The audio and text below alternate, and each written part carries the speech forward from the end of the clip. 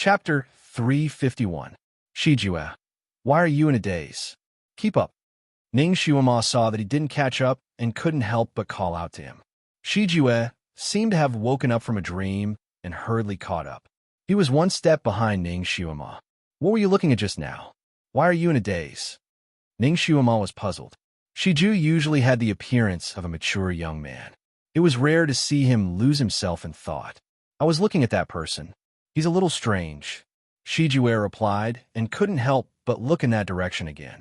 Strange person? Ning Shuama followed his gaze, but didn't see anything.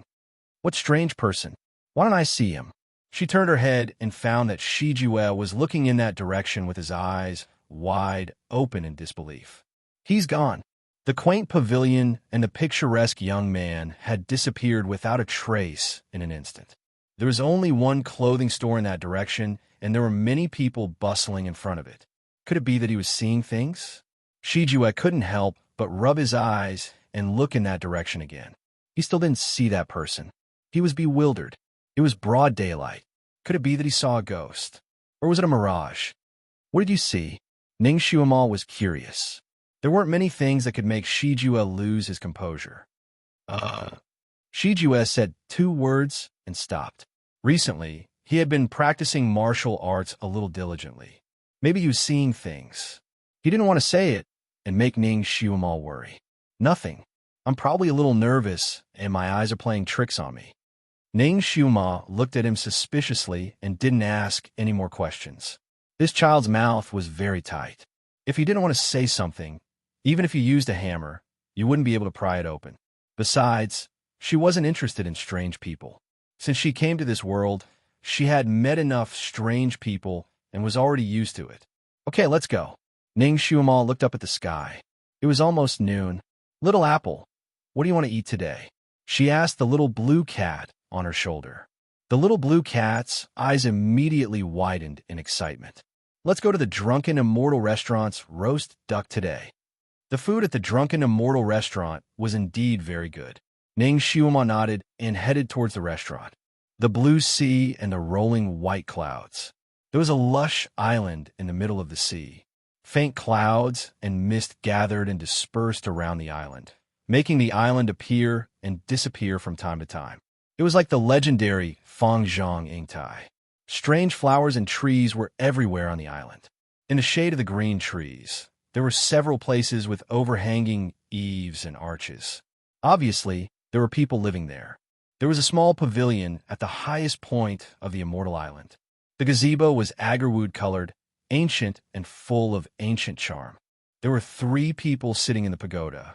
2 people played Go, while the other watched from the side. Of the 2 people playing Go, the person on the left had black hair that was like satin. It was scattered behind him, almost reaching the ground. He was wearing a sky blue robe with a faint painting of mountains and rivers on it. His appearance was very clear, and he was holding a white Go piece in his right hand. There was also a man sitting opposite him. He was dressed in a wide moon-colored robe. His eyes were charming, and his appearance was stunning. His right hand was lazily waving a fan with a beautiful woman drawn on it. He looked very charming and unrestrained. The person watching from the side was a beautiful woman. She was dressed in a snow-white veil and had long hair like seaweed. There was a soft flower branch casually tied up on her head. There were little yellow flowers on the flower branch that were about to bloom. Her pair of watery eyes seemed to ripple like a lake when they turned. She was also holding a round fan in her hand. She was sitting on the side and watching the game with a smile on her face. Chapter 352. Clouds swirled around their feet, making the 3 of them look like they were in a painting. Bang! A black piece fell and blocked a large number of white pieces. The man with the fan smiled proudly and said, Dizwa, thank you for letting me win. I'm going to win this round. The man opposite him seemed to have been distracted, but this voice pulled him back to reality. He glanced at the chessboard and saw that the black pieces were strong while the white pieces were weak. The situation was indeed unfavorable for him. Dizwa, you seem to be absent-minded just now. What were you thinking about? The fan brother knocked on the chessboard with his fan with a gossipy expression. What do you think? The man called Dizwa calmly continued to think about his next move and casually place another piece. I saw that you used a microscopic technique to look at a place of mortals. What did you see? The fan brother was clearly very observant. He also placed a piece. Since victory was already in his hands, he played more casually. The woman watching from his side also looked at Dizwa with a hint of curiosity in her eyes. Yes, Dizwa. The place you opened looked like the capital of the vast sky empire. Didn't you just come back from there? Could it be that there is something strange in that empire? She also took a look. Aside from the buildings, she only saw a young man in green. Take a guess. Dizwa clearly didn't want to say more. You weren't looking at a little girl, right? Did Dizwa's peach blossom? The fan brother closed his fan. Brother Rongyu, don't make wild guesses. There was no woman in that place of mortals, but there was a young man. The woman retorted. The man called Brother Rongyu sized up the calm Dizwa and revealed a surprised expression. Are you kidding me? Dizwa actually took a fancy to a young man. Cut sleeve. Bang. The white piece fell, and Dizwa's indifferent voice rang out. Even if you're a cut sleeve, I'm not cut sleeve. You lose. Brother Rongyu lowered his head and saw that the situation on the chessboard had taken a sharp turn. He had lost his territory and was unable to reverse the situation. Brother Rongyu was speechless. His heart ached as he watched the Emperor's throne leisurely pick up the jasper gourd and take away another one of his treasured immortal pills. Hey, this round doesn't count. You cheated and deliberately kept me in suspense to attract my attention. It doesn't count. Return the immortal pill to me first. Brother Rongyu extended his hand towards Dizwa. Dizwa simply ignored him and tapped the chessboard with his finger. Still want to play? Your Majesty. Of course, Brother Rongyu said. I have to win the elixir back. The corner of Dizwa's mouth twitched, but he didn't comment. The two continued to play chess. Halfway down, Dizwa absent-mindedly asked, Tianlan, how many wind fruits do you have left? What are you doing? Rongyu Tianlan cast a sidelong glance at him. You've used up more than half of the Tianfeng fruits that I've accumulated for 100 years. Now that Dizwa's power has recovered, you don't need to worry about my fruits anymore, right? Dizwa gently tapped the chessboard and said, the heavenly wind fruit will spoil if left out for too long. So Dizwa came here to waste so many of my fruits for my own good? You're afraid that I won't be able to finish them and will waste them? Rongyu Tianlan gritted his teeth. Tianlan, your IQ has increased a lot. Dizwa praised him. The girl next to him looked at Rongyu Tianlan's dark face and laughed. Dizwa is right. Tianlan, the three of us have always been on the same page. Since your fruits are good medicine for Dizwa's recovery, there's no harm in contributing a few. In any case, you won't be able to finish them. Chapter 353. Rongyu Tianlan glanced at the girl and said, I knew you were biased toward him. Actually, a few fruits are nothing. I'm just curious as to why Dizwa suddenly became so weak. What happened to you in Vast Sky Nation? This is the first time this has happened, so I'm very curious. Anyway, Dizwa, since I contributed so many fruits, can you help me clear my doubts? I have been bored for almost a month now. The girl's bright eyes also fell on Dizwa's face. She clearly wanted to know. Dizwa didn't raise his head. He continued to look at the chessboard and asked indifferently, Do you really want to know? The other two nodded. Their appetites have been whetted. I'm not telling you. Dizwa's words extinguished their little flame of gossip. Bang! Dizwa placed a white chess piece and decided the game. Rongyu Tianlan, you have lost again. Rongyu Tianlan was speechless. His attention was diverted again. This two-faced Dizwa took advantage of his weakness again. He had been tricked. Therefore, he could only watch as the last spirit pill in his jade gourd was taken away by Dizwa. Rongyu Tianlan closed his fan and said, Come, let's play another game. This time, no matter what Dizwa said, he wouldn't be distracted. Dizwa waved his sleeve, and the chessboard disappeared. He lazily stood up and said, You lose 9 out of 10 games. You should practice your chess skills again. Rongyu Tianlan was speechless. Dizwa, can you be more two-faced? Aren't the children's chess skills pretty good? It's just that you are frequently cheating today. I've stayed here for so long. It is time for me to leave. Dizwa slowly walked down from the pavilion. winning all his treasures and then leaving just like that. This really made him feel uncomfortable. Dizwa, out of consideration for the loss of so many spirit pills, can you tell me what you were looking at earlier? Rongyu at Tianlan's gossipy cells hadn't been extinguished. Dizwa would turn around and glanced at him. For the first time, he explained, I found a talent. Wow, there was almost no one who could be called a talent by this arrogant Dizwa. It could be said to be a miracle. Rongyu at Tianlan's eyes lit up. Talent? What kind of talent? Dizwa, is that the green-clothed youth from before? The young girl also asked. Dizwa didn't answer and only said, he could be considered an all-rounder. What a pity. He seemed to have thought of something, and a faint light flickered in his eyes. To be called an all-rounder by Dizwa, how shocking was he? Rongyu Ishinlin couldn't help but ask, what's a pity? Dizwa didn't say anything else and only said, you can guess for yourself. Dizwa, can you be any more shameless? Rongyu Ishinlin was defeated by Dizwa. How could she leave him hanging like this? You just found out? Dizwa leisurely replied. He walked under a fruit tree and waved his sleeve, causing the last fruit on the tree to fall into his sleeve. He then added, I could be even more shameless. Rongyu Ishinlin, Dizwa's figure gradually disappeared into the boundless sea of clouds. Rongyu Ishinlin couldn't help but shake his head. He turned around and saw the young girl standing in the same place, looking in the direction where Dizwa disappeared. She seemed to be in a trance. He gently tapped her shoulder with his folding fan. Don't look, he has already left, adding more to the monthly ticket. Chapter 354. A hint of sadness flashed across the girl's pretty face. She finally retracted her gaze and sighed softly. Rongyu Ishinlin glanced at her and couldn't help but shake her head. Yunshi, since you like him, why don't you pursue him? The girl's pretty face turned red. I'm not. Don't talk nonsense. Rongyu Ishinlin waved her fan and chuckled. You're not? Yunshi, you can't hide your thoughts from me. Every time he comes, you'll come. When he leaves, you'll leave soon, right?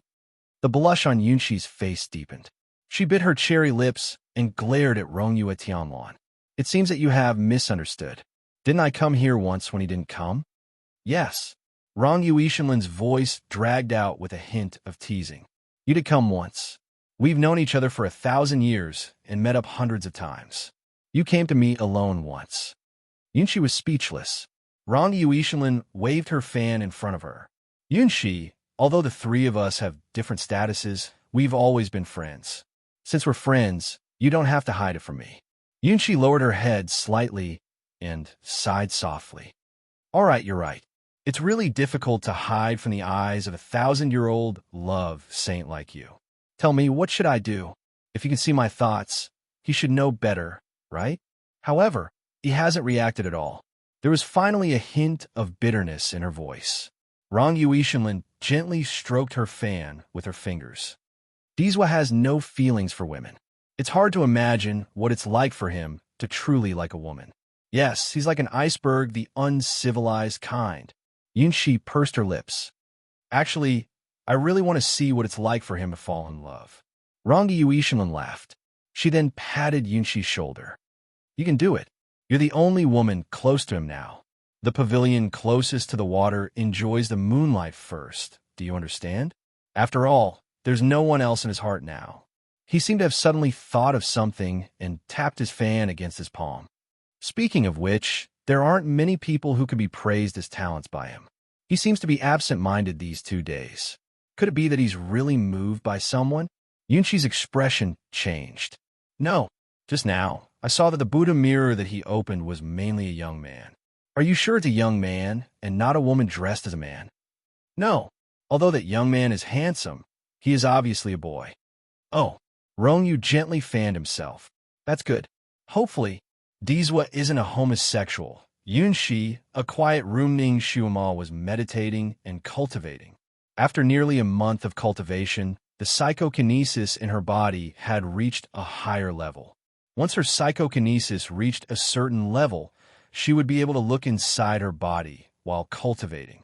When her psychokinesis reached the 4th level of the human step, she would be able to see the spiritual root in her dantian in her mind. because Ning Xuema's dantian was like a bottomless pit and had the strange ability to absorb psychokinesis. She had experimented with storing her psychokinesis in other acupuncture points after much difficulty. Now, when she was meditating, she was finally able to see the spiritual root that she had cultivated through her inner vision. In a vast expanse of whiteness, two small sections of the spiritual root were faintly discernible. One was red and the other was green. The red section was only the size of a fingernail, and its color was faint, like a small cluster of flames that could be extinguished at any time. The green section was slightly bigger. It was as thick and as tall as a pinky finger and dark green in color. It was very pleasing to look at. Chapter 355. She actually had wood and fire dual spiritual roots. Ning Xuema was overjoyed. She already knew a lot about psychokinesis in this world and knew that there were very few people who had wood and fire dual spiritual roots at the same time. When this kind of person cultivated their psychokinesis to a certain level, they wouldn't even need a pill furnace to refine medicine. They could just use their hands. There were very few doctors in this continent, and those who had wood and fire dual spiritual roots were even rarer. They were the targets of all the sects, powers, and countries. Haha, she really wasn't a waste. It was just that her dantian was a little strange. Speaking of which, what was in her dantian? How could it have the ability to devour psychokinesis? Ning Xuema's heart was filled with curiosity, and she tried to use her inner vision to observe that place. As expected, she saw a patch of darkness. That place was like a huge black hole, and she couldn't see clearly. She urged her psychokinesis to move forward a little. Suddenly, her dantian shook, and the small wave of psychokinesis that she urged was sucked into that black hole. Ning Xuema was caught off guard. Her vision turned black, and her divine sense turned dark. Her entire body seemed to have been sucked into a dark fog, and she couldn't distinguish north from south. Her heart was shocked, and she subconsciously wanted to run out. However, the suction force was too strong. Her divine sense was too weak, and she couldn't break free at all. While the sky and earth were spinning, she sank deeper and deeper into the black fog, but she couldn't see any way out. Damn, she wouldn't enter the legendary Qi deviation, right? To be eaten by her own dantian, that was too strange. Ning Xuema simply stopped struggling and let that force take her into the depths of the black abyss. She couldn't perceive the passage of time in her mind, and Ning Xuema didn't know how long she had been in that black abyss. The black fog in front of her gradually thinned out. Her divine sense could finally see a little bit of things. She also saw something. No, it wasn't something. It should be a person. A small person, the size of a fetus that hadn't fully formed yet, was lying in an even thicker black fog, swaying slightly. Ning Xuema was speechless when she saw the small fetus. Ever since she had transmigrated, she seemed to have an affinity with children. There were many children by the ancestors' side. Kieran was a child, and, she seemed to know another child. Who was he? She still couldn't remember.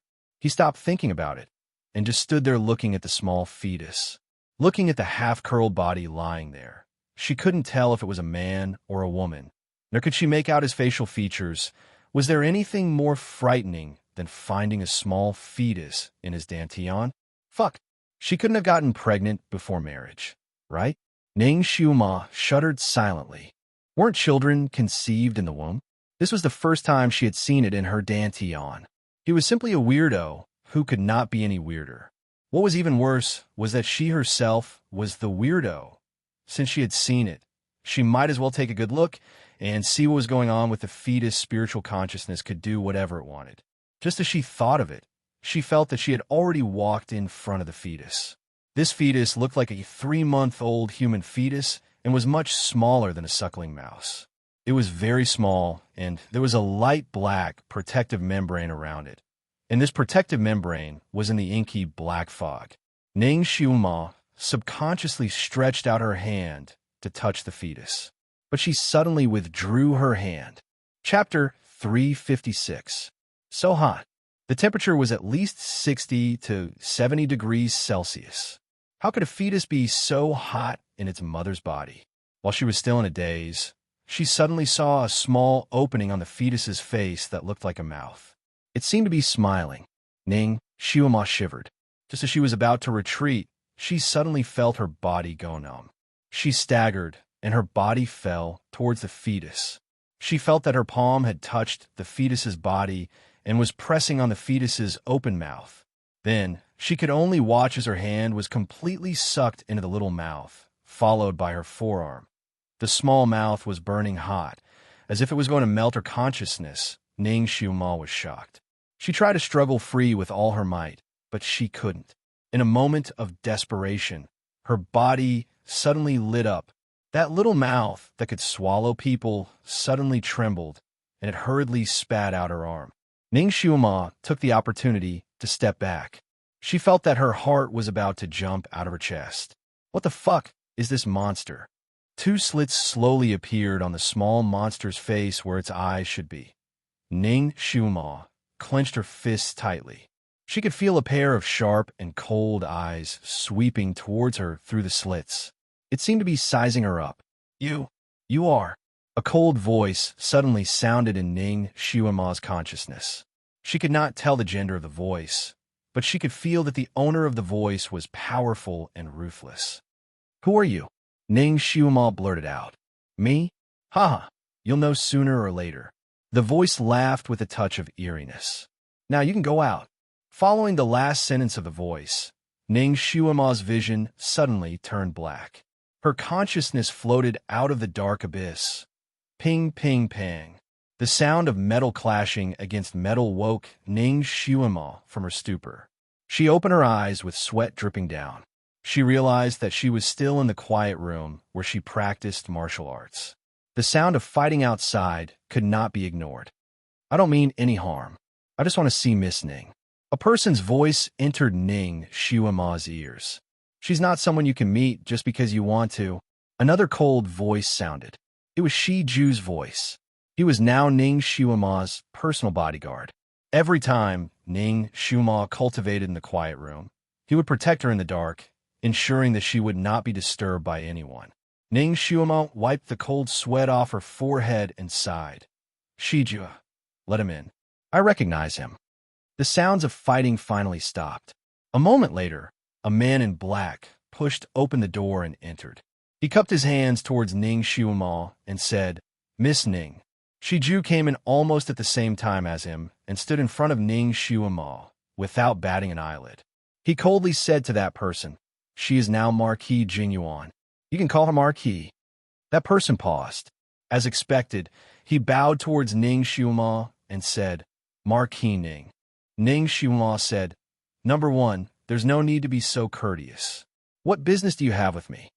That man in black was the 6th Prince, Ji Yunhao's bodyguard number 1. He was also very straightforward. This one took the liberty of coming here to inquire about a person from Marquis Ning. Ning Xiuma did not bat an eyelid. Who? Marquis Ning has seen that person before. Number 2, he was ordered by His Highness to protect Marquis Ning when Marquis Ning went into the mountains.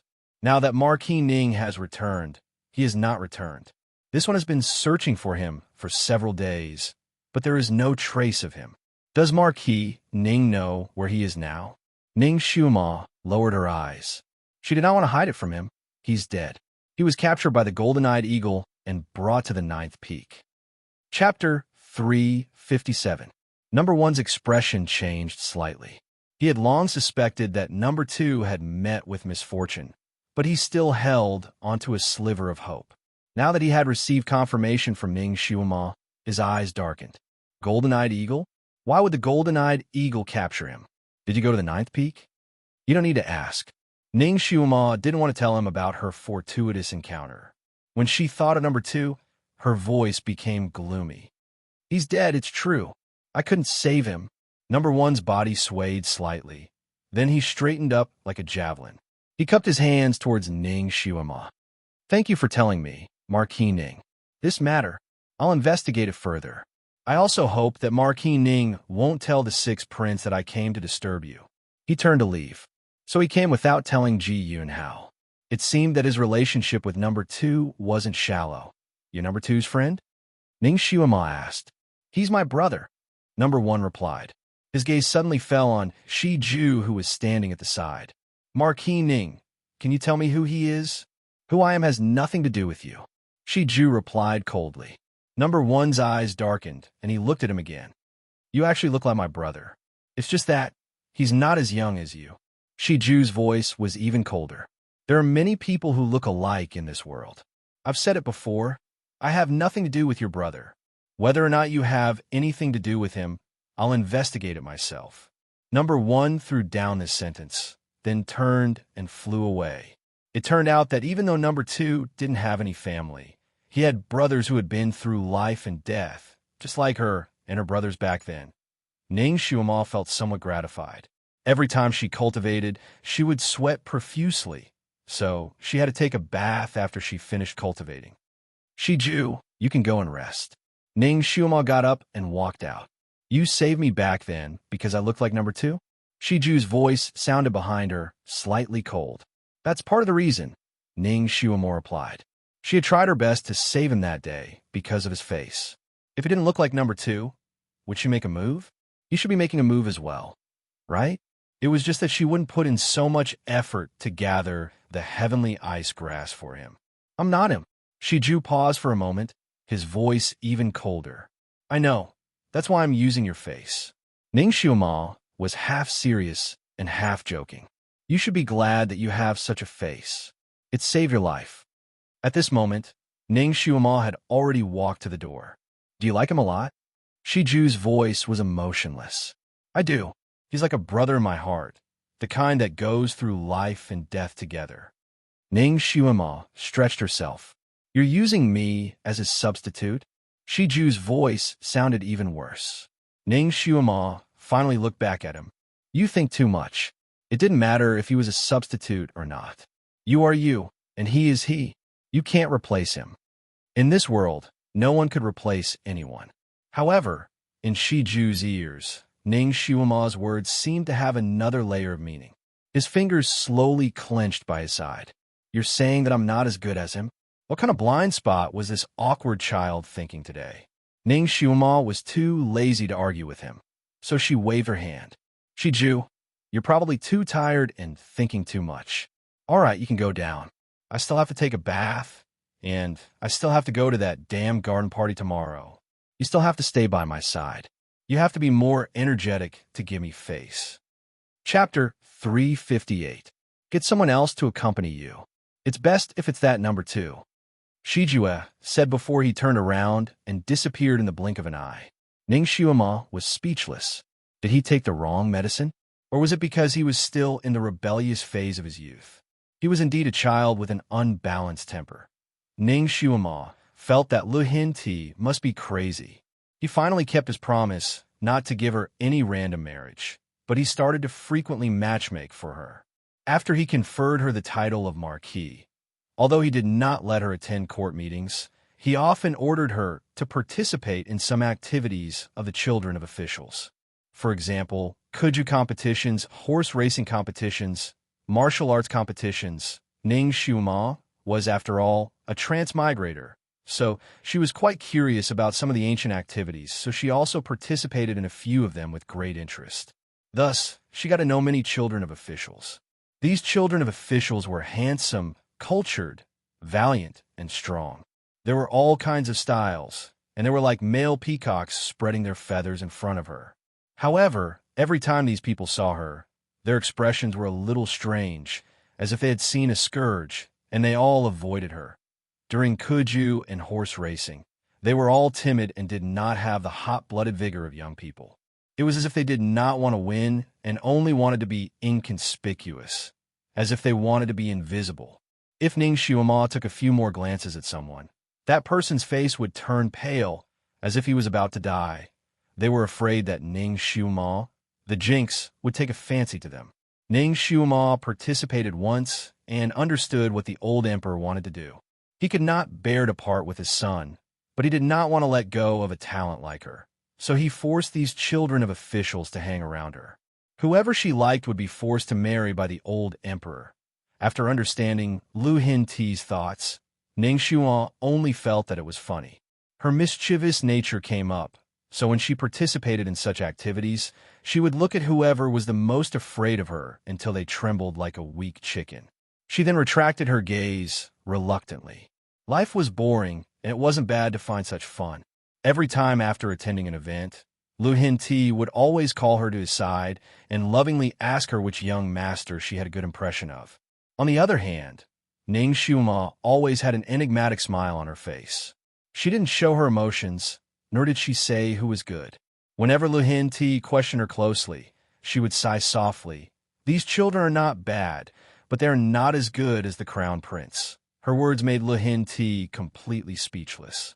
He didn't dare to answer her and could only smile kindly and let her return to the fu. After Ning Xiuma had participated in such activities 4 or 5 times, Lu Hin-ti finally understood that such activities were useless. This little girl seemed to like handsome men, that it occurred to him to organize a literary society, a garden party. He ordered all unmarried children of 7th ranked and above officials to attend. Those who were already married could also attend. If Ning Xiuma was the only one in a group of young men, it wouldn't be appropriate. Thus, the young ladies of the officials were also ordered to attend. When the time came, Lu Hin-ti would also be there to liven things up. Ning Xiuma pondered. How is this a garden party? It was clearly a blind date. In order to keep her, the old emperor was willing to spend a lot of money. He even pretended to be the old man under the moon and acted as a matchmaker. Ning Xiuma had been living a comfortable life recently. Every day, apart from practicing martial arts and refining medicine, she would also go shopping. She was also quite bored, so it was good to be able to attend such a banquet and see the excitement of those people. Chapter 359. Therefore, she didn't refuse and always gladly went when she received the old emperor's imperial edict. When the sun set, Ning Xiuma dressed herself up beautifully and sat in the sedan chair that was specially prepared for Marquis Jingyuan. Before she left, she glanced into the residence. Shi Jue, who had always been by her side, didn't appear until now. Did she drive him away in anger? Because she hadn't seen him for a day, she had asked Old Zhong. Old Zhong told her that Shi Jue had left the residence since last night and hadn't returned. Shi Jue's whereabouts had always been mysterious. Even if he stayed in the residence, he often disappeared without a trace. However, whenever Ning Xiuma went out or met with any danger, he would definitely appear like a door god. Today was the first time this had happened. Did he really leave? Ning Xiuma shook her head and got into the sedan chair. She had indeed told Shi Jue that he could leave at any time and that she wouldn't restrict his freedom. However, wasn't it too disloyal to leave without even saying goodbye? He was still a child. Kieran, on the other hand, was not separated from her at all times and was lying beside her at this moment. Its heart had long been hooked by the delicious food that might appear at the banquet. At this moment, it was chattering nonstop with Ning Xiuma about what it wanted to eat. The sedan chair quickly arrived at Qin Fong Garden, which was the place where the emperor held the garden party. Qin Fong Garden was also a royal garden, and its nature was similar to the summer palace of the Qin dynasty. It was independent of the palace and was the place where the royal family held elegant literature and poetry gatherings. When Ning Xiuma arrived, there was already a row of carriages and sedan chairs parked at the entrance of the garden. Ning Xiuma got down from the sedan chair, and the head eunuch at the entrance welcomed her in. It was indeed a royal garden. Every plant, tree, pavilion, and pavilion inside was ingenious and imposing. Ning Xiuma arrived relatively late.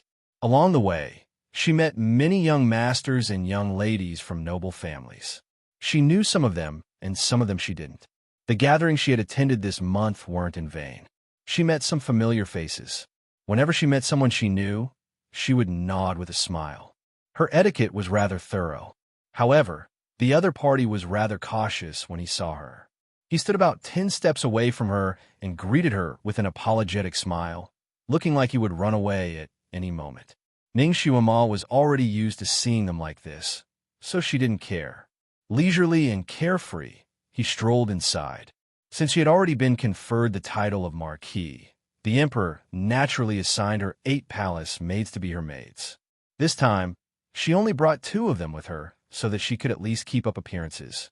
However, She felt that they were a burden to her, so she let them play by themselves. She felt more at ease wandering around on her own.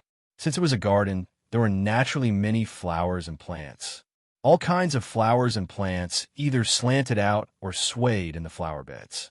Ning Xiuma enjoyed the scenery on both sides as she walked. She was very interested in strolling around the garden. Kiran, on the other hand, was a little unhappy. It had sharp ears. Wherever Ning Xiuma passed by, there would always be some gossip behind her. She's the newly conferred Marquis Jingyuan. She's pretty. So what if she's pretty? She's a jinx who brings misfortune to her husband. Whoever marries her will die quickly. Recently, the emperor seems to be looking for a husband for her. I heard that as long as she likes him, the emperor will bestow a marriage. That's right. That's why my father quickly arranged a marriage for me. Kiran didn't know how many similar words it had heard. It crouched on Ning Xiuma's shoulder and was very angry. It wanted to give those gossipers a claw. Chapter 360. They didn't know what was good for them and avoided its master like the plague. Its little master looked down on them. Master, when Kiran grows up in the future, I will marry you as the Kiran queen and let these stupid humans go to hell. Little Apple was indignant. Ning Xiuma was sniffing a flower with her head lowered. When she heard its words, she laughed and patted its head. Let's talk about it when you grow up. Queen was the one who was chased out of the Kiran Holy Land, the Kiran Prince. This Kiran grew for 2,000 years and only grew to the size of a 7 or 8-year-old boy. When it became an adult, she would have reincarnated many times. Because it was autumn, the most blooming flowers in the garden were yellow, red, white, purple, and even green. There was a patch in the east and a cluster in the west, competing with each other in beauty and fragrance. Because the modern chrysanthemum had a special meaning, it led to fewer and fewer chrysanthemums being planted. Although Ning Xiuma had seen a lot of chrysanthemums, it was the first time that she had seen such a complete variety of them. She was admiring along the way when a person suddenly rushed out from the small path and almost bumped into her. Ning Xiuma nimbly retreated. That person staggered and stood still. He bowed to her. I'm sorry, I was reckless. It was a young man, about 16 or 17 years old. He looked refined and handsome, elegant and graceful. He was wearing a good quality sky blue scholar's robe. It was obvious that he was a noble young master. It was the first time that he had met Ning Xiuma. Ning Xiuma shook her head. It's okay. She turned around and was about to leave. Thank you for your generosity, Mississippi. I was reckless. I don't know which family you are from. Can you give me the honor of traveling with you? That teenager's clear eyes focused on Ning Xiuma. There was a trace of amazement in them. Yeah, it was rare to meet someone who wasn't afraid of her. Ning Xiuma looked at him with interest and asked, Who is young master? My father is Imperial Tutor Lan. I haven't become an official yet. That teenager smiled. How is the Supreme Court official Lan Yufeng related to you? He is my elder brother. It turned out that the young miss had also heard of his brother's name. My name is Lan Lu Xiao, and my courtesy name is Yayan. Miss, you can call me by my courtesy name. Ning Xiuma nodded. Good name. She walked forward. Lan Lu Xiao was stunned for a moment before he steeled his heart and followed her. May I know your name, miss? Lan Yufeng, such a strict official, actually had such a romantic and young younger brother. Just as Ning Xiuma was about to say her name to scare him, a voice suddenly sounded not far away. Yayan, this young lady is now a popular figure. She is the newly conferred Marquis Jingyuan, Miss Ning Xiuma. The voice was crisp and clear. It was a young girl. Lan Lu Xiao was stunned. He couldn't help but take a step back. Ning Xiuma turned around and looked in the direction of the sound. There was a pavilion there, and there were 3 men and 4 women standing in the pavilion. They were all dressed rather extravagantly. It was a combination of a handsome man and a beautiful woman. The person who spoke was a young girl with a long face. She had met Ning Xiuma once before. She seemed to be a marquis daughter. As for the few people beside her, some of them looked familiar, while some of them were completely unfamiliar. At this moment, 7 pairs of eyes were looking in their direction. It was obvious that they wanted to watch a good show. Lan Liu Xiao's handsome face was slightly red. After taking 2 steps back, he bowed to Ning Xiuma in a panic. So, is Marquis Ning. I have been presumptuous just now. He escaped in a hurry and ran to the pavilion. Brother Huang, Brother Meng. He greeted those people one by one. Chapter 361. The long-faced commandery princess who had spoken earlier chuckled. Yayan, I thought you would be with Marquis Ning. Lan Lu Xiao was a little embarrassed. You must be joking, commandery Princess Qingling. Marquis Ning is of noble status. Yayan is just a commoner. She is out of my league. I think you're not afraid of her. You're afraid of her, haha. Another young man joked. The 7 of them burst into laughter. They looked at Ning Xiuma subtly. Obviously, they were laughing at her. Ning Xiuma originally wanted to leave. However, she smiled and walked up to the pavilion. Brother Huang, Brother Meng. So you're here too. What a coincidence. The 3 men in the pavilion changed their expressions. Ning Xiuma was standing at the entrance of the pavilion. They could not hide. They could only exchange greetings with Ning Xiuma with pale faces. Ning Xiuma's bright eyes were like flowing water. She glanced at them one by one.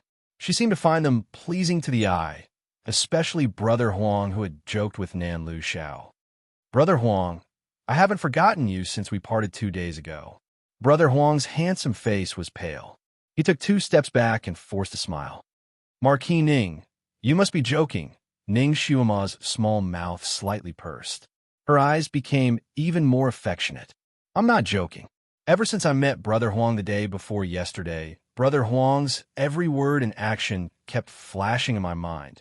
She leaned towards him as she spoke. That Brother Huang was so flustered that he took 2 more steps back. Unprepared, he tripped on the steps under his feet and fell to the ground with a plop. His butt hurt from the fall. Marquis Ning. He was so scared that he could not speak clearly. He was so timid. Ning Xiuma turned around and ignored him. Her gaze fell on Brother Meng's face. Brother Meng, you're handsome. You're a dragon among men. Brother Meng's face turned pale. He forced a smile and said, Marquis Ning, I don't deserve your praise. Of course. Xiuma has never seen such a special and handsome person like Brother Meng. Ning Xiuma's pair of beautiful eyes met Brother Meng's big and small eyes. Brother Meng, no matter how I look at you, you're different from others. Brother Meng, who had a pair of different-sized eyes, turned even paler. Little Ku. Brother Meng, you don't have to be so modest. In the future, Xiuma will definitely put in a good word for you in front of His Majesty. Before she could finish her words, Brother Meng's handsome face had already turned green. He retreated several steps. I can't afford it. I have a bunch of problems. Marquis Ning doesn't know. What's wrong with you? Ning Xiuma took 2 more steps forward and blinked her big eyes. I snore and grind my teeth in my sleep. My feet smell bad. Brother Meng listed several of his problems in one breath. After he finished, Ning Xiuma didn't show any expression, but the other girls in the pavilion couldn't help but stay away from him. Ning Xiuma looked at him and said in a gentle voice, Snore and grind your teeth in your sleep is more manly. As for the smell of your feet, you can wash them often. It's not a big problem. Brother Meng was about to cry. He made up his mind and said, I also have a bad habit of farting. This time, not only the other girls were treated, but also the other young masters. Ning Xiuma sighed softly. That's a pity. She finally let him go. Brother Meng and Brother Huang, who had just stood up, looked like they had just escaped from death. They looked at each other. Brother Meng wiped the cold sweat on his forehead. He wanted to continue to seduce the Prime Minister's daughter, who was interested in him just now. Chapter 362. Unexpectedly, when the lady saw him approaching, she immediately turned around and left. Everyone, please go ahead. I'll go out and take a look. Brother Meng did not give up and wanted to follow. Miss Lan, I'll accompany you. No need. Young Master Meng, please go ahead. Miss Lan quickly walked away as if she was avoiding the plague. Brother Meng was speechless. His ailments are false. He wanted to defend himself, but when he turned around and saw Ning Xiuma's smiling eyes, he swallowed his words back into his stomach. Ning Xiuma's gaze turned back to Lan Lu Xiao. She wanted to let him go for Lan Yufeng's sake, but his gloating expression just now made her unhappy. Yan, you said you'd accompany me for a walk? I, I, I suddenly felt pain in my leg. Lan Luxiao suddenly took a step back and sat on the stone bench in the pavilion. Pain in your leg? Don't tell me you sprained it. Come, let me take a look. Ning Xiuma also sat on the stone bench. Lan Luxiao almost fell over on the stone bench. No need, no need. He looked up and suddenly saw something. He shouted, Your Highness! Ning Xiuma was stunned. She followed Lan Luxiao's gaze, and her body suddenly stiffened. Ji Huang was indeed standing not far from the pavilion. A month had passed, and his injuries were almost healed. Other than his pale face, there was not much of a sickly look on his face. Seeing him, Ning Xiuma didn't feel surprised. What made her surprised was that there were two people standing next to the crown prince. One was Lan Yufeng, and the other was the person Ning Xiuma did not want to see again, even if she was beaten to death, Han Shangyue. The three of them were the real giants among men. When they stood together, even the moon in the sky seemed to have lost its radiance. While Ning Xiuma was still in a daze, the other men and women in the pavilion had already rushed out. Greetings to His Highness the Crown Prince could be heard everywhere. Although these people were paying their respects to Ji Huang, their eyes were all attracted by Han Shangyue. They were all secretly guessing the identity of this handsome and cold young master. Ji Huang nodded his head slightly, indicating for everyone to stand up. However, his gaze landed on Ning Xiuma. Xiuma. There was a hint of disapproval in his eyes. Obviously, the scene of Ning Xiuma flirting with the handsome guys just now fell into his eyes. Ning Xiuma cupped her hands in greeting. Your Highness, I trust you have been well since we last met. Your complexion looks much better. This is all thanks to you. Ji Huang sighed. Have you been well these days?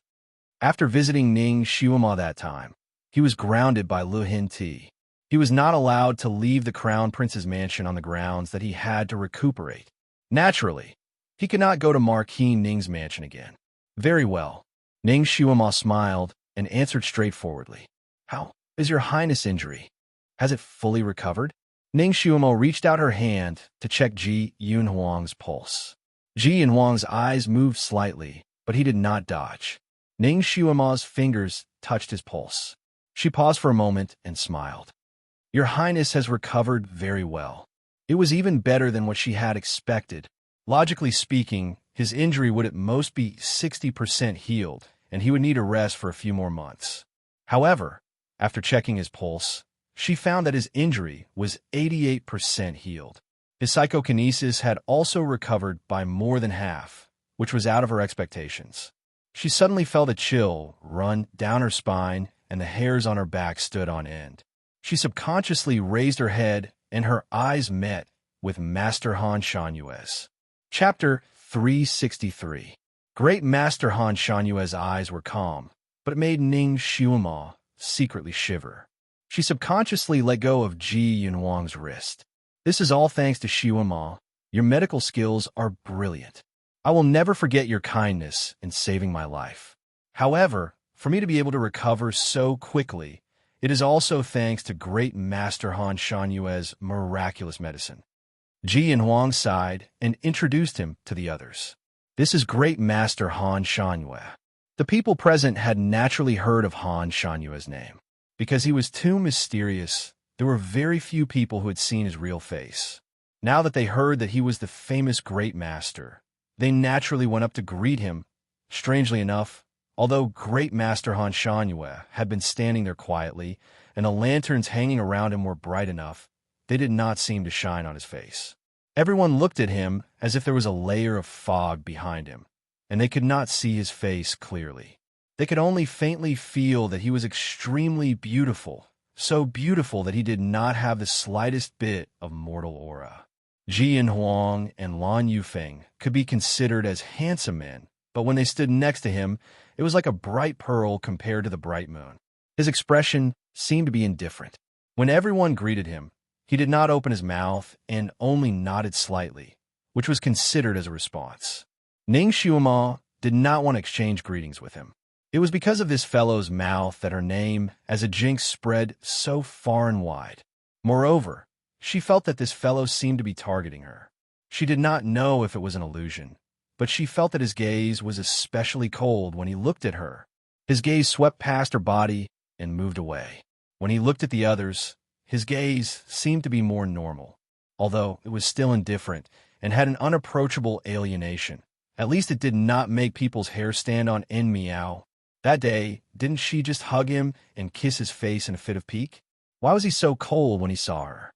Moreover, he had even thrown her down the stairs. She was magnanimous and did not seek revenge on him.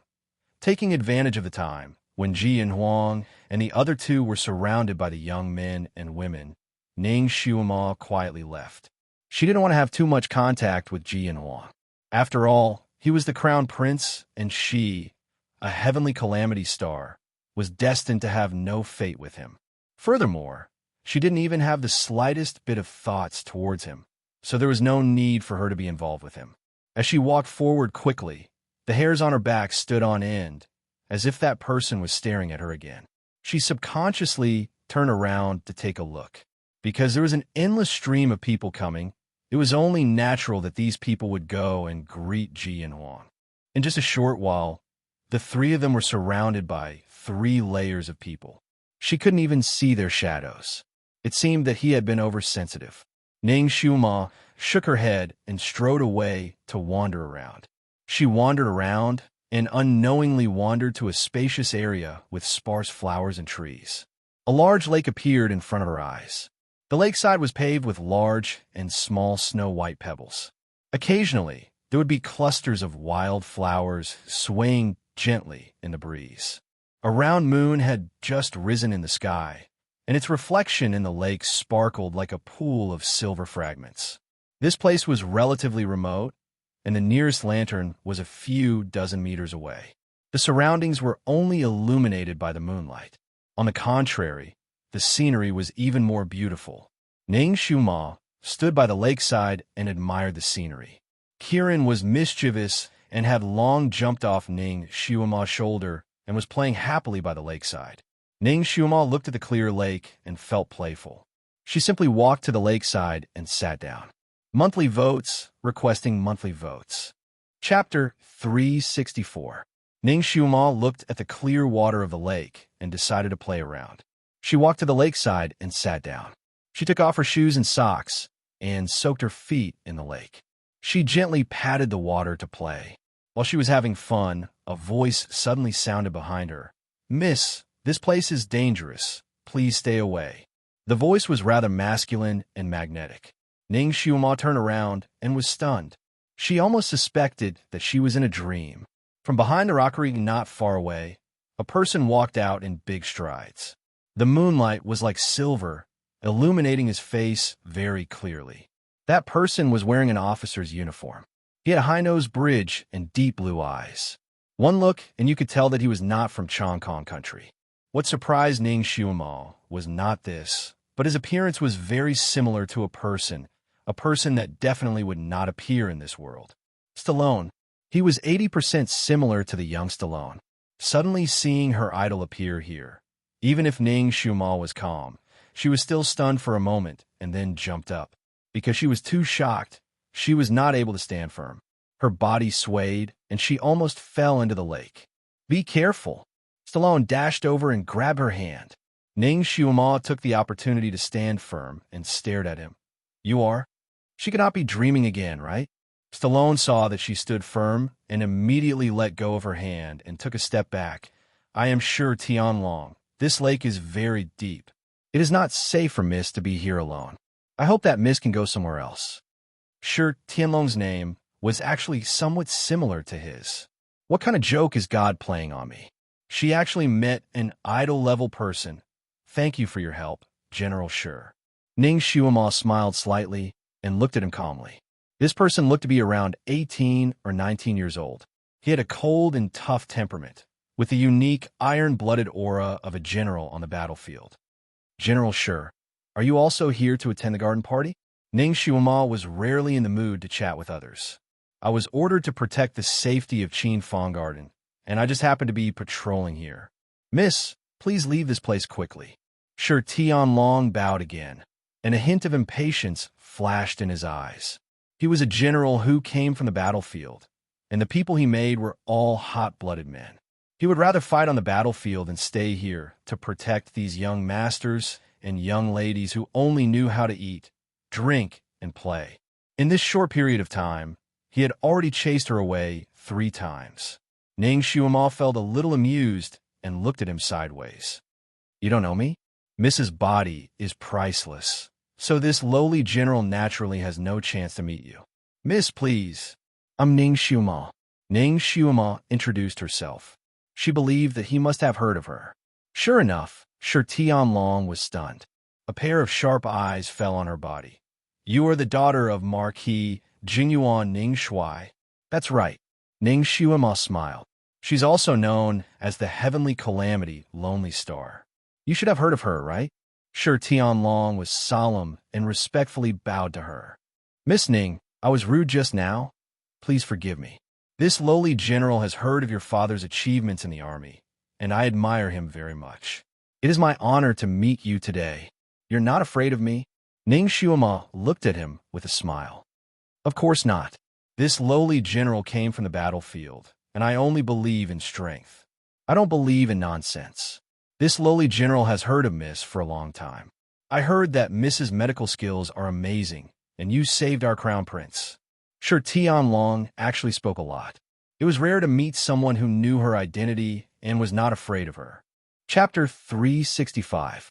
It was rare for Xuema to meet someone who was not afraid of her even after knowing her identity, especially when this person had the looks of her idol. Ning Xuema felt very gratified. She sat there and chatted with him while putting on her shoes and socks. Shi Tianlong was really a gentleman. When Ning Xuema was putting on her shoes, he automatically turned his back to her. Ning Xuema was putting on one of her shoes. When she turned her head and saw him like this, she found it funny. She was only showing her feet. Did he have to avoid her like this? She turned her eyes slightly and suddenly cried out softly. Her body tilted to the side of the lake. Since Shi Tianlong was a general, he was naturally observant and alert. When he heard Ning Xuema's cry, he almost jumped forward subconsciously. Be careful. His intention was to grab her and not let her fall into the lake. However, he did not expect that because of his nervousness, he jumped too hard. With a bang, he knocked Ning Xuema into the water. He could not stand still and fell in with her, creating a big splash. Ning Xuema was speechless. Her face was full of black lines. This person who was trying to save her was too rash. Fortunately, she knew how to swim. Otherwise, she would not have to fill her stomach with lake water. However, it was already autumn and the lake water was quite cold. Ning Xuema did not want to stay in the lake for long. She quickly popped her head out and wanted to swim to the shore. Miss Ning, don't be afraid. I'll save you. Shi Tianlong finally popped his head out and swam towards Ning Xuema. His swimming skills were not bad. Although he was not as good as Ning Xuema, he was quite pleasing to the eye. Should she wait for him to save the damsel in distress? He was a little further away from her. It would take him 2 to 3 minutes to reach her. She still had to soak in the cold lake water for a while longer. However, if she swam to the shore, she would lose her only chance to be close to her idol. This was the first time Ning Xuema was troubled by such a problem. After thinking for a while, she decided to wait for him to save her. Although the water was a little cold, she would take it as a bath for a few more minutes. She deliberately struggled on the surface of the water, her hands scratching wildly. Help, help. She really looked like a drowning person who couldn't swim at all. Seeing her like this, Shi Tianlong swam even faster. As the sound of water gradually approached, Ning Xuema finally saw her idol's face. She pretended to accidentally reach out to grab his hand. She had finally touched her idol's hand. Just as she had imagined, his palm was strong and firm, with rough calluses on his palm. Unfortunately, it was not the familiar calluses of a spear. She only wanted to get close to her idol, but she had forgotten the rules of saving people in the water. The biggest taboo for rescuers was to hold the hand of someone who had fallen into the water. Otherwise, 9 out of 10 people would be dragged into the water. Shi Tianlong clearly understood this principle. Just as Ning Xuema's small hand touched his large hand, he flung it away. "Miss Ning, I'm sorry." He slammed his palm towards the back of Ning Xuema's head. It was best to save her if she fainted. Ning Xuema's instinct was to save herself when she was in danger. When she suddenly saw his palm coming towards her, her body reacted faster than her brain. She nimbly dodged to the side and waved her hand, aiming for his vitals. Shi Tianlong's movements in the water were obviously not as good as hers. He did not expect her to counterattack and was stunned for a moment. Ning Xuema's finger was about to hit his carotid artery.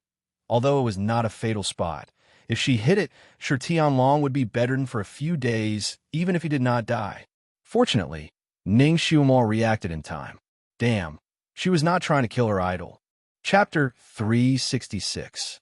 She could not retract her finger in time, and could only move her finger to the side and hit Shi Tianlong where it was not vital.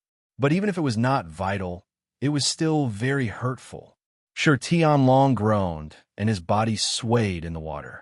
His vision turned black, and the Ning Xuema in front of him turned into two. What was worse was that his hands and feet were numb and weak. Not to mention saving people, he could not support himself in the water and slowly sank into the water. That was her ability, so high now. She could actually make Shi Tianlong into this state with just a finger. Damn, this was not the effect she wanted. Ning Xuema's face was full of black lines. Now the other party could not be the hero saving the beauty. Only the beauty could save the hero. Otherwise, this hero would drown in the lake. She swam forward and reached out her hand to catch him. If she wanted to save him, then so be it. At least she could get closer to him. Her fingers had just touched Shi Tianlong's arm, and before she could use any strength, she suddenly felt her back turn cold and her waist turn numb. As if she was hit by something, she lost all her strength in a split second. What happened? Ning Xuema was shocked. If two people who fell into the water did not have any strength, then it would really be fatal. Before she could do anything else, she suddenly heard the sound of water splashing. Shi Tianlong, who was right in front of her, actually rose into the air from the water, as if he was lifted by someone out of thin air. Ning Xuema watched as Shi Tianlong's body seemed to be pulled by something and flew towards the shore like a whirlwind. She seemed to have realized something and desperately turned her head to look at the shore. Under the moonlight, there was a person standing by the shore. His black hair was like a waterfall, and his robe fluttered in the wind. Because the distance was too far, Ning Xuema could not see his face clearly. She could not even see the color of his robe. But Ning Xuema immediately recognized that person's identity. Han Shangyue. She did not know why there was an extra enemy. At this moment, his sleeves fluttered, and Shi Tianlong's body followed his hand gesture and then fell onto the shore.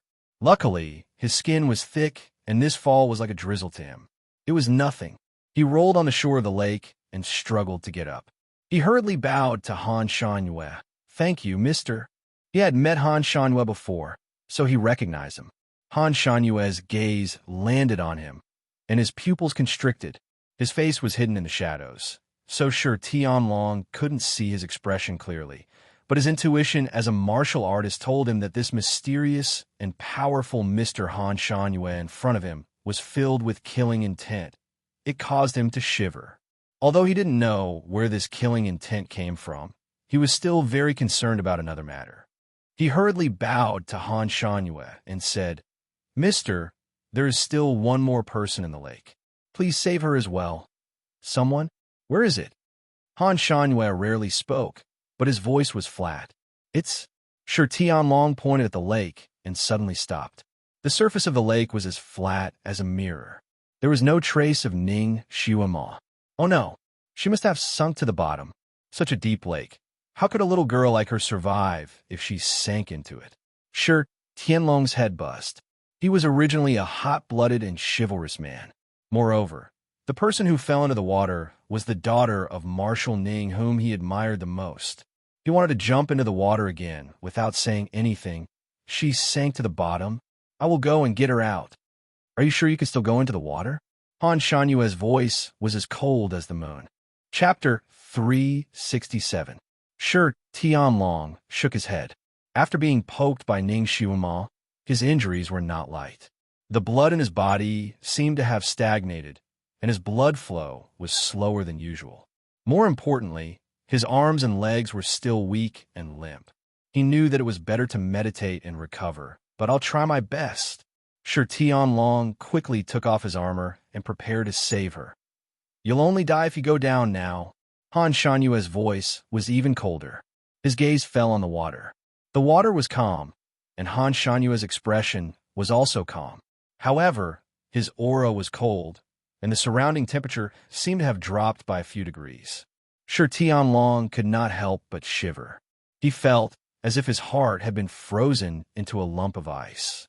Ning Xiumo was plotted against, and her body was as soft as noodles. She could not help but sink. Although she was a good swimmer, there was nothing she could do in this situation. She could only watch as her nose and mouth sank into the water. The last thing she saw was Han Shanyue's unmoving figure on the shore. The lake was very deep, at least 10 meters deep. Ning Xiumo's body sank, and all she could hear was the sound of the water and her own heartbeat. Although her body could not move, she could still hold her breath.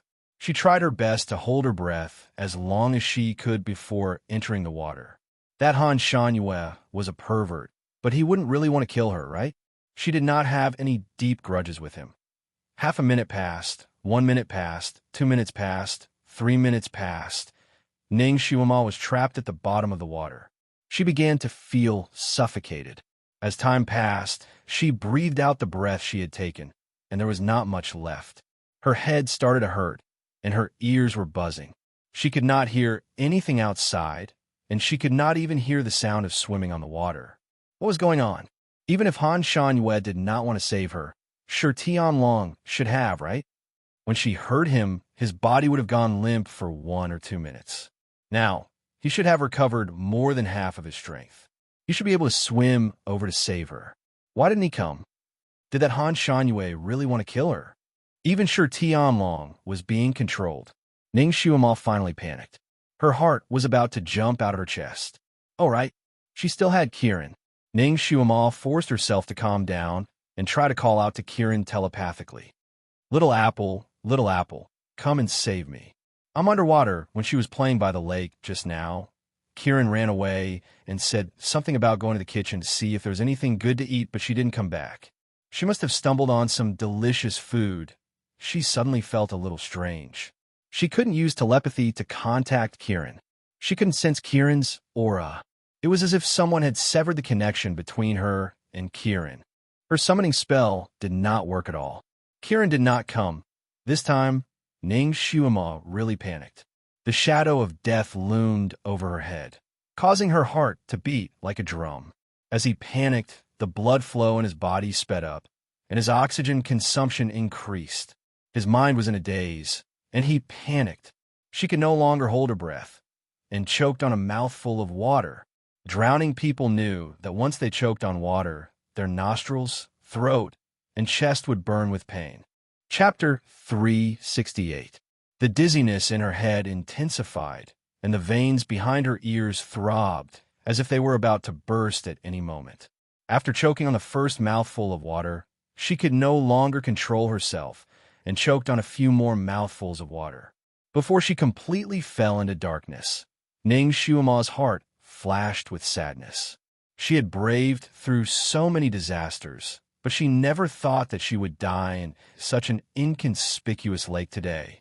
Han Shanyue, she was definitely going to be his enemy. If she survived this disaster, she would definitely take revenge and drown that bastard 800 times. On the shore, Han Shanyue was still standing there. Sure Tianlong was sitting beside him with his eyes slightly closed, as if he was meditating. But his eyelids kept twitching. Obviously, he was not willing to meditate. But it was as if he was in a nightmare, unable to open his eyes. On the surface of the lake, where Ning Xiumo had sunk, there were circles of ripples, and there were traces of blood in the center of the ripples. It was obvious that the person who had been drowned had already vomited blood. Han Shanyue looked at the spot, his fingertips moving slightly, as if he wanted to do something, but he stopped himself. After a while, there were no more ripples on the surface of the lake. It was obvious that the person under the water had either been choked to death or had fainted and was completely motionless. He then made his move, gently lifting his sleeve, and a white light entered the water. After a while, there was a splash, and Ning Xiuma's body was pulled out by the white light, hanging there. Han Shanyue's fingers moved again, and the white light wrapped around Ning Xiuma and flew towards the shore. He raised his arm and hugged her in his arms. Ning Xiuma's body was dripping wet, her black hair messily draped over her shoulders and face, and her body was cold without a trace of warmth. Her face was pale with a hint of green, and her originally bright red lips were now like fallen petals, without a trace of blood. She was in a sorry state. The moment Han Shanyue hugged her in his arms froze. She was not breathing. He had used too much force and had drowned her. His arms tightened, and he hugged her even tighter and was about to do something. Not far away, there was the sound of messy footsteps, followed by a voice calling out, "Mr. Han Shanyue, what are you doing?" The person who had come was Ji Yin Huang, and behind him were a few young nobles. When Ji Yin Huang saw everything clearly, he suddenly stopped in his tracks. He could not believe his eyes. Master Han Shanyue, who was cold and noble and did not allow anyone to get close to him, was now half squatting on the ground, hugging a wet young girl in his arms. Under their feet, there was already a small puddle of water. From Ji Yin Huang's angle, he could see half of the girl's pale face. "Xiuema." Ji Yin Huang strode over. Did she fall in the water? How is it now? Han Shanyue did not turn his head.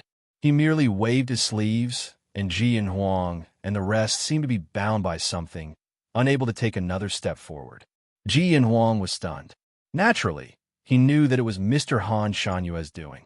On one hand, he was somewhat shocked by the mysterious martial arts of this gentleman. On the other hand, he hurriedly asked, "Sir, how is she? It would be better for me to find an imperial physician for her." Ning Xiuma's situation did not look good, and he was really anxious. "Shut up." Han Shanyue finally spat out two words. An invisible pressure burst out from his body, causing the hearts of Ji Yin Huang and the rest who were a few steps away to jump a few times, and they all kept quiet out of fear. Ji Yin Huang did not dare to speak again, and could only look at them in fear. Chapter 369. Then he saw a scene that made him flabbergasted. Master Han Shanyue, who was obsessed with cleanliness and did not want to have any physical contact with anyone, actually lowered his head and kissed the pale and soft lips of the girl in his arms. Ji Yin Huang. Everyone. Fortunately, Master Han Shanyue did not stop on her lips for too long, as if he was trying to help her breathe. After a moment, the dying Ning Xiuma's body finally trembled. Her fingertips also trembled. Han Shanyue immediately flipped her body over so that she was lying on his lap. He pressed his palm against her back and exerted some force.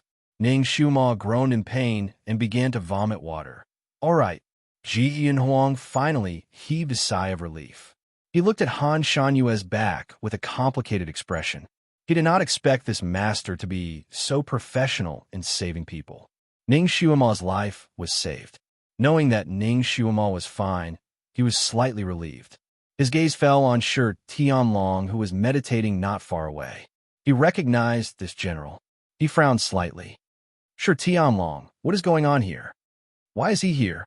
And he is shirtless." Shi Tianlong's expression was still a little dazed. He paused for a moment and came forward to greet the crown prince. "I was patrolling here when I saw Miss Ning playing in the water. I wanted to persuade her to leave, but I did not expect that in a moment of carelessness, I would knock her into the water. I also fell into the water.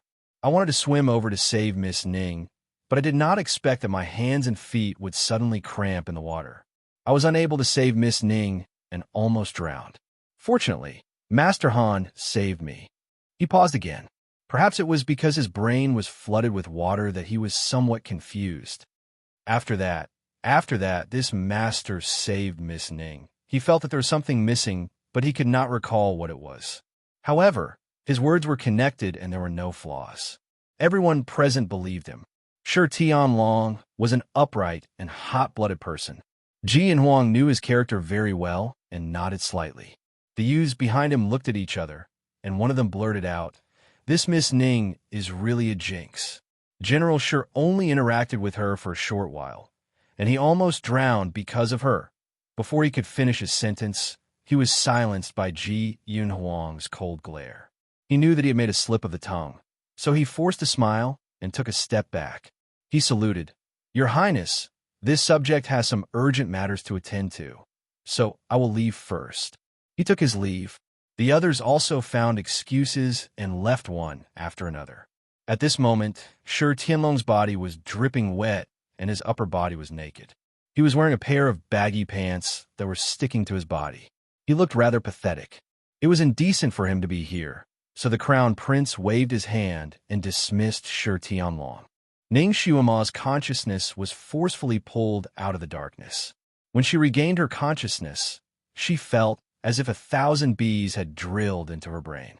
Not only was the buzzing unbearable, but it was also painful, as if she was being pricked by needles. Her throat and nose were burning, and there was not a single joint in her body that did not hurt. It was as if she had been beaten up.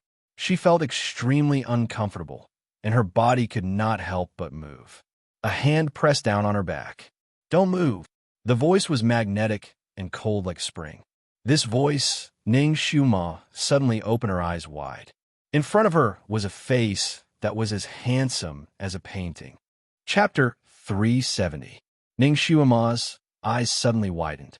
In front of her was a face as handsome as a painting. Deep blue eyes like the ocean waves, a tall nose, perfectly shaped lips, and long hair that was as black as ink. His appearance could only be described with one word: perfect. She finally saw his face clearly, but at the same time, she recognized his identity, Han Shangyue. Everything that happened before she was drowned flashed through her mind like lightning. The shock when she was plotted against, the anger when she was forced to sink to the bottom of the water, the despair when she was about to die. All kinds of emotions awakened in her mind and directly gathered into a strong anger that rushed into her chest. The most taboo thing for secret agents was anger, because anger could easily make people impulsive and do things that they would regret for the rest of their lives. Ning Xiuma often felt that she had already cultivated her anger to the point that she almost forgot what it was like to be angry. But now, she finally tasted what it was like to be angry. Hot blood rushed to her head, and she suddenly sneered. She suddenly raised her hand and fiercely slapped the person who was hugging her. "Bastard! Go die!" Her angry slap was halfway through when her wrist was grabbed by someone. Han Shangyue lowered his eyes to look at her small face, and his eyes met her pair of eyes that were filled with anger. He was slightly stunned. Her originally pale face was flushed red, and her pair of eyes seemed to be ignited by flames, burning with hatred. "Han Shangyue, what kind of enmity do you have with me that you have to treat me like this?" Her throat was still a little hoarse from choking on the water, and these words came out one by one. She was obviously extremely angry. Han Shanyue's body slightly stiffened. Before he could say anything, Ji and Huang hurriedly tried to smooth things over. "Xiuma, don't misunderstand. You fell into the water, and it was this Master Han who saved you. He would save her? It would be good if he didn't cheat her. This time, if it wasn't for him, would she have almost drowned? This person was simply a scoundrel." Ning Xiuma was so angry that her whole body was trembling. At this time, she only wanted to explode, and all her rationality had disappeared without a trace. Han Shanyue's hand was still holding her wrist, and she suddenly flung it away in disgust. "Take your dirty hand away." Disgusting. Han Shanyue paused again. His hand was actually flung away by her. Ning Xiumo rolled out of his arms and onto the ground. Then, she jumped up again. Han Shanyue slowly stood up. "Han Shanyue, I don't care why you're plotting against me, but this is a grudge between us. If you have the ability, then kill me now. Otherwise, I will definitely take my revenge for today." Ning Xiuma clenched her fists tightly. If she had a knife in her hand right now, she would have slashed with all her might. Ji and Wang also noticed that Ning Xiuma's mood was not normal. "Xiuma, calm down. Why don't you change your clothes?" "She can go home." Han Shanyue finally opened his mouth. His voice was still calm. It doesn't need to stay here any longer. Ning Xiaomo had wanted to leave as well, but when she heard what he said, she was furious. Trying to chase her away? No way. Who does he think he is? She shook her wet and messy hair and walked in front of Ji Yin Huang. Your Highness, bring me to freshen up and change my clothes. Han Shanyue was speechless. Ji Yin Huang looked at Han Shanyue, who had an unfathomable expression, and then looked at Ning Xiaomo. He readily agreed. Okay, this prince will bring you there. Ning Xiaomo had almost drowned. Although she had recovered, whether it was her head or her body, it was extremely sore. After walking a few steps behind Ji Yin Huang, she tripped on a small protruding rock and staggered a few steps. Chapter 371. Ji Yin Huang subconsciously supported her, his voice full of concern. Xiaomo, are you all right? Her small hands were still cold. Ning Xiaomo straightened her body and shook her head. I'm fine. Ji Yin Huang sighed. Occasionally, he would lower his head and suddenly look at Ning Xiaomo's feet. Why are you? One of her feet was wearing a pair of socks, while the other was bare. Her small white foot stepped on the ground. Ning Xiaomo finally realized that one of her feet was still bare. When she was playing with Shi Tianlong earlier, she had only worn one shoe and had not had the time to wear the other one. She turned around and looked at the place where she had placed her shoe and sock. It was empty. She must have brought her shoe and sock down with her when she fell into the water.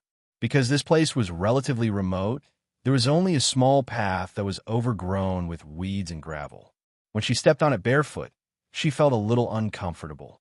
She frowned slightly. Ji Yin Huang said, How about I carry you there? Ning Xiaomo subconsciously took a step back. She was puzzled. What did Kieran go to play? Why isn't he back yet? Speak of the devil. Not far away, a blue shadow flashed. Kieran came out of nowhere like a gust of wind. Master! Master! Suddenly, it saw Ning Xiaomo's miserable appearance and was shocked. Master, you fell into the water? I suddenly felt very uncomfortable just now, as if I was going to die. I wanted to sense you, but no matter what, I couldn't sense you.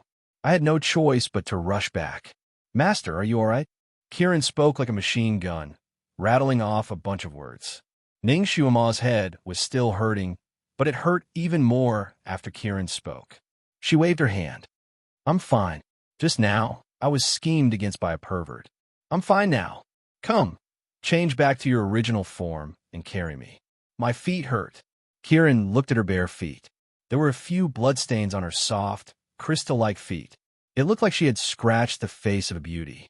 It made his heart ache. Kieran rolled on the ground and indeed returned to its original form. Ning Xiaomo flew up, and the two humans and one beast left side by side. Kieran's curious voice was still floating in the air. Master, which pervert is scheming against you? Tell me, and Little Apple will avenge you. Don't mention it. I'll take revenge myself. Ning Xiaomo's voice was hoarse and cold. Although Ji Yin Huang did not know exactly what had happened, hearing Ning Xiaomo's tone, he understood that there must be some inside story that he did not know about. He could not help but look back at Han Shanwei. The master was still standing there. The darkness of the night blurred his face, making it impossible to see his expression. It only made people feel that he seemed a little lonely. Ji Yin Huang's heart skipped a beat. He suddenly thought of the scene where the master did not hesitate to give Ning Xiaomo a mouth-to-mouth kiss. His heart suddenly sank. What happened between Xiaomo and the master? The master also seemed to treat Ning Xiaomo differently. Ji Yin Huang brought Ning Xiaomo to a warm room. The maids here had already been instructed to prepare bathing water, ginger soup, and clean clothes. Everything was well prepared. Ji Yin Huang was still worried about her and wanted to wait outside for her to change before going out together. However, the eunuch outside sent a message saying that the emperor had arrived and asked him to quickly go and welcome him. The emperor's order could not be disobeyed. He could only give the maids a few instructions before following the eunuch. Ning Xiaomo soaked in a hot bath for a while and finally warmed up her body. She drank a bowl of ginger soup to get rid of the cold. Her body felt more comfortable and her strength recovered a lot. Chapter 372. The dress that Ji Yin Huang had prepared for her was of good quality. Although it wasn't the style that she liked to wear, it was very fitting. After putting it on and looking at herself in the mirror, she had a different kind of aura. She was quite satisfied with it. The two maids that Ning Xiuma had let out to play by themselves had finally found their way here. One of them was an expert at combing hair. Ning Xiuma's hair had been taken care of by her for the past few days. Now, she had combed her hair according to Ning Xiuma's current style of dress. She combed her hair into a flowing cloud bun, then smoothed her face and applied some light rouge and face powder to cover her slightly pale face. Ning Xiuma looked at herself in the mirror. Her eyes were watery, her lips were like flower buds, and there wasn't a trace of fatigue on her face. She looked delicate and beautiful. She was finally satisfied. Under the guidance of the maid, she walked out of the warm room and towards Lu Xiu Palace Hall. That was where the garden party was going to be held. Now, most of the people had already arrived. Lu Xiu Palace Hall was built in the middle of a body of water. It was a two-story hall that was connected to the shore by a winding corridor. When Ning Xiuma walked down the winding corridor, she saw that the inside was brightly lit and the shadows of people were flickering. It was a contrast to the rippling blue water downstairs, giving people the feeling of a heavenly pavilion. A little eunuch led her inside. When she reached the entrance, the little eunuch shouted in a sharp voice, "Marquis Jingyuan, young Miss Ning has arrived." The originally noisy hall suddenly became quiet. When Ning Xiuma walked in, the people who were chatting at the entrance seemed to have been blown away by a gust of wind.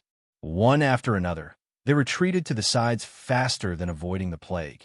Ning Xiuma was speechless. Originally, she had lived a peaceful life for more than a month. She had attended several gatherings, but she didn't bring misfortune to anyone. People were no longer afraid of her, the heavenly calamity star. Why was it that when she fell into the water once, these people were avoiding her like a flood? Who said anything about her? Her doubts were picked up by the blue cat, Kiran, who was lying on her shoulder. It tilted its ears and listened carefully, then reported to Ning Xiuma through telepathy. "Master, they said that General Shi had only said a few words to you, but he was so tired that he fell into the water and almost drowned. If it wasn't for Master Han Shanyue's timely intervention, General Shi's life would have been over. They said that the reputation of the heavenly cursed Lone Star is not in vain." Ning Xiuma, she could feel countless gazes landing on her. Those gazes were filled with complicated emotions. There was fear, schadenfreude, disgust. She could hear the low, buzzing sounds of conversations. Because there were too many people, Ning Xiuma couldn't clearly hear what they were saying. However, she didn't need to guess to know that it wasn't anything good. It was nothing more than adding oil and vinegar to the fire, talking about her jinx deeds. At this moment, she felt like she was a monkey in a cage in a zoo. She was being watched by everyone as a joke. Ning Xiuma had always been magnanimous and didn't really care about those rumors. However, at this moment, she felt very uncomfortable. She had worked so hard for so long. She had only been in the limelight for a few days, but now she was kicked back into the mud with just one sentence. And this time, the main culprit who caused her to fall into such a state was the person sitting at the head of the table. At this moment, Han Shanyue was sitting at the head of the table. He had a table to himself. On his left and right, Lu Hinti and the Crown Prince were accompanying him. Chapter 373. Although this Han Shanyue's ability was strange, he was still a commoner, right? Why should the Emperor and the Crown Prince sit beside him? Lu Hinti naturally did not want to leave her out. He smiled and nodded at her. "Xiuma, I heard that you fell into the water. Are you okay?" Ning Xiuma bowed. "Thank you for your concern. Xiuma is fine." Then go sit down first." Lu Hinti's voice was gentle. In the main hall, other than the Emperor, the Crown Prince, and the swindler Master Han Shanyue sitting at a single table, everyone else sat at a table with 3 people. The seating arrangement was quite subtle, with 2 men and 1 woman. It seemed that the customs of Chong Kong country were not very feudal. No one felt that this arrangement was inappropriate. This time's garden party was originally a disguised blind date event. Those who were interested in each other, sat together. Young men and young women, it looked very harmonious. This time, The girls who came to participate in the garden party were naturally not all exceptional beauties. There was no lack of ordinary looks, but with exquisite makeup, it was acceptable. Because there were more men than women, and the status of the girls was not low. Even the most ordinary girl had 2 men accompanying her. Although the men accompanying her didn't look very good, they were still nobles after all. They were well-educated, witty in conversation, and confident in their actions. They were very gentlemanly. They served food to the girl beside them, chatting and laughing, which greatly satisfied the girl's vanity. Today, every single unmarried girl was like a princess, reservedly enjoying the attentions of the men on both sides. A little eunuch had already brought her to a table, where 2 youths were already sitting. Their faces were handsome, and their clothes were flirtatious. Looking at their attire, they should be from a large family, and their status should not be low. These 2 people's manners were refined, and their actions had a kind of romantic attitude. Among the youths present, these 2 should be the best. There was no reason for these kinds of people not to be favored by the girls, but now they were sitting there alone. There were only 2 reasons. First, these 2 people's standards were high, and none of the girls present could enter their eyes. Secondly, this was Lu Hin Ti's deliberate arrangement. In other words, Lu Hin Ti wanted her to choose one of the 2 as her husband. When Ning Xiumal walked up to the table and saw the expressions of the 2 youths, she was even more certain that the second point played a large role. When the 2 handsome youths saw her coming over, they didn't avoid her like the plague like the other youths. Instead, they stood up and cupped their hands in greeting. While they spoke courteously, their eyes flashed with fear and helplessness as they threw caution to the wind. It was obvious that Lu Hin Ti had pressured these 2 in advance, which was why they were behaving this way. Ning Xiumal was good at reading people's expressions. Normally, the more they were afraid of her, the more she wanted to tease them and vent her anger. But now, she was not interested. She sat in the middle of the table according to the rules. Kieran jumped down from her shoulder and nestled in her arms. It rested its front paws on the table, waiting for the meal to be served. She actually brought a pet to the banquet. The 2 youths were already very reluctant to sit with her, and now that they saw the blue cat, their mood became even worse. One of them had a slightly bigger temper, and seeing this, he frowned and said, "Miss Ning, this is a royal banquet. It is improper to bring a pet to the banquet." Although these 2 people were sitting at the same table as her, they moved as far away as they could, leaving a large, empty seat for her, making her table the center of attention again. Chapter 374. Ning Xiumal did not expect the 2 of them to treat her well, but they were clearly trying to embarrass her, which made her even more unhappy. Hearing the words of the man on the left, she sneered in her heart, but did not show it on her face. She said indifferently, "Since this is a royal banquet, His Majesty naturally has the final say. His Majesty has not said anything yet, so who are you to say these words?" The man on the left was the son of the assistant minister of the Ministry of Rights. He was choked by Ning Xiumal's words. Ning Xiumal did not bother with him anymore. She pulled a plate and gave the blue cat in her arms many of its favorite dishes. However, she was vaguely irritated. She knew that she would be treated coldly at the banquet. She must have lost her mind. She did not take the opportunity to go back, but instead came here to put herself in such an awkward situation. What pet? This god is a Kieran. Kieran could not take it anymore and reprimanded them. A blue cat suddenly opened its mouth and spoke, startling the 2 young masters. Both of their eyes stared at the blue cat. "Chilin." Kieran held its head high. "That is this god. You have eyes but can't see. How dare you treat this god as a pet?" The 2 men were scolded by it, but they were not angry. If it was really a Kieran sitting with them, it would not be a disgrace but a kind of glory. However, they still did not believe it. If it was a Kieran, how could it look like a blue cat? The assistant minister's son asked. Kieran held its head high. "This god can change into anything. Naturally, I can change into whatever I want. If this god reverts to its original form, will there be a place for you here?" Lu Hin Ti's eyes flashed. "Kieran, since it is so lively today, why don't you revert to your original form and let them see? It will also shock them." The little Qilin was somewhat dissatisfied with its master's cold treatment and wanted to help its master win back some face. It humphed and didn't decline. It walked to the center of the hall, and a blue light flashed on its body. The blue cat disappeared, and what appeared in its place was a half-horse-sized Qilin mythological beast. Sparkling and translucent jade-like scales, green jade-like horns, large double-eyelid eyes, swaying its head and wagging its tail, it looked both spirited and mighty. Little Qilin rarely showed its original form in the city, so the majority of the people present had never seen its original appearance. At this moment, it was their first time seeing it, so each and every one of them widened their eyes. Little Qilin deliberately walked around the hall with its head held high, causing everyone to gasp. Countless envious gazes landed on Kirin. Of course, there were also jealous gazes that landed on Ning Xiaoma.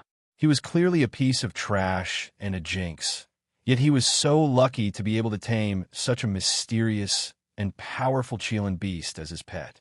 He was truly lucky. Of course, most of these jealous gazes were from women. Ning Xiaoma's appearance was prettier than all the women present. If it wasn't for the fact that she was known as a jinx, all the young men present would probably be attracted to her. People were easily jealous, especially those of the same sex. Thus, these women were inexplicably unhappy when they saw Ning Xiaoma. They were secretly delighted when they saw her being treated coldly by everyone at the banquet. Now, because of Kirin, the young men present looked at Ning Xiaoma subtly and didn't reject her as much. Kirin, you said you can change into anything. What else can you change into? Lu Henti was in high spirits today. Chapter 375. Everything can change. Kirin was proud of itself. In order to show off its abilities, it turned into a fierce tiger with a bang and let out a long roar, scaring everyone present. Especially those young girls. Their faces turned pale, and they subconsciously hid behind the young men beside them. The people of Chong Kong country loved martial arts, and almost all the young men present knew martial arts. Even those young girls knew some flowery moves, but this did not stop them from being frightened when they saw a fierce beast. Those young men were also happy to play the role of flower protectors, protecting the young girls behind them, looking like heroes. The two young men, sitting with Ning Xiaoma, also subconsciously looked at Ning Xiaoma. Ning Xiaoma was sitting there, leisurely drinking wine. There was no trace of fear on her face. The two young men were stunned for a moment, and they couldn't help but feel a little disappointed. They could only look at Kirin. Kirin became excited, turning into a tiger, a magical leopard, and a long python. All of them were majestic magical beasts. It caused a burst of screams and applause from the crowd. Lu Henti also felt that he had gained a lot of face, and he couldn't help but ask Kirin, Kirin, can you transform into a human? This question stepped on Kirin's sore spot. Its body slightly stiffened, and with a flash of blue light, it turned back into a blue cat. This god disdains to transform into a human. It walked back to Ning Xiaoma's arms with cat steps. After going through the little Qilin's catwalk, the attitude of the two youths sitting with Ning Xiaoma finally warmed up a bit. His body leaned slightly toward the center. The son of the assistant minister looked at Ning Xiaoma with a complicated gaze. This young lady was really beautiful, and it was a natural beauty, not something that was made up by makeup. Her big eyes were like ripples, her nose was straight, and her small lips were perfectly shaped. The corners of her lips were slightly upturned, like beautiful water chestnuts. Beside her was the only Qilin beast in the whole continent. Miss Ning, if you have time, you can come to my humble residence as a guest. I will definitely do my best as a host and make you feel at home. The assistant minister's son's words had a hidden meaning. Oh, Ning Xiaoma turned the white jade wine cup in her hand and raised her eyebrows slightly, as if she didn't quite understand his secret words. The assistant minister's son decided to speak more clearly. Of course, he lowered his voice and said, Miss Ning, you also know that with your current reputation, it will be difficult for you to marry a talented man. This young master can't bear to see you like this.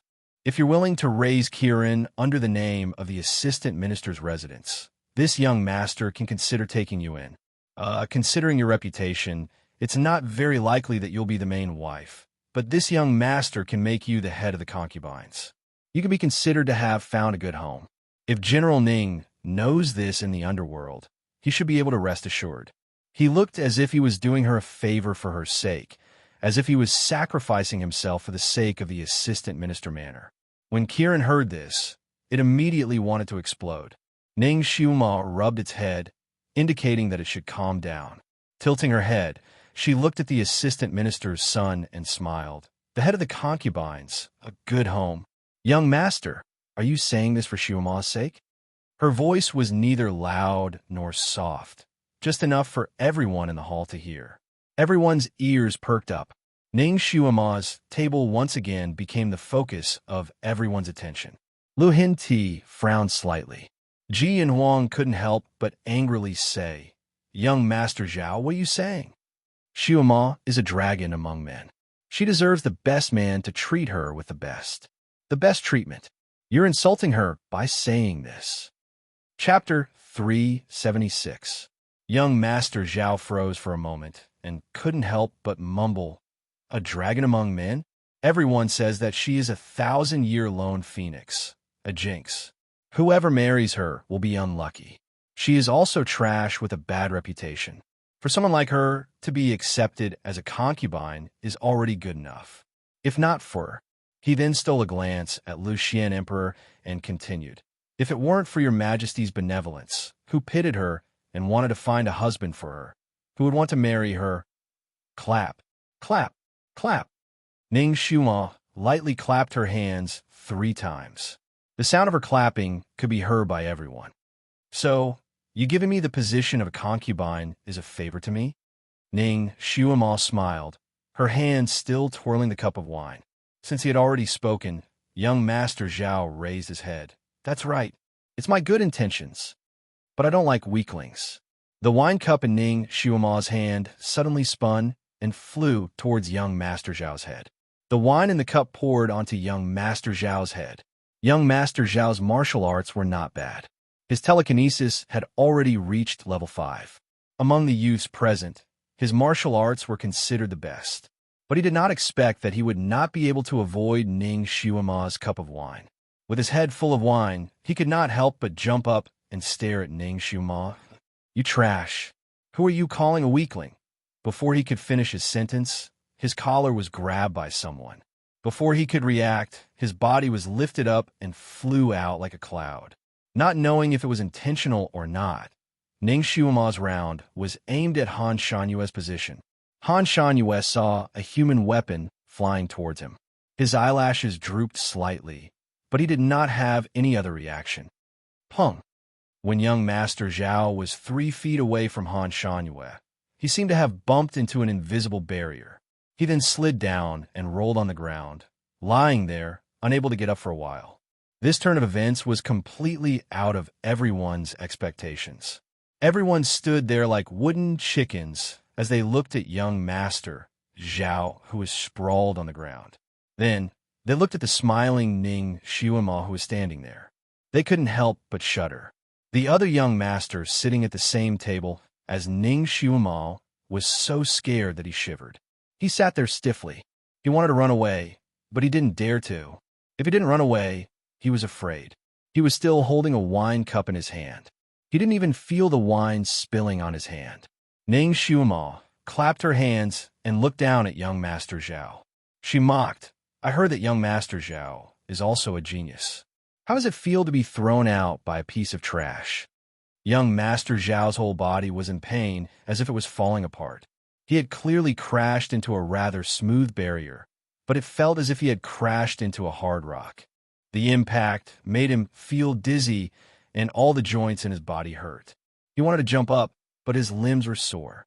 Just as he was about to jump up, his legs gave way and he fell to the ground. He made a fool of himself again. His hair was messy, his clothes were torn, and his shoes fell off. Young Master Zhao grew up in a pot of honey. When had he ever suffered such humiliation? He was embarrassed, angry, and shocked.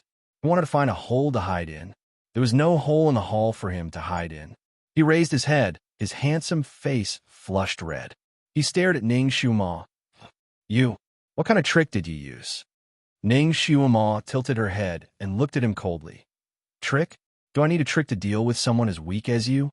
Chapter 377. Young Master Zhao's face was so red that it almost turned purple. Young Master Zhao was regarded as a genius in the capital.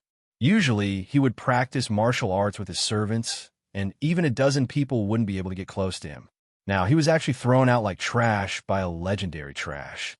If this were to spread out, where would his face go? But how did he get thrown out? He didn't even see how Ning Xiuama did it. Most of the people present had the same surprise. They looked at Ning Xiuama with eyes full of doubt and shock. All right, Zhao Xian, you still underestimate Ning Xiuama. She is young and hot-headed. That's why she played such a joke on you. Come, help young Master Zhao to change his clothes. Today, Lu Hinti, who was in a good mood, tried to smooth things over. There were already servants coming over to help young Master Zhao down. A small disturbance passed just like that. After young Master Zhao went down to tidy his clothes and wash up, he didn't want to return to the banquet that made him lose face. But since the emperor was still there, as a subject, he didn't dare to leave the banquet. He could only take his time to return. After greeting Lu Hinti and the crown prince, he didn't want to return to his original seat no matter what. Coincidentally, a young master went out to relieve himself, so he sat down on his seat. Lu Hinti tacitly agreed. Anyway, after such a thing happened, Ning Xiuama and this young Master Zhao were no longer possible. It was better to give the opportunity to other youths. When the young master who went out to relieve himself came back, he found a very serious problem. His seat was occupied, and the only seat left was beside Ning Xiuama. He shivered in his heart and was thinking about what to do. Lu Hinti spoke. Hua Qingho, you can sit beside Xiuama. Hua Qingho was the son of the assistant minister of the Ministry of War. He was tall and sturdy, with a dignified appearance. His father was loyal to the royal family and was one of the candidates that Lu Hinti wanted to choose for Ning Xiuama. After all, he was the son of a military general. His personality was more straightforward, and he didn't beat around the bush. He was a little dazed. Therefore, after being stunned for a moment, he said, Your Majesty, I dare not sit with Marquis Ning. Oh, why? Lu Hinti raised an eyebrow. Facts have proven that Xiuama is not a good-for-nothing. Her kung fu is pretty good. She and you can even compare notes on kung fu. This young general doesn't like women who are too tough. I'm afraid that I'll be beaten up by her. Hua Qingho was a straightforward person. He directly expressed his concerns. Lu Hinti. Everyone burst into laughter and turned to look at Ning Xiuama. Their eyes were filled with schadenfreude, ridicule, and a little sympathy. Ning Xiuama's fingers that were holding the wine cup tightened. This bunch of stinky men. If your psychokinesis is not good, they will mock you for being a good-for-nothing. If your kung fu is good, they will despise you for being better than them. The young man who was barely sitting next to her had been observing her expression with trepidation. At this moment, when he saw her pretty face darken, he panicked even more. The hand that was holding the chopsticks trembled slightly. He was trembling so much that the plate in front of him was rattling. Ning Xiuama was not in a good mood. She looked at him from the corner of her eyes. Why are you trembling? Are you afraid that I'll throw you out too? The young man's surname was Mo. When Ning Xiuama asked, he was so frightened that the chopsticks in his hand fell onto the plate. He suddenly got up and left his seat. He bowed to Lu Hinti. Your Majesty, no, I also request to change my seat. Chapter 378. Lu Hinti was speechless. This was too embarrassing. These sons of officials were used to sensual pleasures and had not experienced much of the world. Now that they were frightened by a girl, it was too embarrassing. Ning Xiuama said calmly, How can a phoenix sit with a bird? Your Majesty, I don't want to sit with such a good-for-nothing.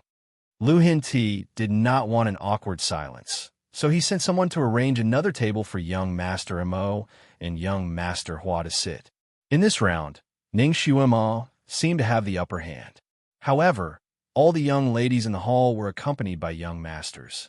She was the only one who sat there alone. Everyone in the hall glanced at her from time to time. Some were sympathetic, some were mocking, and some were gloating. Ning Xiuma sighed. She had no intention of choosing a son-in-law here.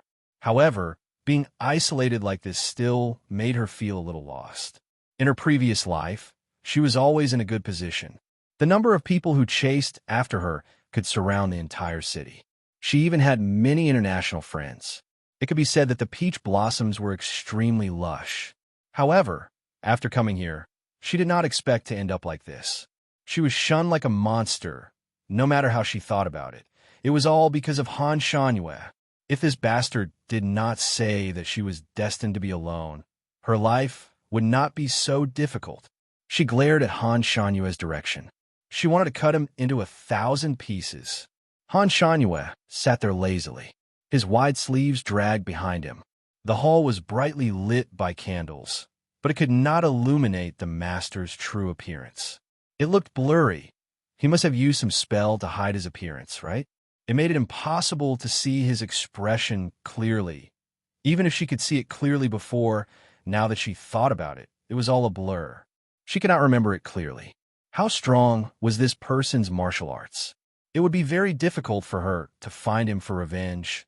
Actually, it wasn't just Ning Xiuma who had this question. Even Lu Hinti, the crown prince, and all the generals present had the same question because they couldn't see through this great master's depth at all. They only felt that this master's every move carried an inexplicable pressure, as if he was a natural-born saint. No one dared to slight him. In fact, most people's nobility was cultivated later in life. After being influenced by the etiquette of the big families, they could bring out that kind of elegance and nobility with every movement. Master Han Shangyue, on the other hand, was born with a noble aura. Everyone who saw him would have the urge to worship him. It was as if a commoner in the mortal world had seen a god in the sky. He did not do or say anything. But the moment Lu Hinti saw him, he did not dare to slight him and treated him with the most honorable etiquette. She had to be careful when she spoke to him. Now that Ning Xiuma had made such a mess at the banquet, he acted as if he didn't see it at all. He sat there lazily, playing with a jade wine cup in his hand. His eyelashes were lowered, and no one knew what he was thinking.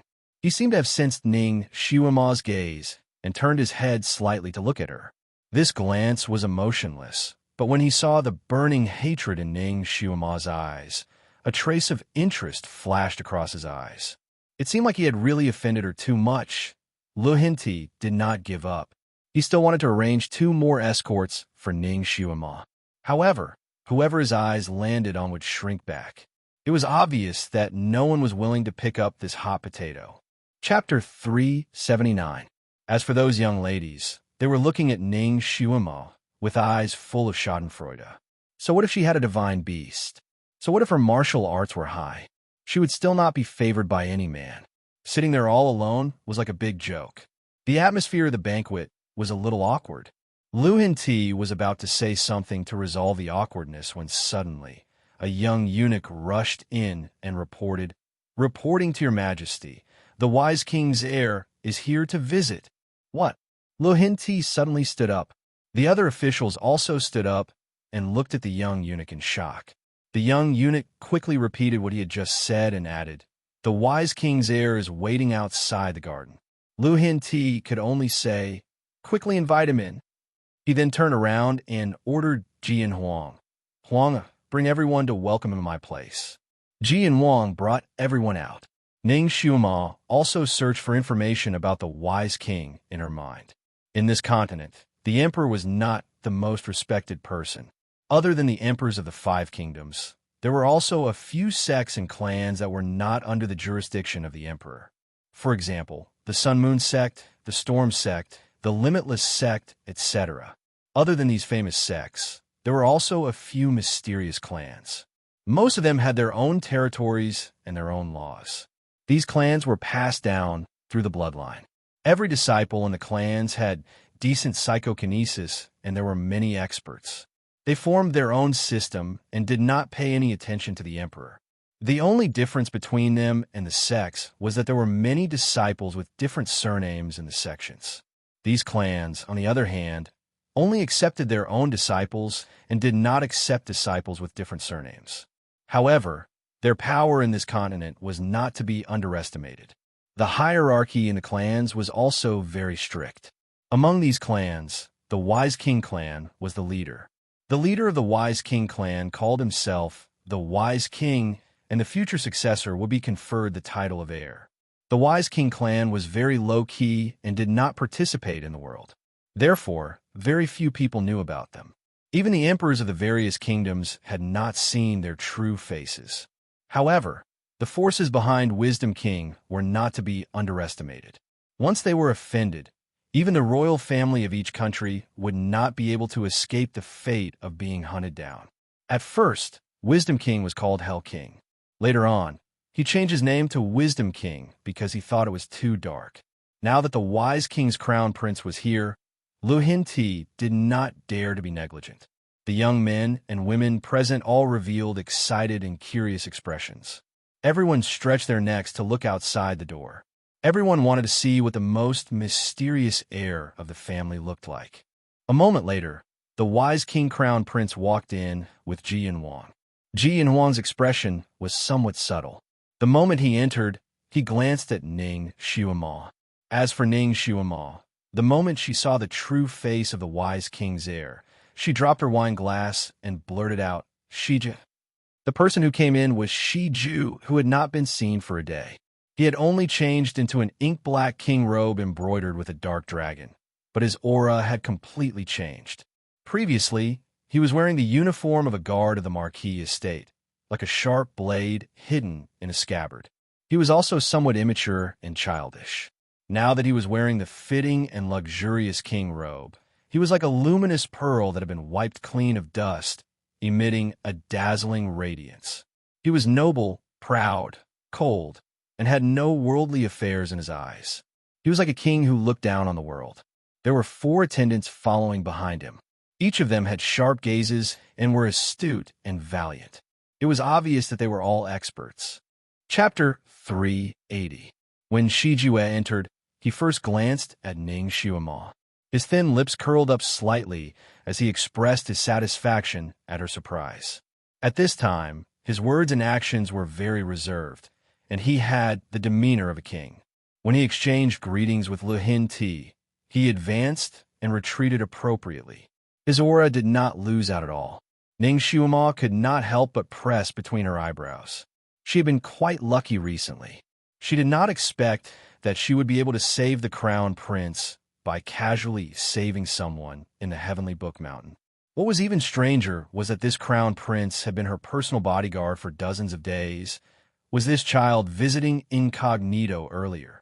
He was actually willing to lower himself to be a servant in her small temple.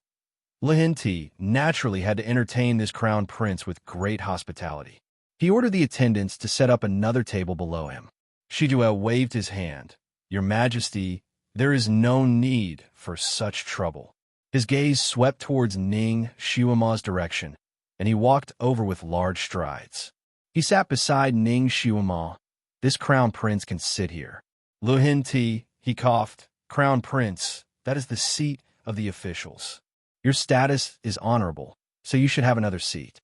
"No need, this crown prince does not care so much. Moreover, I have a good relationship with Miss Ning. Sitting here is just nice for us to reminisce about the past." Shijue sat down and did not want to move.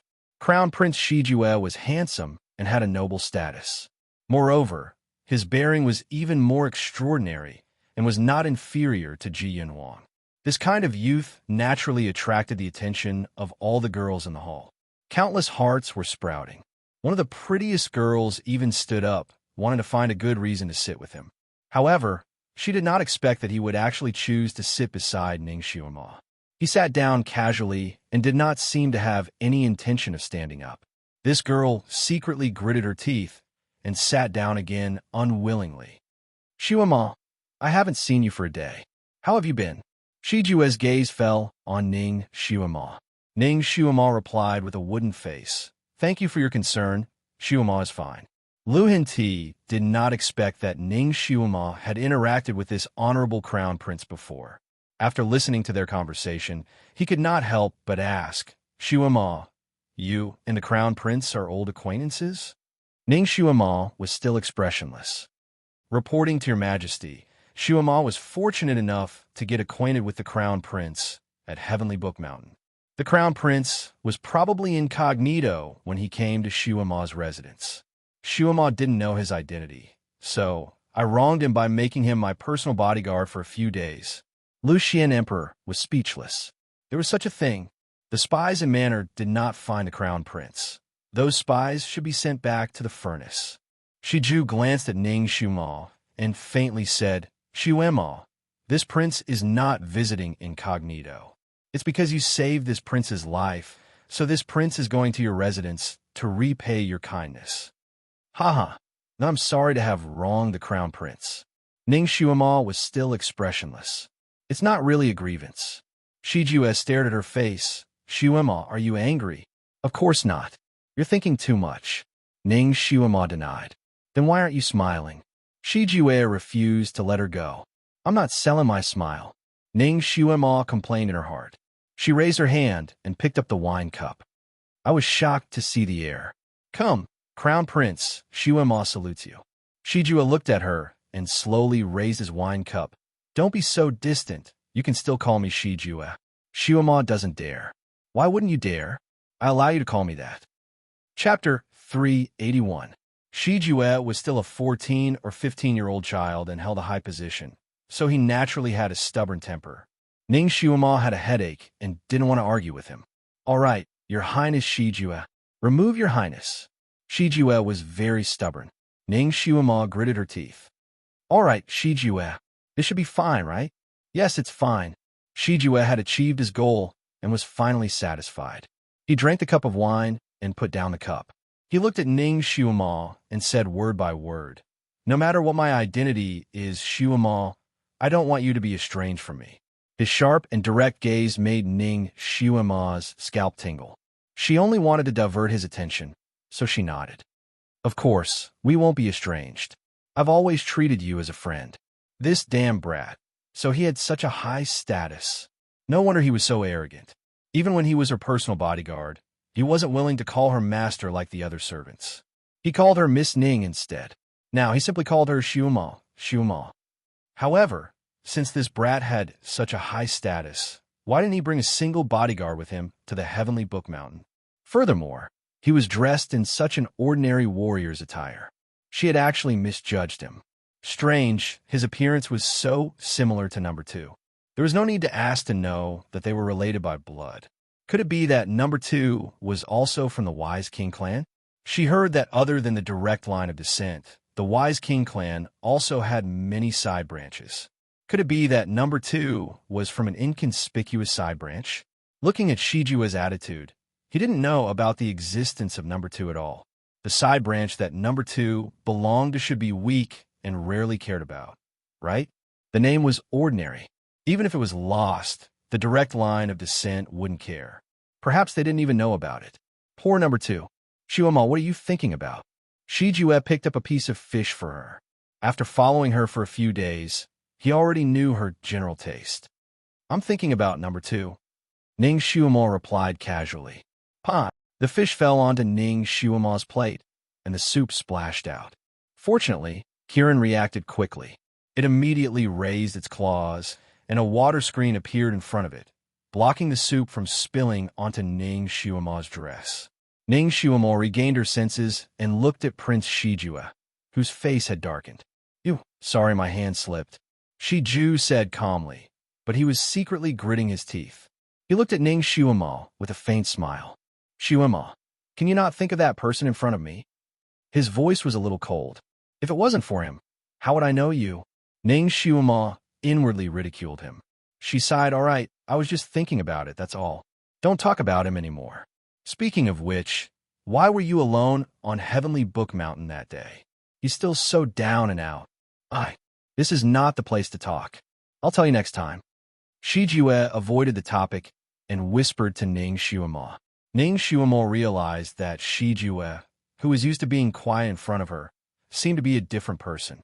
He was much more talkative. There was a faint smile on his usually cold face, and he would occasionally serve her food. Ning Shuama wasn't used to him being like this, but it wasn't convenient for her, to say anything in public. What's more, he also relieved her of the awkwardness of sitting alone at the banquet table with no one paying attention to her. He finally made her feel like a princess. Chapter 382. Prince Shijue has come to my country, but I only found out today. I have neglected you and caused you to be wronged. I am very sorry. Lu Hinti began to worm his way into being friends with Shijue. Everyone knew that the Wise King family was a family of talismans, and talisman masters were as rare as alchemists on this continent.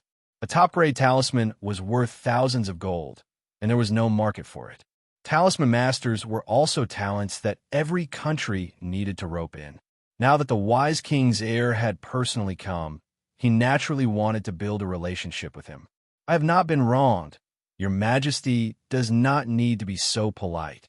Shijue's voice was faint and cold, and he returned to his cold appearance in front of others. While he was exchanging pleasantries with Lihin Ti, he took a plate that was slightly further away and placed it in front of Ning Xiuma. This prawn is not bad.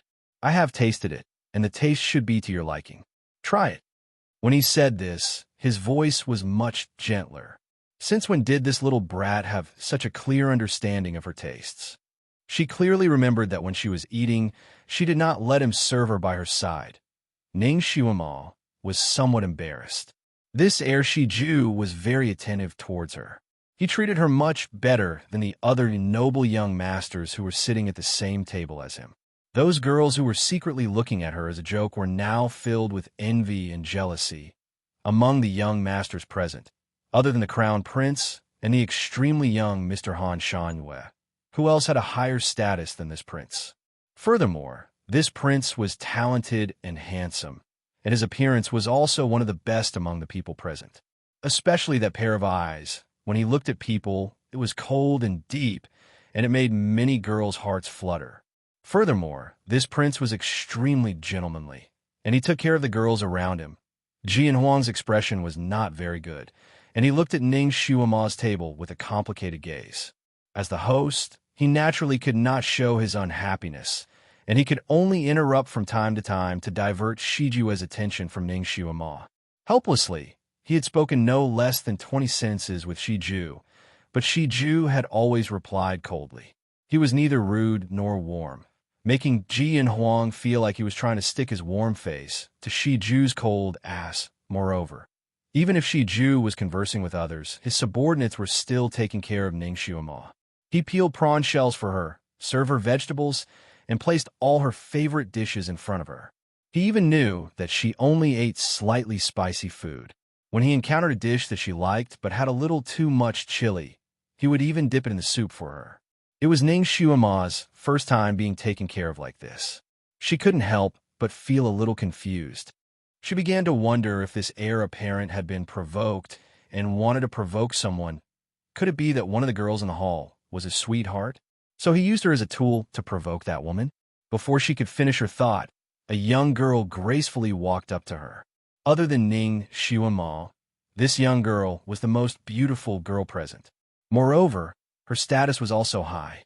She was the daughter of the current prime minister, multi-talented, and a psychokinesis expert.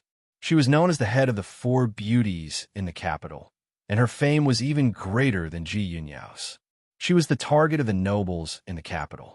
However, she had always been proud and arrogant, and she did not show any interest in any man.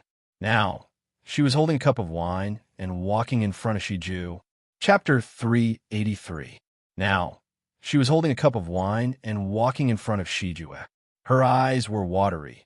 Your Highness, Xiaoming didn't recognize you a few days ago and offended you. Now, Xiaoming is here to apologize. Her voice was clear and melodious, like an oriole flying out of a valley. Shijue didn't get up and only glanced at her. He didn't have the intention to raise his cup. Miss Xiaoming, you don't have to be so polite. Miss Xiaoming simply sat down. Your Highness, if you don't want to drink this cup of wine, it means that you still blame me for that day and haven't forgiven Xiaoming. Her voice contained some hidden bitterness. There was indeed a story. Ning Xiuma simply held her teacup and watched the show. Your Highness, is there some misunderstanding between you and Miss Xiaoming? It's better to resolve it today. Lu Henti also took the opportunity to smooth things over. Miss Zhao is Prime Minister Zhao's only daughter. She is gentle and virtuous and is a famous talented girl in Kong country. I don't know what misunderstanding you had that day. Maybe I can resolve it for you. Young people, it's normal to have some small conflicts. Shi Jue frowned and didn't say anything. Miss Zhao Xiaoming had already opened her mouth. Actually, it's Xiaoming's fault. Xiaoming met Your Highness a month ago when I was playing in the suburbs. At that time, Your Highness was following behind Xiaoming's carriage. Xiaoming thought that he was a lecher, so I reprimanded him and made him run away. Shi Jue, this little brat, was actually attracted to a girl and followed her? That's right, he had just entered puberty and was ignorant about the opposite sex. It was understandable that he couldn't help but follow her when he met a beautiful girl. All the girls he saw in his family were from the same family and couldn't be attracted. So when he came out and saw a beautiful girl of the opposite sex, it wasn't strange that he was attracted to her. Ning Xuan inwardly analyzed the situation in her heart. The look in her eyes became even more intense. She was watching the show when she suddenly felt all the hairs on her body stand up, as if a pair of cold eyes were looking at her. In this hall, there was no one else who could make her feel this way. Ning Xuema immediately looked towards Han Shanyue, who was seated at the head of the table. She still couldn't see his face clearly, but she could feel that he was quietly sizing her up. She could feel his gaze, but she couldn't feel his emotions. Ning Xuema looked back provocatively. Although this bastard's kung fu was unpredictable, what could he do to her in such a public place? I'm not afraid of him. The two of them looked at each other for a moment. Han Shanyue smiled and finally looked away. He picked up the cup of wine in front of him and took a sip. His posture was indescribably carefree and lazy, with a strange rhythm that made Ning Xuema's heart skip a beat. Her instincts told her that he was going to scheme against her again. She averted her gaze, but every cell in her body tensed up. She was slightly distracted and didn't even hear how Shi Jue answered Miss Xiaoming. Xuema, what are you thinking about? Where did your mind wander off to? Shi Jue used his chopsticks to knock on the plate in front of her unhappily, pulling her back to reality. Ning Xuema came back to her senses and realized that Miss Xiaoming, who was originally seated, had already left dejectedly. Her body was even slightly swaying. It was obvious that she had suffered a heavy blow from Shi Jue. She was only distracted for a moment. How did the situation change so quickly? Ning Xuan looked at Shi Jue in surprise, her pair of watery eyes clearly showing her doubts. Chapter 384. Shi Jue couldn't help but sigh. He knew that she didn't hear him. That day, I wasn't following her. She had a type of perfume on her that attracted butterflies to her carriage. This type of perfume is unique to the Wise King family. I didn't know where she got it from and wasn't sure if it was the same type of perfume, so I followed her for a while. I didn't expect her to misunderstand and think that I was a lecher. At that time, I was too lazy to argue with her. I also recognized that the perfume was similar to my family's perfume and not the same type, so I left. Even if my taste is bad, it wouldn't be that bad. How could I be charmed by such a woman? Shi Jue explained. So it was such a misunderstanding. Ning Xuema felt that it was a little funny and couldn't help but look up at Miss Xiaoming.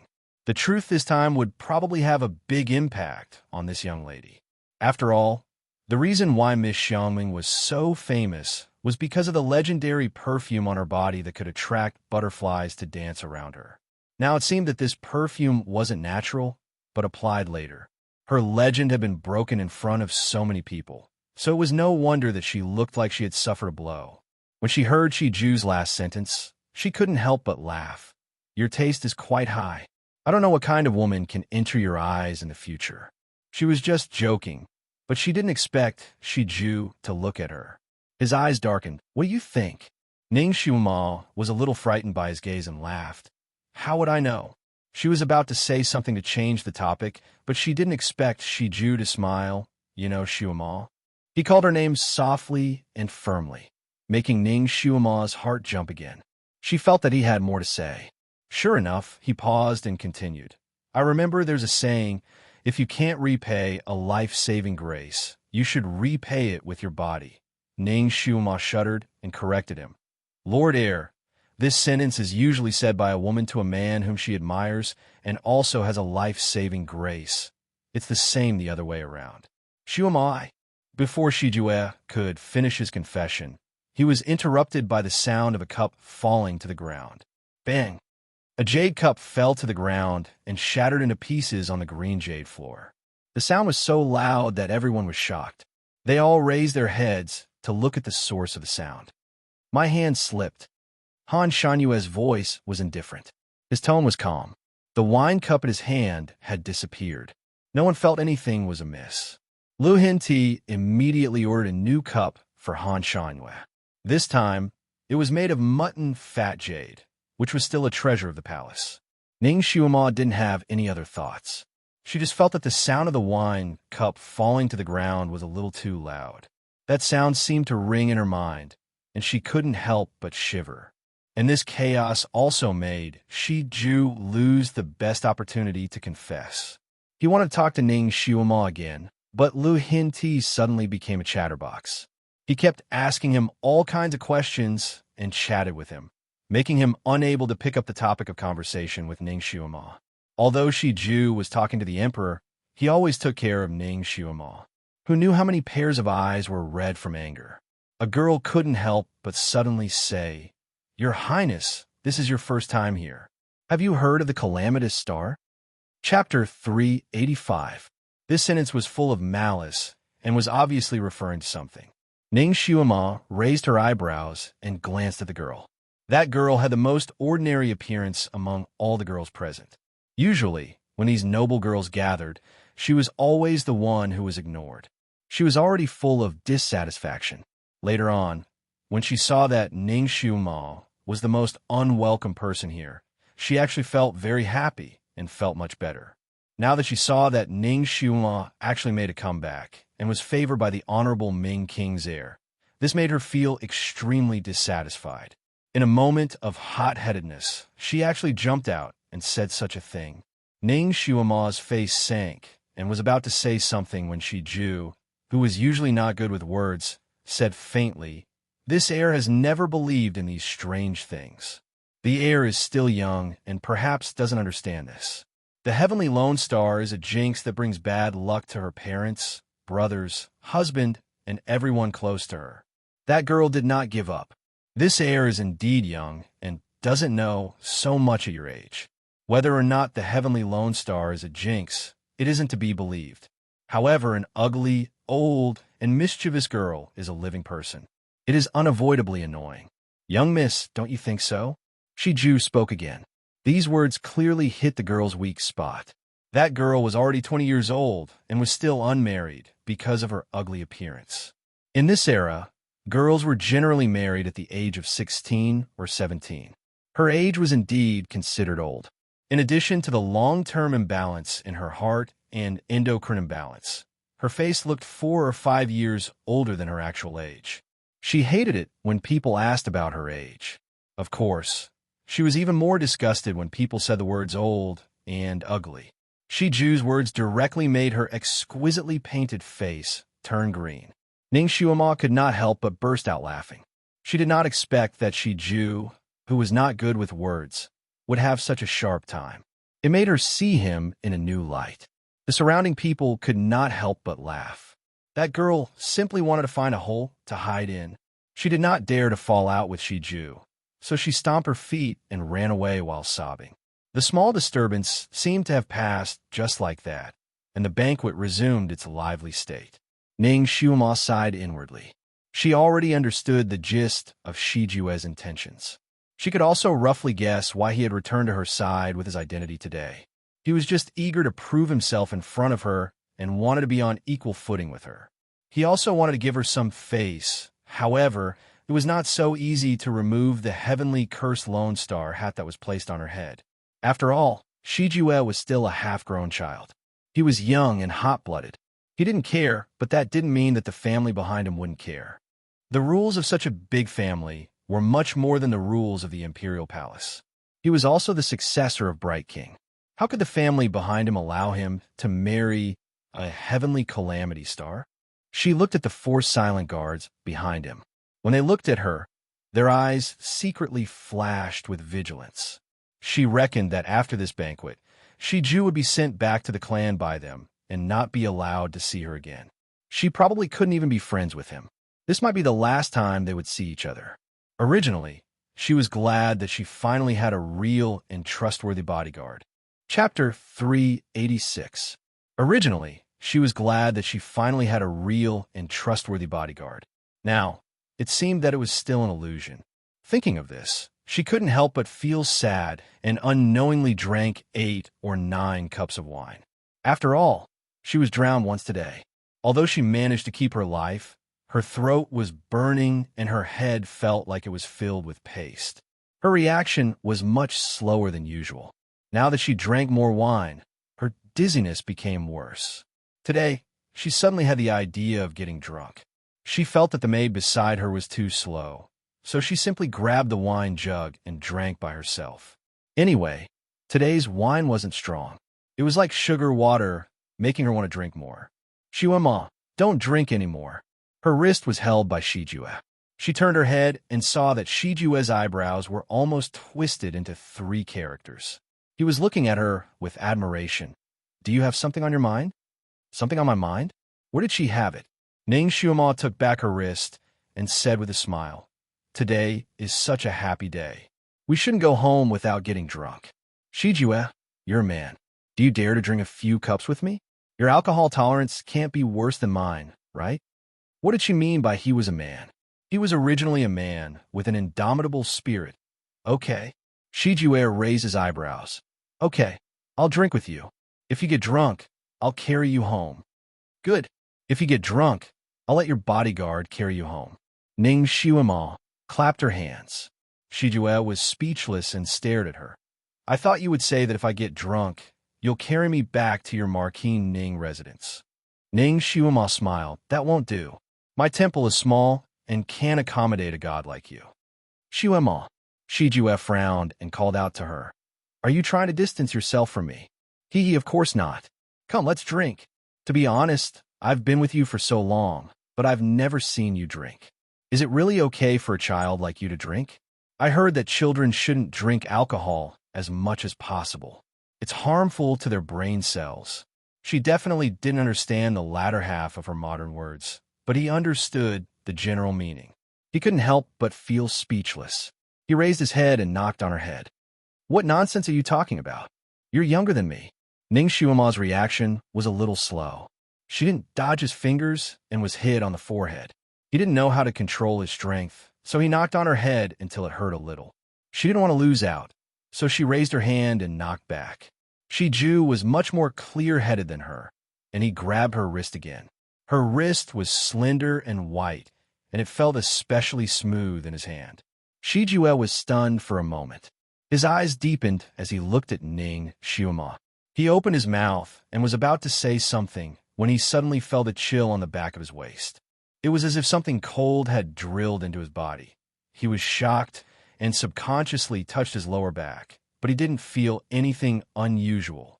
He looked back suspiciously and saw 4 guards standing behind him like door gods. With them here, if someone was plotting against him, there was no reason that he couldn't detect it. What's wrong? Ning Shiwama saw his suspicious expression and asked. Nothing.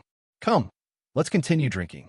Shiju didn't finish his sentence when his expression suddenly changed and he hurriedly stood up. What's wrong now? Ning Shiwama had already raised her wine cup. I'll go out for a while. Shiju hurriedly went out. His footsteps were very hurried. Ning Shiwama didn't mind and drank by herself. After a while, Shiju came back and sat beside her again. Chapter 387. When the two of them were about to drink again, Shiju's expression changed again and he hurried out again. Just like this, in less than an hour, Shiju went back and forth 4 times. Naturally, the guards behind him also went in and out 4 times. Lu Hin Ti asked with concern, Is there anything wrong with the air? Shiju's pale face was a little red. Probably because of the cold wind, my stomach hurts a little, but it's already much better. Just as he finished speaking, his expression changed. He cursed under his breath and hurried out again. It turned out that the heir had diarrhea. Everyone present looked at each other. In the end, many people's gazes fell on the half-drunk Ning Xiuama.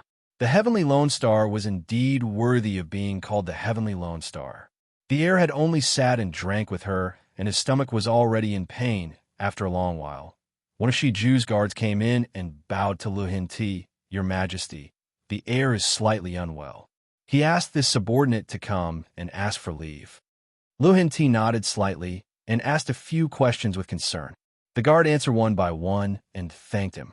Finally, he said, "My heir ordered this subordinate to escort Miss Ning back to the residence tonight." He turned around and stood behind Ning Xiuama like a door god. Although Ning Xiuama drank a little too much, her mind was still clear. She frowned. "No need. You should go and serve your heir. I have guards and maids." Her guards and maids were waiting outside. The guard did not move and stiffly replied, "The heir's orders cannot be disobeyed." "All right, then let him be." Ning Xiuama no longer paid attention to him and continued to drink. Kirin was someone who wished for the world to be in chaos. It also used its two little paws to hold the wine cup and drink cup after cup. It was more enjoyable than drinking water. When Ning Xiuama drank a cup, it could drink 4 cups. By the time Ning Xiuama noticed, the blue fur on its body had already turned into blue scales. With a plop, it fell on her body and fell asleep, snoring softly. Ning Xiuama was speechless. She had thought that it was a majestic qilin, so its alcohol tolerance must be heaven-defying. It turned out that it was also a silver candle. Now, it had become a cat with scales all over its body. She still had to carry it back to the residence later. Naturally, the imperial banquet wasn't just about drinking wine. The ladies of the noble families all presented their talents. There were people who sang softly, people who danced, people who played the pipa, and people who danced with swords. It was as lively as adding oil to a fire. Ning Xiuama watched lazily, pouring wine for herself from time to time. Her surroundings were bustling with noise and excitement, but she felt an unprecedented sense of loneliness amidst all the hustle and bustle. This excitement did not belong to her, and neither did she belong here. Another young lady from a noble family presented a gentle dance. After the dance, there was another round of applause. Ning Xiuama's reaction was a little slow. She only clapped when the applause stopped. Lonely, the monotonous sound of clapping was scattered and abrupt. It sounded like a booing. The young lady was immediately angry. She glanced at Ning Xiuama and asked, "Marquis Ning, do you think my dance is not good?" Ning Xiuama was indeed drunk. She nodded and answered her honestly, "It's a so-so. It's not bad, but it's not good either. My waist is not soft enough, and some of my movements are not on point. My arms and legs are a little stiff." The young lady was speechless. She sneered. "It seems that Marquis Ning is an expert in dancing. It's rare that the Emperor allows everyone to gather here. Marquis Ning, why don't you present a dance? Let everyone see." Chapter 388. In fact, everyone in Chong Kong country knew that Marquis Ning's daughter was not only a good-for-nothing, but also an idiot at dancing. In the past, in order to gain the recognition of others, she had learned dancing from a dance master, but in the end, she was not cut out for it. Her arms and legs were as stiff as a robot's.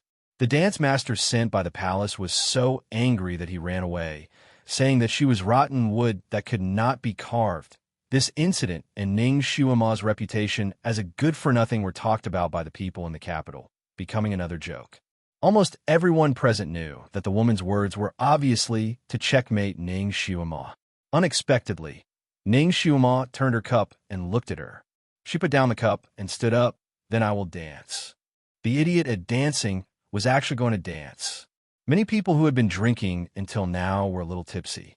They loudly cheered and applauded her, calling out "Dance, dance, dance," obviously treating her like a clown. Ji and Huang's face darkened as he coldly glanced at everyone who was obviously excited. Everyone was swept by his cold gaze and finally woke up. They sat down embarrassedly and did not dare to make a fuss. "Xiuama, you are drunk. You don't need to dance." Ji and Huang helped Ning Xiuama to smooth things over. Seeing her being isolated by everyone, he also felt a little sad, but he also had his own difficulties. Ning Xiuma's heart was filled with an inexplicable fire that she wanted to release. She ignored Ji Yinhuang's attempt to smooth things over and only looked at the clothes on her body. She was currently wearing a palace dress. It looked good, but it was a little complicated and seemed to drag on. She raised her head and asked Lihin Ti, "Your Majesty, this humble subject wants to change into another set of clothes." Lihin Ti's eyes flashed slightly, but he was also straightforward, approved. Ning Xiuma smiled. "Thank you, Your Majesty." When she bowed, she even staggered a little. When she got up, her eyes inadvertently met with Han Shangyue, who was beside her. He sat there and looked at her indifferently, without any emotions in his eyes. Of course, Ning Xiuma could not see his face clearly. Even if there were emotions in his eyes, she could not see them. Therefore, she calmly turned her eyes away and followed a maid down the stairs. There were many singers in the royal gardens, so naturally, there were also many clothes of different colors. After a while, Ning Xiuma appeared in front of everyone's expectations, as if they were watching a joke. Everyone's eyes lit up when they saw how she was dressed. After more than a month of recuperation, Ning Xiuma had not only grown taller, but her figure had also become more exquisite. What should be protruding was protruding, and what should be perky was perky. Earlier, she was wearing a loose dress, but now, she had changed into a tight red dress. Long Sky's culture was relatively open. While the ladies from big families dressed more conservatively, the dancers' clothes were still very eye-catching. And Ning Xiuma's outfit was even more eye-catching. Her upper body was a red tube top embroidered with peony flowers, and the outer cover was a bright red, translucent shawl. Below, she wore a fiery red short skirt, and a thin, translucent shawl of the same color was tied around her waist, fluttering with her movements. A pair of pink long legs were faintly discernible under the shawl. Her feet were bare, and a thin silver chain was tied around her snow-white ankles. There were 2 crystal bells on the silver chain, and they jingled as she walked. Her long hair was like a waterfall, draping over half of her body. There was a circle of flowers on top of her head, and a flower the size of a teacup was in full bloom. Her arms were also bare, and there were also silver bells on her wrists. Her feet seemed to be stepping on some kind of rhythm, so the silver bells on her body rang. Chapter 389. Ding ling ling, ding ling ling. It was as if she was playing some kind of music. She was born beautiful, and now she had deliberately put on makeup. There was a flame-shaped flower between her eyebrows, which made her eyes look like flowing water. When she turned her head slightly, it was overflowing with light and color, making her look like she was flying. Red clothes, black hair, red clothes, and snow-white skin. She was like a burning flame, but also like a fire who had fallen into the mortal world, whose eyes would light up. Everyone was waiting for her performance, as if they were waiting for a joke, but now that they saw her like this, they all held their breaths. The nobles had seen many beautiful women in their lives. Even if they met a fairy, they would still be able to remain calm. It was very rare for a girl to be able to move their hearts with just her looks. But at this moment, Ning Xiuma made their hearts sway. They almost couldn't move their eyes away, and they couldn't even care about the girl sitting next to them. Before she even started dancing, she had already shocked everyone. The girls sitting next to them all secretly clenched their fists. The girl who suggested for Ning Xiuma to dance was so regretful that her intestines turned green. Han Shangyue sat there.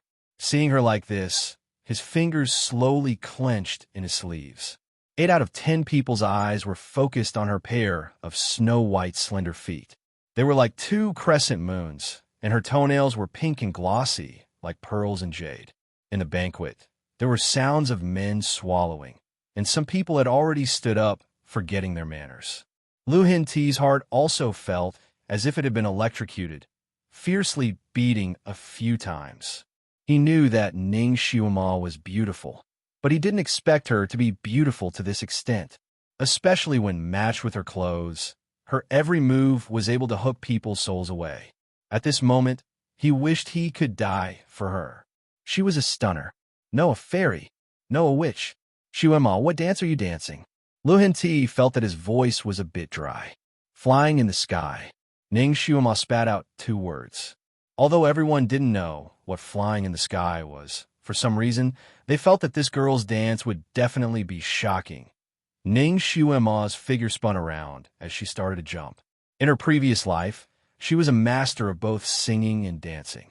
Jazz dance, street dance, classical dance, and even pole dance, she had dabbled in them all. When she danced, she was like a dancing fairy, making people intoxicated. And this flying Apsara's dance was something she had comprehended in her dream. At that time, she was traveling to Dunhuang and saw the flying Apsara's mural.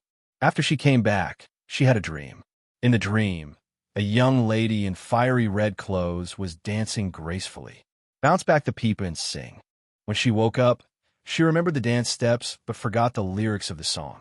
At least she remembered the tune of the pipa. Because of this dream, she excitedly went to learn the pipa for a period of time. Now it had come in handy. The big strings were as noisy as a downpour, while the small strings were like whispers. There was a cacophony of noise as beads of all sizes fell onto a jade plate. In the middle of the valley, the singing of orioles and the bottom of the flower is slippery, and the serene spring flows hard under the ice. This was by Juyi's pipa performance. At this time, it was quite appropriate to compare Ning Shuema's pipa performance. The song seemed to come from the horizon, making everyone unable to help but be immersed in the music. And the beauty of her dance had made the dancers on the side collectively speechless. Her waist was extremely soft, and every movement of her hands and feet was breathtaking. Even the most picky dancer couldn't find any fault. Her red clothes danced in the hall. Sometimes she bent over and spun. Sometimes she floated up. She was like a flower blooming in the spring breeze. Like a phoenix rising from the ashes, the silver bells hanging from her body rang rhythmically with the pipa. It was surprisingly harmonious and pleasing to the ears. Chapter 390. Everyone present was dumbfounded. Even Emperor Lu Xian had lost his self-control and stood up. The others wanted to cheer, but they were afraid of disturbing her dance and her pipa. All of them held their breaths like wooden sculptures. Originally, there were musicians in the hall to accompany the dancers. When Ning Shuema started to dance, those musicians were eager to give it a try. They wanted to play the instruments at hand to match her pipa music, but as soon as it sounded, everyone glared at it. This was the sound of nature. Any music was blasphemous to it.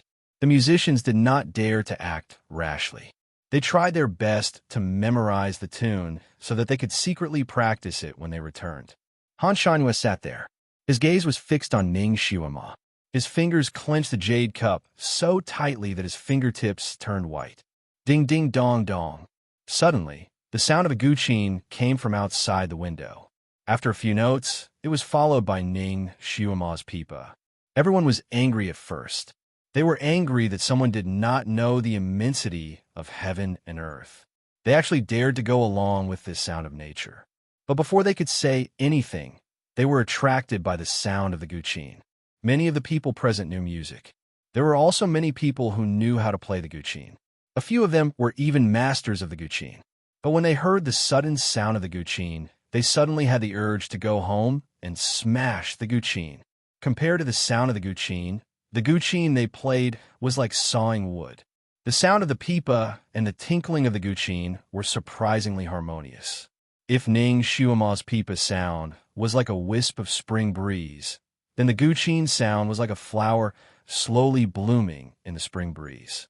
The spring breeze blew, and the flowers bloomed beautifully. This was the true sound of nature, the true meaning. For a moment, everyone forgot to reprimand the person who played the zither. Each and every one of them was mesmerized by the music and looked at it with infatuation. They felt that this song should only exist in the heavens. How many people could hear it in the human world? They only hoped that this guqin, this pipa, this dance would never stop. As expected, the music continued. Ning Shuema danced as if she didn't know what fatigue was. Her expression was as if she was possessed. But in her heart, she was complaining incessantly. Before the sound of the piano started, She had already danced to the last verse. She only needed to dance for another half a minute, and she would be able to end it perfectly. But as soon as the sound of the zither came, her feet seemed to be controlled by someone. Her body made all kinds of complicated dance moves, and the sound of the pipa also began to follow the tune of the zither. Her fingertips wandered around the lute until they began to bleed.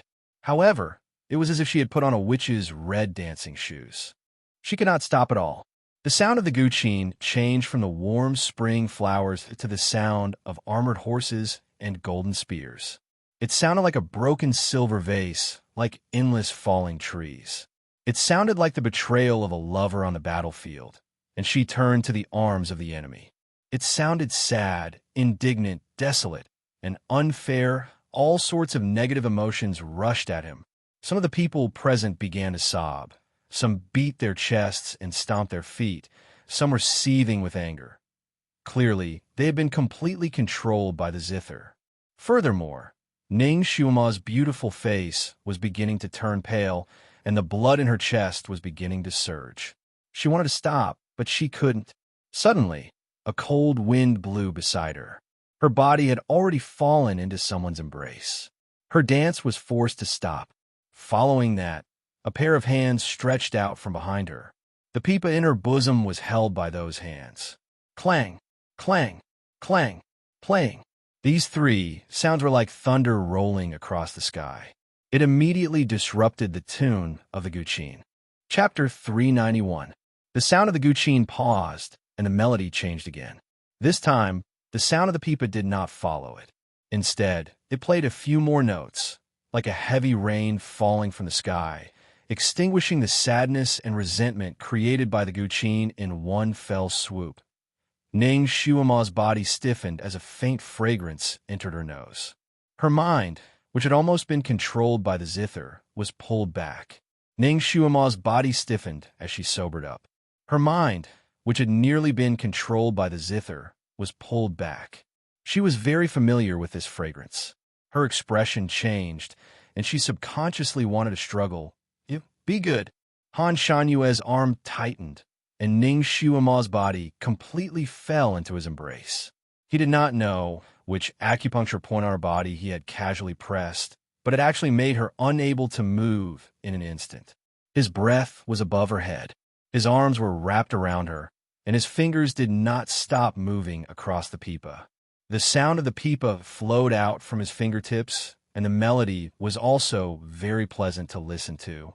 The sound of the guqin outside was interrupted by the sound of his pipa several times and was slightly scattered.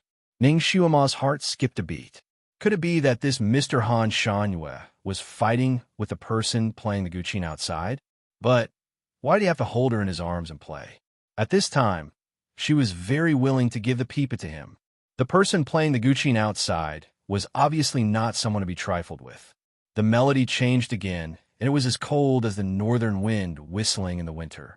The northern wind blew the white grass on the ground. The people who were just about to wake up from the music immediately felt as if they had stepped into an ice cellar and began to shiver.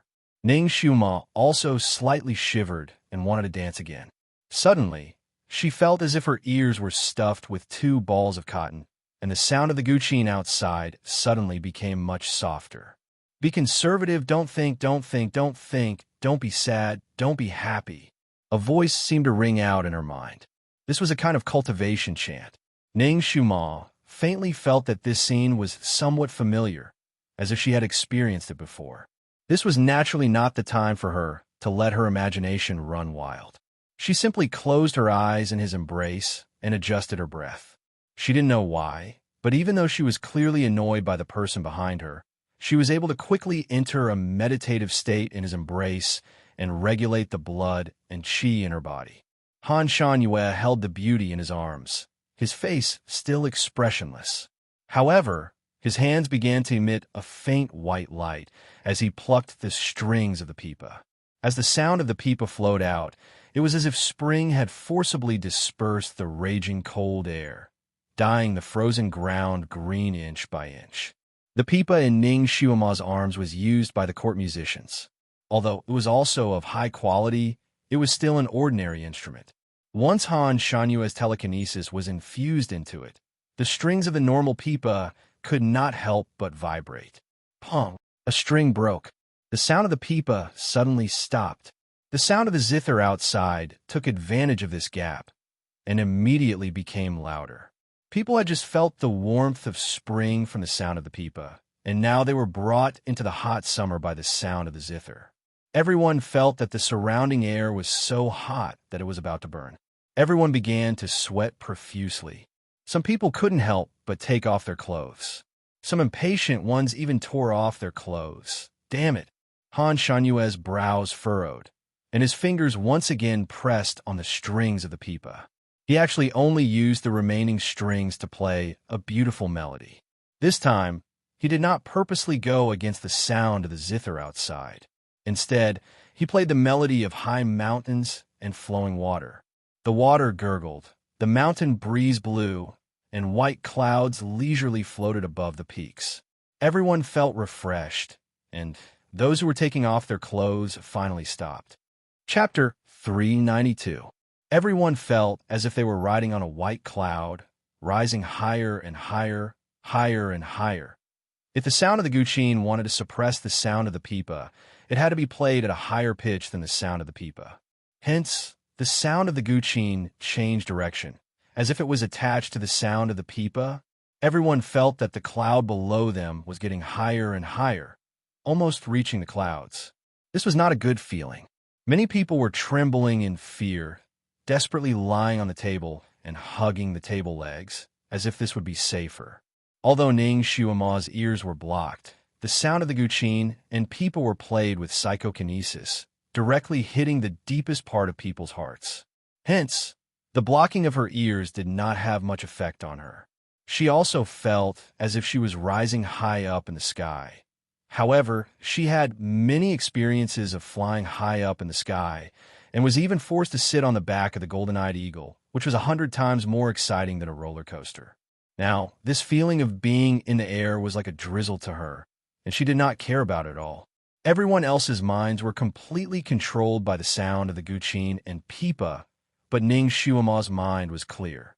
She clearly understood that she was still in Han Shanyue's arms, and that person had been hugging her and playing the pipa.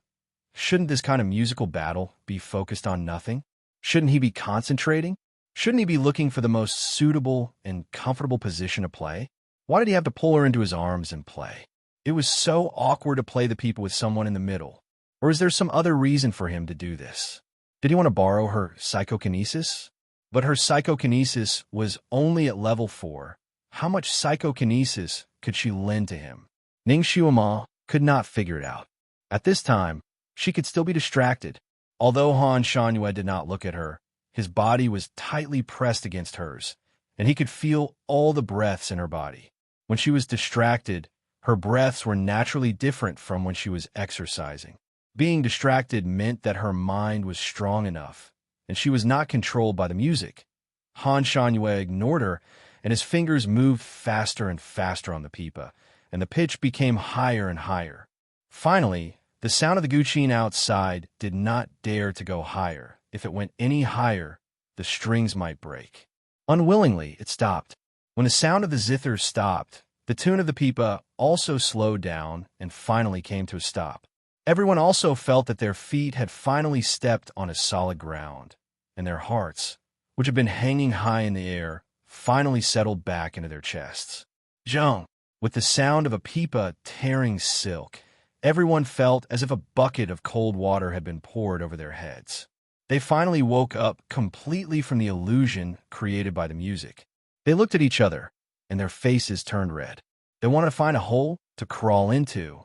These princes, who were usually immaculately dressed and strove for elegance in their every move, were all disheveled at this moment. There were even some who were topless and stripped down to their underwear. Moreover, their postures were all strange. Some were hugging the legs of the table and trembling. Some were lying on the ground with their hands on the snow-white carpet. And some were even hiding under the table and trembling with their hands holding their heads. But sticking out, the women weren't any better. Although they weren't completely naked, their outer garments and necklines were open. Their hair was loose and messy. Some of them were hugging a pillar, while others were hugging the men beside them. This situation was not the usual chaos and awkwardness. Everyone's faces were red as they hurriedly lowered their heads to tidy up their clothes. Those whose clothes were only disheveled were still okay. They just needed to tidy it up a little. There are also people whose clothes were stained with oil, vegetable stains, or torn by themselves. They couldn't wear them anymore and had to change their clothes. Chapter 393. Because Ji and Huang and a small group of people had a high level of cultivation, they were able to withstand the sound of the music. Thus, they did not fall too deeply into the illusion. At this moment, other than their pale faces and slightly messy clothes, they were fine. When Ji and Huang woke up, he immediately looked at Ning Xiaoma and was startled. Ning Xiaoma was still in the arms of Master Han Shanyue. Han Shanyue's arms were wrapped around her, and his hand was still on the strings of the pipa. The two people's posture was indescribably intimate. Xiaoma. Ji and Huang could not help but call out to her. Master. Kiran, who was drunk and sleeping, finally jumped up and looked at his master in disbelief. Didn't Master hate this Han Shanyue the most? Why did she allow him to hug her? Kiran's voice was exceptionally sharp and attracted the attention of the people who were preparing themselves. They all opened their eyes and mouths wide, especially the women. Their eyes almost popped out of their sockets. Didn't Master Han Shanyue never get close to any woman? How could it be? How could he hug that Jinx so intimately?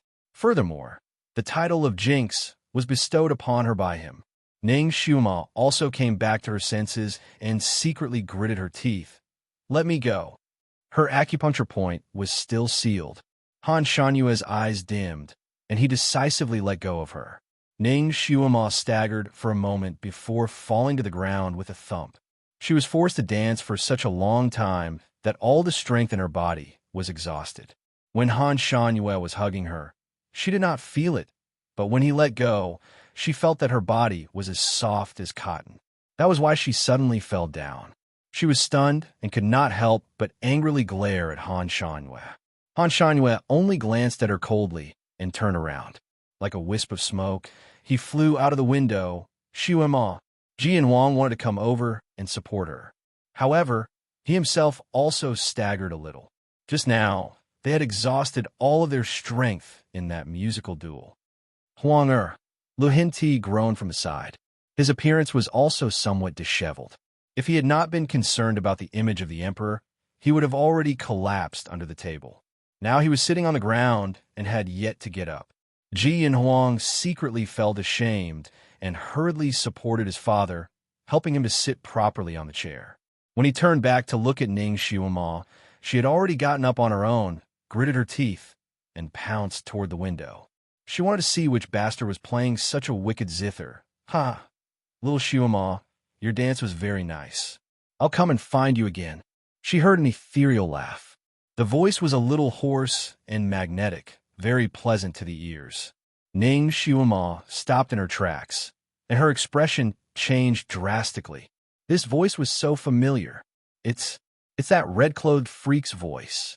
How could this be? Wasn't he already kicked into the lake to feed the beasts? Ning Xiaoma gritted her teeth and pounced on the window. The pavilion they were in was built on the water.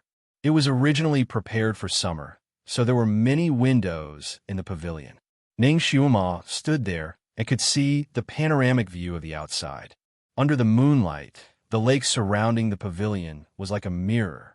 She could not see any strange people coming and going.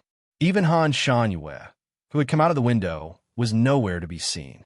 The others obviously had the same thoughts as her. After they could move, they all ran to the nearest window to look, but they did not see anything. Did the zither player leave? Monday, recommendation tickets, monthly tickets, let's go. Chapter 394. The Royal Garden security could be said to be the tightest. Who could sneak in so stealthily and almost kill so many people with just one song? If Han Shanyue was not here today and used his pipa to repel the person playing the zither, the consequences would be unimaginable. Lu Hinti's face was gloomy. He immediately ordered his bodyguard to call on the leader of the royal guards who was in charge of security today. A moment later, a fierce general came in with a pale face. Ning Xuema's heart skipped a beat. That person was Shi Tianlong. The moment he came in, he knelt down and begged for forgiveness. Lu Hinti asked him a few questions about the defense, and he answered them one by one. There was no problem with his defense, and it could be said that there were no blind spots. No one should be able to sneak in. When the zither sounded, Shi Tianlong initially thought that it was the royal family's entertainment program and did not pay much attention to it. When he realized that something was wrong, he and his soldiers were already mesmerized by the sound of the zither. It was only when the two instruments ended that the patrolling guards woke up. When they came over, it was as if they were suffering from a serious illness. They could not even walk properly. Some of the weaker ones had already vomited blood. However, when the zither sounded, Shi Tianlong happened to be patrolling nearby and saw the figure of the person playing the zither. At that time, the person was dressed in red and was sitting on a small boat with a dark blue zither on his lap. At that time, there was a mist on the water, causing the person's figure to be faintly discernible. Other than the black hair and red clothes, Shi Tianlong did not see anything else. Lu Hinti then ordered everyone in the music hall to come over and let Shi Tianlong identify the person. Shi Tianlong looked at them one by one and shook his head with certainty. He is not here. Lu Hinti frowned even more. He then asked the leader of the music hall if there was an outside zither player. The leader was in fear and trepidation, saying that the royal family would definitely not allow an unknown zither player to come in. There were so many people in the royal garden, so many experts, but they did not even see the other person's face clearly and were almost wiped out. Who could this person be? How did he get in? What was his purpose in coming here to play this murderous piece of music? Who was the one who sent them? Would he attack again in the future? Countless questions swirled in everyone's minds, but no one could find an answer. Lu Hinti's face was as dark as iron. Everyone's expression was naturally not good. The person playing the zither was undoubtedly a great danger. It was like a knife hanging over everyone's head, causing everyone's heart to palpitate. People were most afraid of unknown dangers. It's her. It's all her fault. One of the women couldn't help but scream. She pointed a finger at Ning Xuema. It's all her fault. If she hadn't danced that weird dance and played that lousy pipa, she wouldn't have been able to attract that demonic zither sound. This voice seemed to have reminded everyone of something. Everyone's gaze once again gathered on Ning Xuema. Ning Xuema still hadn't changed out of her red dress. Her red dress was like fire, which made the other women jealous. Look, she's wearing red too. It's the same color as that Guqin player. That's right. This is definitely not a coincidence. That red-clothed Guqin player must have been summoned by her. That's right. Maybe her playing the pipa was a secret signal to attract that demonic red-clothed man. Otherwise, how could there be such a coincidence? Nonsense. Kirin jumped up. Monthly ticket, recommendation ticket. Chapter 395. Nonsense. The little Qilin jumped up. There are many people who wear red clothes. My master was forced to play the pipa by you guys. It wasn't like she wanted to play it. How did it become a secret code? You ugly women are all ugly people. You're not as beautiful as my master, so you're jealous and purposely splashing dirty water on her. Despicable. Despicable. Kirin's words were like a cannon that poked a hornet's nest. The other women who were watching the show coldly from the side also became indignant, and their sarcastic remarks became more and more. Look, she even took in a mythological beast. How could it be possible with her ability? Someone must have helped her. Yes, they even signed a blood contract. How could a trash like her sign a blood contract? The person who helped her sign the blood contract must be a heaven-ranked expert. But everyone knows that on this continent, only the ancestor is a heaven-ranked expert. It's impossible for the ancestor to be a heaven-ranked expert because he was in the imperial palace at that time. Then the expert behind this is worth considering. Could it be the one who played the zither in red? A woman's reasoning ability was good, and she immediately analyzed logically. Yes, there must be a demon when things are abnormal. The things happening around her are too abnormal. Your Majesty, there's definitely something wrong with this woman. We must thoroughly investigate. The women spoke one after another, and the spearhead was pointed at Ning Xiuma. Lu Hinti frowned when he heard these women's chatter, but after listening to them, his heart was moved. There were indeed many strange things happening around Ning Xiuma. It was very abnormal. He remained calm and looked at Ning Xiuma. Xiuma, do you have anything to say? Ning Xiuma had already sobered up, but she really drank too much, and the alcohol made her usually astute mind somewhat unclear. She shook her head and asked, Your Majesty, what do you want me to say? Look, she's talking about you and me when she's talking to Your Majesty. How rude.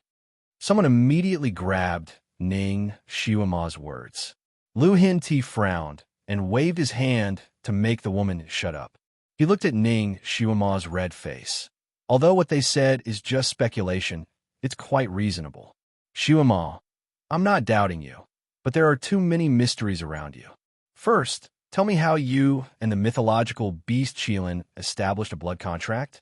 Who was the person who helped you? I can't remember. Ning Xiuma's answer. She really couldn't remember.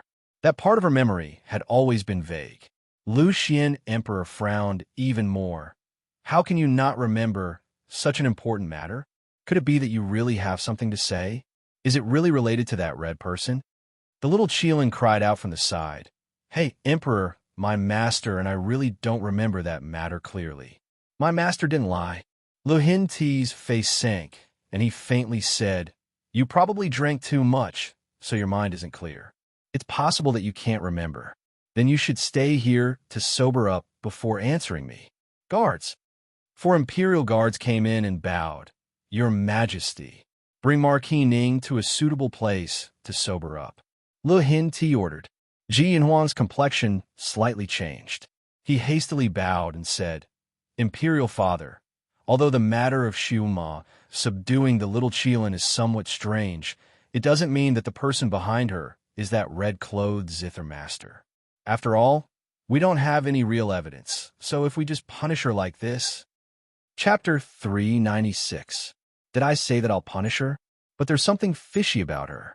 If we don't find out the truth, the country won't be at peace. That's right, Crown Prince. This woman is too strange. Even if she doesn't have any tricks up her sleeves, she's still a jinx. This disaster might have been caused by her evil aura. This kind of woman not only brings bad luck to her parents, but also to all her relatives. She might even bring disaster to the country. Another woman added fuel to the fire. The 4 guards agreed and immediately came to arrest Ning Xiuma. Ning Xiuma wanted to laugh.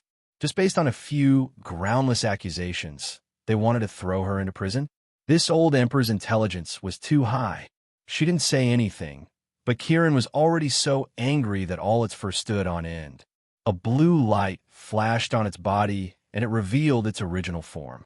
It turned into a majestic Kirin beast and stood in front of Ning Xiuma. It bared its teeth at the 4 guards. Who dares to arrest my master?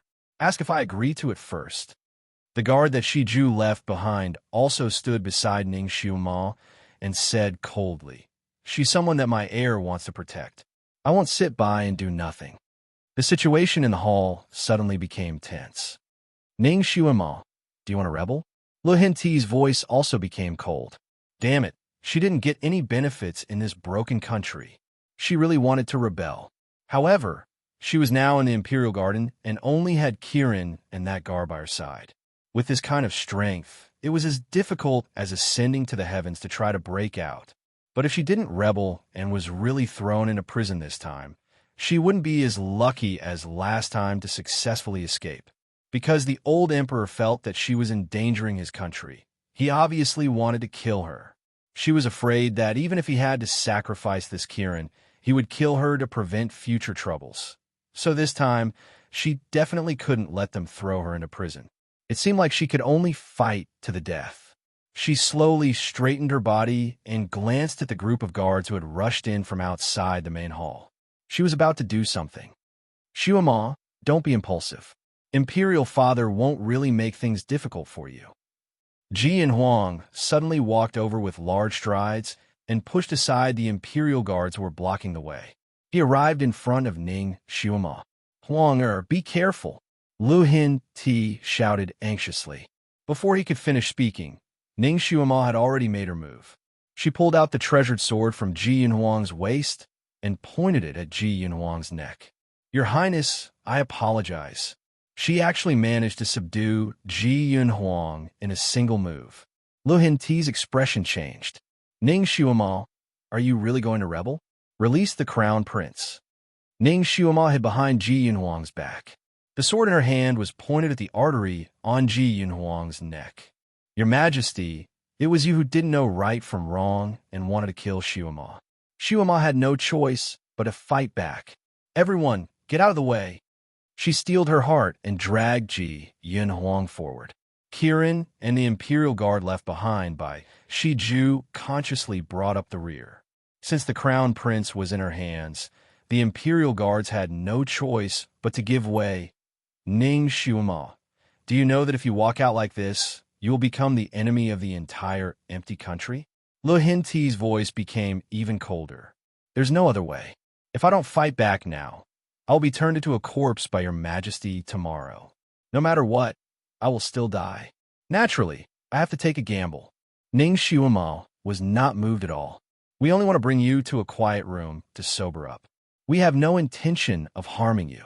After all, there are too many mysteries surrounding you.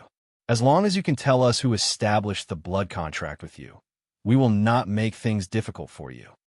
Chapter 397. What if Xuema still can't remember? Ning Xuema's voice became even colder. Then your Majesty will definitely use extreme measures against Xuema, right? Ning Xuema sneered. Your Majesty, I can tell you right now. Although I have forgotten who established the blood contract between us, there is one thing that I am certain of. It definitely isn't that red-clothed Guqin player. How can you be so sure? Lu Hinti immediately grasped the main point. Ning Xuema was speechless. Damn it. I must have drunk too much to have actually left such a big loophole. This red-clothed person was released by both her and Kirin. Naturally, he wasn't the one who established the blood contract between her and Kirin. However, she couldn't say this reason. Once she said it, her sin would be even greater. Furthermore, she wasn't sure if the red-clothed Guqin player Shi Tianlong saw was that red-clothed evildoer Shuilon. Perhaps it was someone else? After all, there were many capable people in this world. She took a deep breath and calmly replied, Xuema is naturally certain. As for the reason, perhaps I will give your Majesty an answer in the future. At this time, she had already pushed and shoved Ji Yunhuang to the top of the stairs. The top of the stairs was also filled with Imperial bodyguards. They all looked at her with vigilance. Without the Emperor's order, they wouldn't move aside. Your Majesty, Xuema didn't intend to harm the Crown Prince. However, this is on the condition that you don't push me too far. Tell your people to move aside. Otherwise, I can't guarantee that the sword in my hand won't slip. This sentence was full of threat. Lu Hinti didn't dare to risk his beloved son. He could only order all the Imperial bodyguards to move aside. Ning Xuema and the others took the opportunity to go downstairs. In front of them was the Crown Prince, and behind them was Kirin and the Imperial bodyguard. Naturally, Lu Hinti and the others couldn't do anything. They could only follow them. Ning Xuema quickly arrived at the hall on the first floor. Outside the hall was the 9 winding corridors. As long as she escorted Ji Yunhuang out of this garden and out of the capital, she would be able to escape with Kirin. After all, she was still short, especially when Ji Yunhuang was the tall and straight type. She had to stand on her tiptoes to hold the sword against his neck, which was a bit strenuous. Ji Yunhuang lowered his voice. You're too tired like this. It'll be safer if you place your sword on my back. Ning Xuema simply wanted to slap her own head. This wine really shouldn't be drunk. Her mind was not a little slow. He kept making common-sense mistakes. As expected, she placed the treasured sword on Ji Yunhuang's back and said in a low voice, Many thanks. Ji Yunhuang had purposely walked over to be her hostage. She was very clear about this. Otherwise, she wouldn't have been able to succeed so easily. It seemed like Ji Yunhuang really treated her well and was someone she could befriend. Both of their voices were very soft, almost as if they were transmitting their voices through telepathy. When it left his mouth, It only entered her ears. Other people simply couldn't hear what they were talking about. Ning Xiaoma was also afraid that everyone would be suspicious of Ji Yinhuang, so she deliberately laughed coldly. You want me to let you go? Dream on. No matter what, I'll have to ask you to send me out of the city. She lowered her voice and said to Ji Yinhuang alone, You're a real man, so I'll befriend you. Previously, you injured me because of Ji Yunyao, so I won't bicker with you anymore. Ji Yinhuang's eyes slightly darkened. He had never wanted to be her friend. Under Lu Hinti's command, the imperial bodyguards who were blocking the entrance moved aside. Ning Xiaoma took large strides forward while escorting Ji Yinhuang. Chapter 398.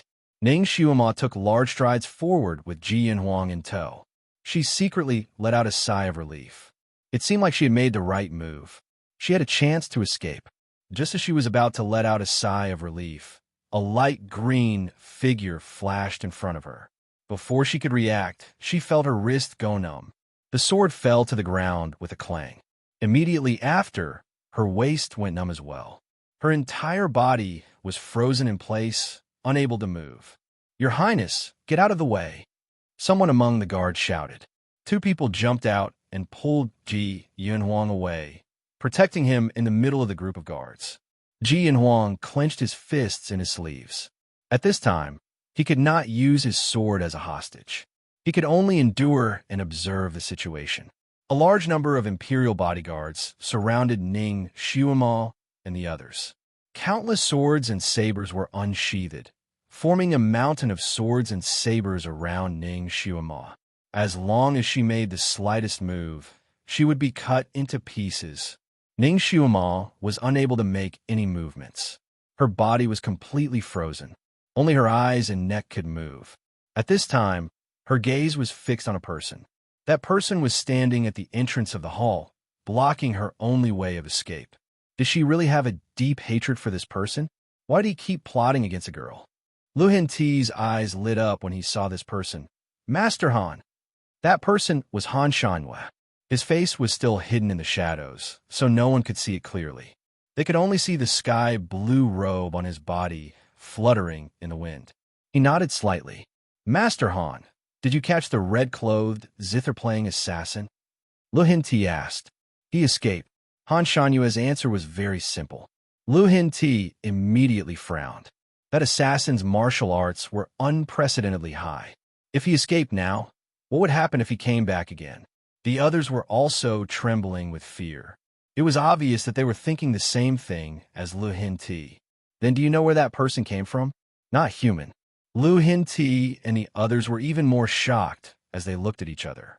They naturally knew that there were demons in this world, but they had not seen much of them, especially such a powerful and abnormal demon. Lu Hinti's gaze then shifted to Ning Xiaoma.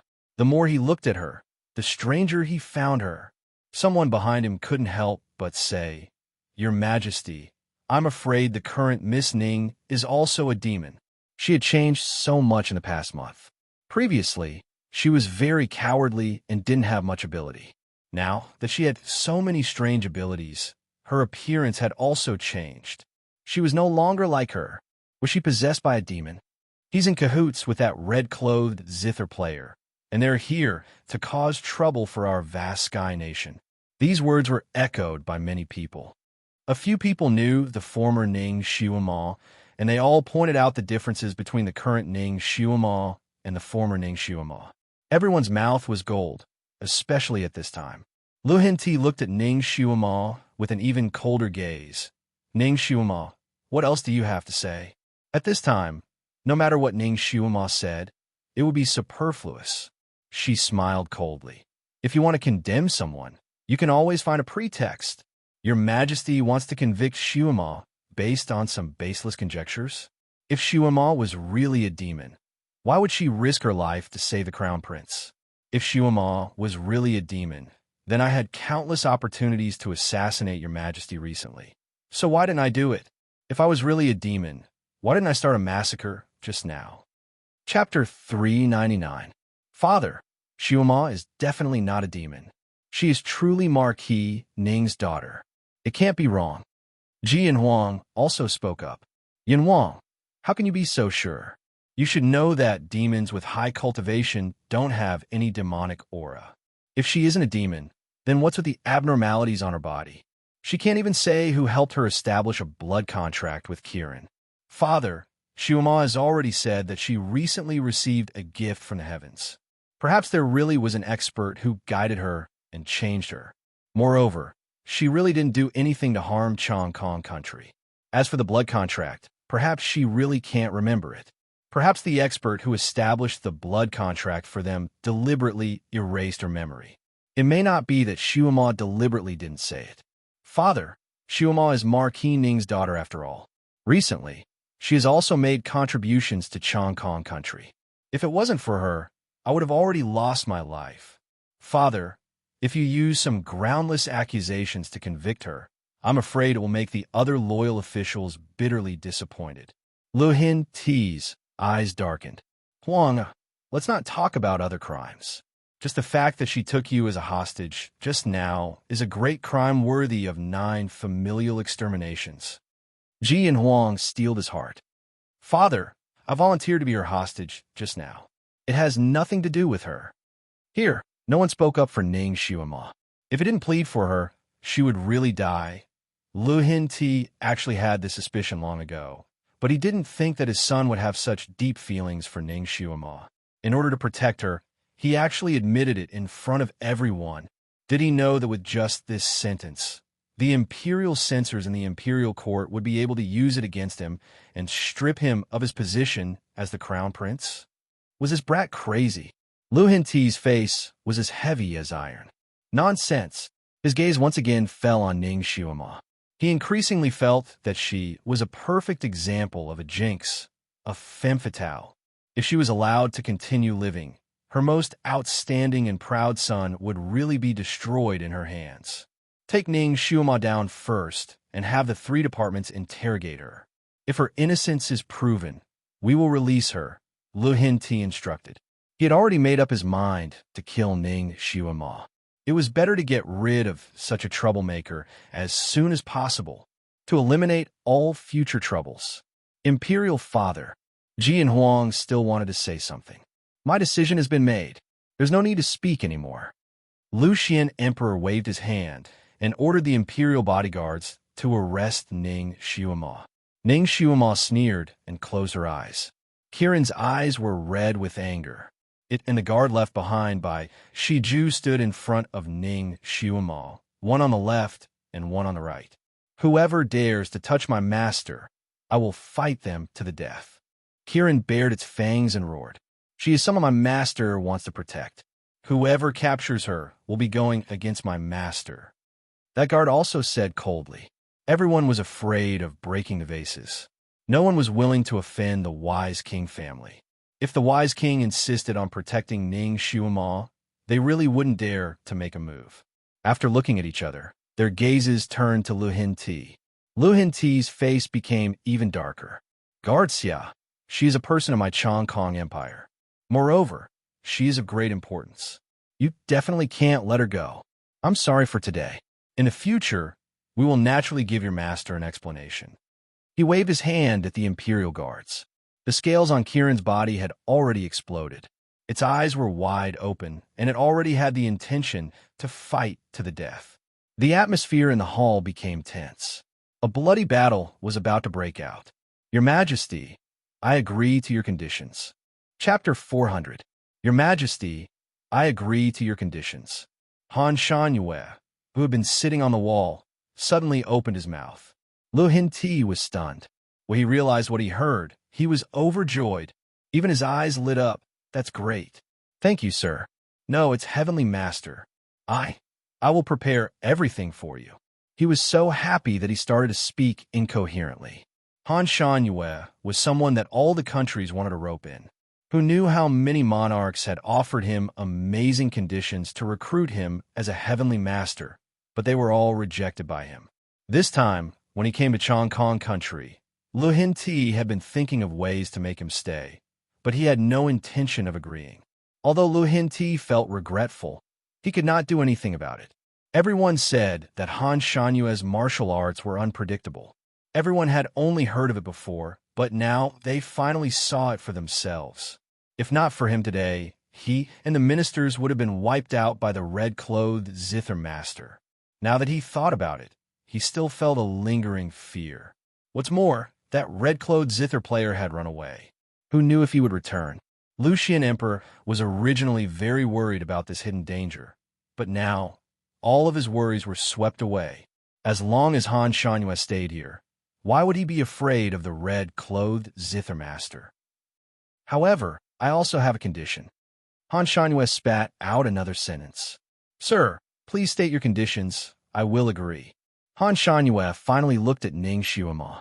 Ning Xiuma only felt the hair on her back stand up. She glared at him hatefully. Ning Xiuma, do you hate me? Han Shangyue finally opened his mouth. Ning Xiuma sneered and did not speak. Was there need to answer? She now had the heart to tear him into pieces. Her attitude caused the corners of Han Shanyue's mouth to curl up slightly.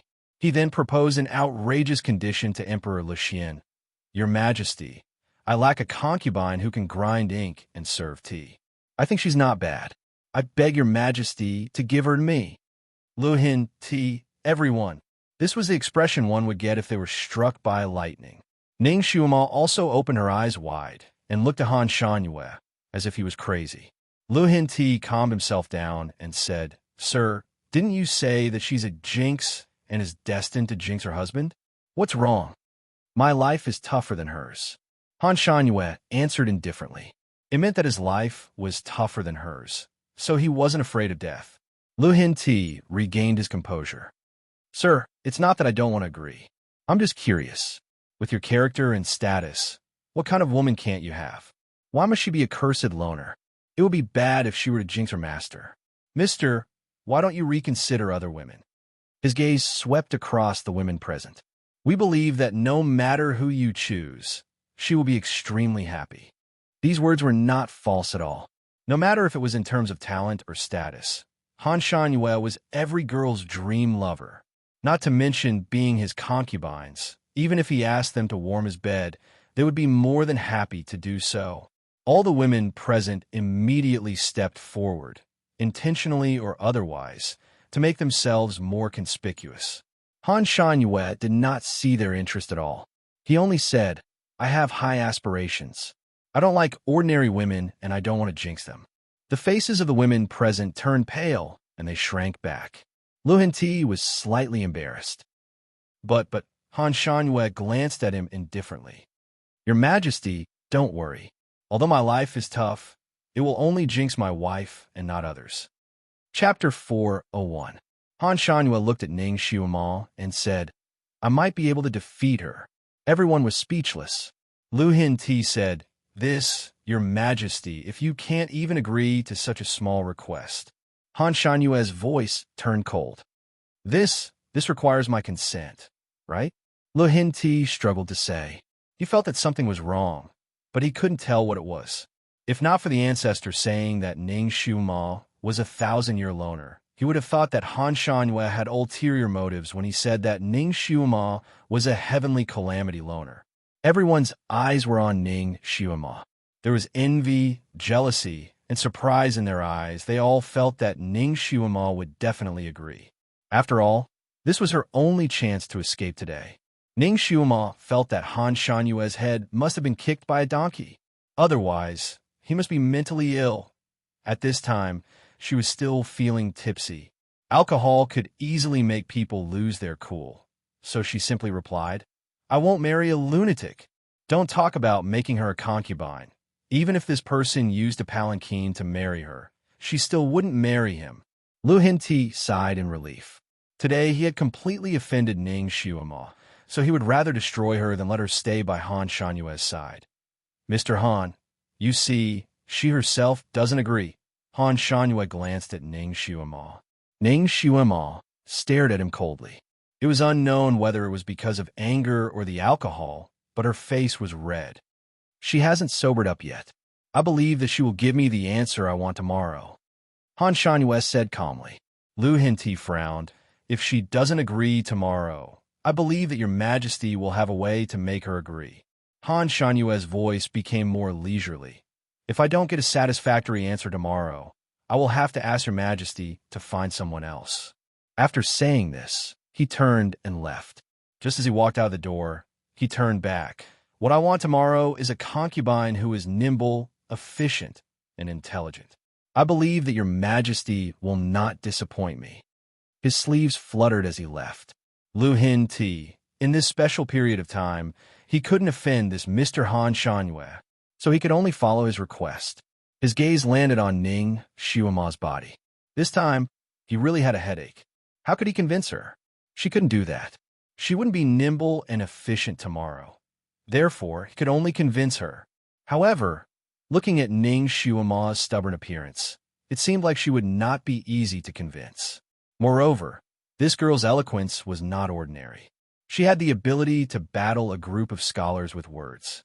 He was afraid that even if he tied up all the imperial censors under his command, they would not be her match. Moreover, he had thoroughly offended her. What headache? He waved his hand. "Find a clean room for Miss Ning to rest. We'll talk about it tomorrow." This time, he couldn't let the guards arrest Ning Xiuma. Of course, he couldn't put her in jail. Instead, he let the maids help her to a clean room to sober up. Ning Xiuma's acupuncture points had not been unsealed yet, so she couldn't struggle.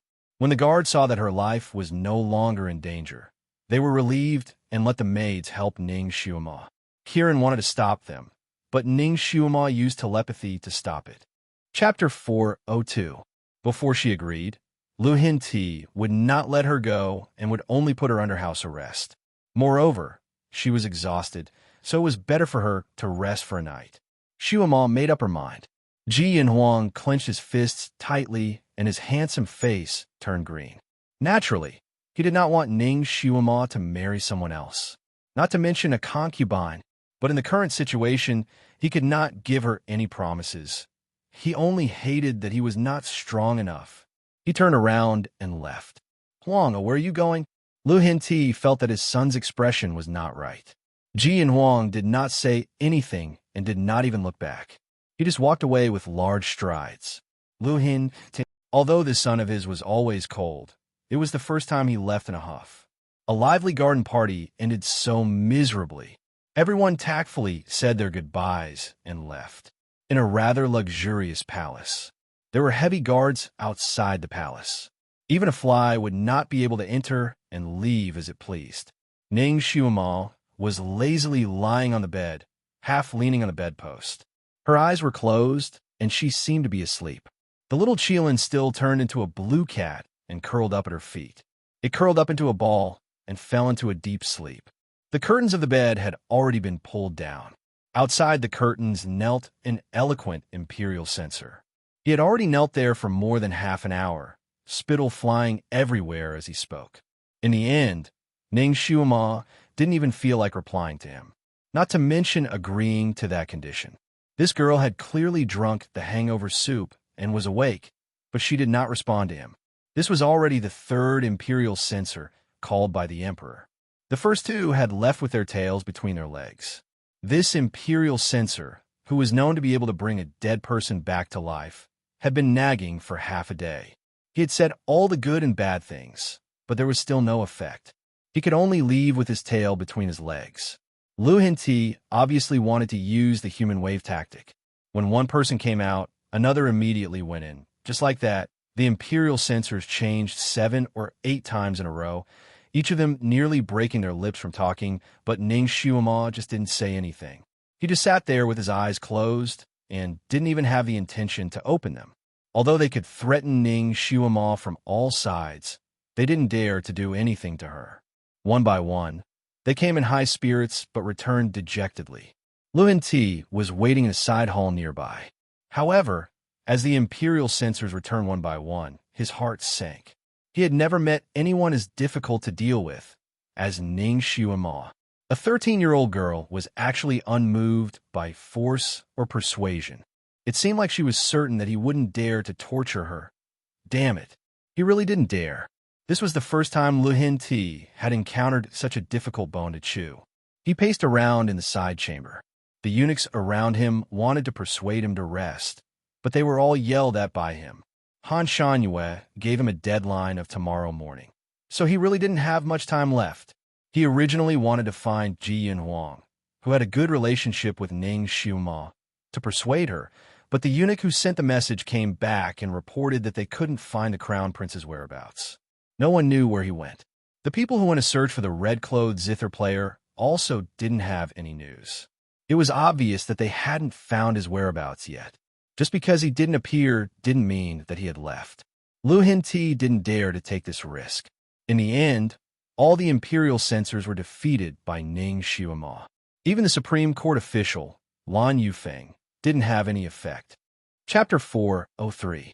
With no other choice, Lu Hinti gritted his teeth and decided to do it himself. In order to keep a talent like Han Shangyue, he was willing to give it his all. Ning Xiuma was really tired, so she was only half awake and half asleep. Those words of the imperial censor were all in one ear and the other out the other. She simply did not take them to heart. She was actually thinking about what she should do after she sobered up. If she didn't agree, she wouldn't be able to keep her life. Han Shangyue, that pervert, was very domineering with his acupuncture points. Although she could move freely now, she didn't have much strength left. She could only sit like an ordinary person and couldn't use any power. The guard sent by Shi Ju saw that her life wasn't in danger and left in the middle of the night. He must have gone to report to his master. As for Kirin, with its current ability, it couldn't carry her out of the heavily guarded palace unscathed. Moreover, even if she was lucky enough to escape, what about the people in the Ning residence? They would probably become cannon fodder. Concubine? Was she destined to be a concubine in this life? The sixth prince wanted her to be a concubine. The old emperor wanted her to be a beast concubine, and even that red-clothed evildoer wanted her to be a concubine. Crown Prince Ji Yinhuang was indeed interested in her, but she couldn't be his official concubine. As for Shi Ju, that child looked cold on the surface, but was actually very passionate. He was really good to her and was willing to do anything for her. However, he was after all the wise king's son. Even if she was interested in him, she wouldn't be able to get past his family. After all, no one dared to take the risk and let a heavenly cursed loner marry into their family. Ning Xiuma silently thought about all the suitors in this era. None of them actually wanted to marry her as their official concubine. She couldn't help but feel sad. She touched her nose and sighed softly. She lowered her head and looked at her own body. Was this the fate of a heavenly beauty? She was only 13 years old and was already being forced to marry. Han Shangyue, that pervert, what did he think of her? Why did he do this? She thought about Han Shanyue's feelings but still couldn't figure it out. She decided not to think about it anymore. As dawn approached, Lu Hinti finally arrived. A eunuch shouted at the door. "Long live the emperor has arrived." His voice was loud enough, but Ning Xiuma didn't give him any face at all. She didn't even have the intention to get up, let alone kneel to greet him. The old emperor stood at the door for a moment, waved his hand in a pretentious gesture, and then walked in. He found himself a chair and sat down, preparing to have a long talk. The maid serving at the side hung up the bed curtain. The emperor was here, so it was obviously inappropriate to hang up the bed curtain. Lu Hinti looked at Ning Xiuma, who was still lying under the quilt. It was simply impossible. He went straight to the point. "Ning Xiuma, you should know that you have to agree to this even if you don't want to. What conditions do you have? Just state them." Ning Xiuma said indifferently, "I don't have any conditions. I'd rather die than marry that pervert." This was the first time someone called Master Han Shangyue a pervert. Lu Hinti said coldly, "It doesn't matter if you're not afraid of death. Aren't you afraid that your entire Ning family will be executed? Your Majesty, go ahead and execute them. It's best if you kill all 9 generations of my family." Ning Xiuma replied indifferently. The Ning family had nothing to do with her at all. Monthly tickets, recommendation tickets. Do you want them in my pocket? Chapter 404. Lucian Emperor was choked by her words for a moment. He could only find a way out of this embarrassing situation. Your father, Marquis Jing Yuan, has made great contributions to the vast Sky Empire. Because of his face, we will not be so ruthless. However, your stubbornness really disappoints me. We won't kill your entire family, but that old Joan was the one who raised you, so it's unavoidable that he wasn't strict enough in teaching you. If you don't agree, we can only kill him." When he said the last sentence, there was a murderous look in his eyes. Ning Xiaoma did not buy it. "I have never heard of a servant being able to control his master. However, if your majesty wants to use him to threaten Xiaoma, Xiaoma does not care. I don't even care about my own life. Why would I care about other people's lives?" Lu Hin Ti said, "Ning Xiaoma, if you do not agree, only death awaits you." The left assistant minister, who just left, also said that. Xiaoma said that she does not care. "Ning Xiaoma, even ants cherish their lives, not to mention you. You are only 13 years old. There is still a great future waiting for you." Imperial Censor Mei also said that just now. Ning Xiaoma's voice was still indifferent. "How is Master Han not good enough? You don't know how many girls in this world want to marry him, but he has never looked at them. You being able to marry him is a great blessing. I will give this blessing to others. Whoever wants to marry can marry. Xiaoma does not care." This girl was simply too stubborn. The veins on Lu Hin Ti's forehead were throbbing. He used both the carrot and the stick to persuade her for an hour, but Ning Xiaoma only replied with a few words.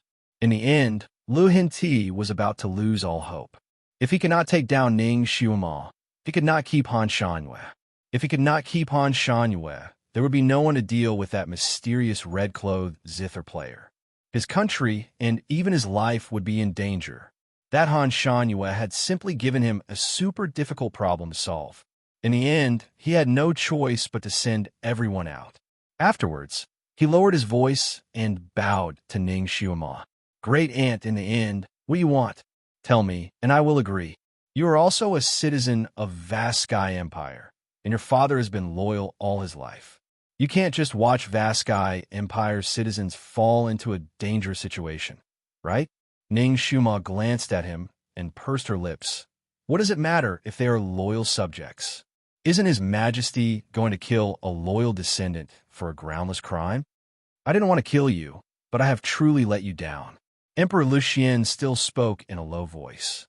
"You think a simple sorry is enough? What do you want? His Majesty, Marquis, Marquis, Marquis, martyr, martyr, martyrs, martyr, martyr, martyr, martyrs, martyr, martyr, martyr, martyr, martyr, martyr, martyr, martyr." Was she willing to raise her conditions? Did she relent? Lu Hin Ti was secretly happy. He nodded and agreed. "Good. As long as you agree to marry Master Han as a concubine, I will agree to your condition." Ning Xiaoma narrowed her eyes and slowly said, "Your Majesty, this is what you should do." It is not Xiaoma's condition. However, Xiaoma can agree to consider this. Lu Hin Ti. He could only bargain with Ning Xiaoma again. Lu Hin Ti realized that once this little girl was awake, her words were watertight. She was also a good negotiator. During the negotiations, Lucian Emperor had unknowingly agreed to a bunch of conditions that made him regret it so much that his intestines turned green. Chapter 405. For example, giving Ning Xiaoma a permanent death exemption medallion and a reward of 100,000 taels of gold to the Marquis Jing Yuan's residence. No matter when or where, she would not need to pay respects to any member of the royal family. Even if she met the emperor, she would not need to kneel. She would renovate the Marquis Jing Yuan's residence and double its size. She would set up a horse memorial arch and a horse memorial arch in front of the Marquis Jing Yuan's residence. As long as they passed by her residence, the civil officials would get off their palanquins and the military officials would get off their horses. Furthermore, she would be able to borrow all kinds of books from the imperial palace. The most important condition was that she would be given the Moonlight Cauldron, a medicine furnace from the treasure pavilion of the imperial palace. The other conditions were still acceptable. Lu Hin Ti gritted his teeth and agreed to all of them. Only the last condition was not worth it. The Moonlight Cauldron was passed down by his ancestors. It was said that it could refine all kinds of medicine and even the elixir of immortality. Of course, this was just a rumor passed down, and no one had confirmed it yet. This was because the structure of the Moonlight Cauldron was not ordinary, and there seemed to be a seal on it. Kong country's best pharmacist was unable to unlock its functions and could not even use it to refine ordinary medicine. However, this did not mean that the Moonlight Cauldron was not a treasure. This cauldron was kept in the Imperial Palace, and not many people in the world knew about it. Lu Hinti did not understand how Ning Xuema found out that the cauldron was with him. Could it be that Ji Yanhuang told her? Although Lu Hinti was not willing to part with it, he had no choice but to give it to her at this time. In the end, Ning Xuema finally relented. She said that she could consider marrying Han Shanyue, but the precondition was that she had to talk with him again. After talking for a while, she would decide whether to marry him or not. Lucian Emperor simply wanted to cry. He had agreed to so many humiliating conditions, but in the end, he only managed to get an ambiguous answer from her. However, it was good that she relented. This was a good sign. Everything would wait until Han Shanyue arrived. He was actually quite curious about what Ning Xuema would discuss with Han Shanyue. What would Han Shanyue agree to? When the morning sun finally rose, the sky was bright red. Han Shanyue finally floated over. No one knew where he had spent the night. Lu Hinti had secretly sent people to search for him, but to no avail.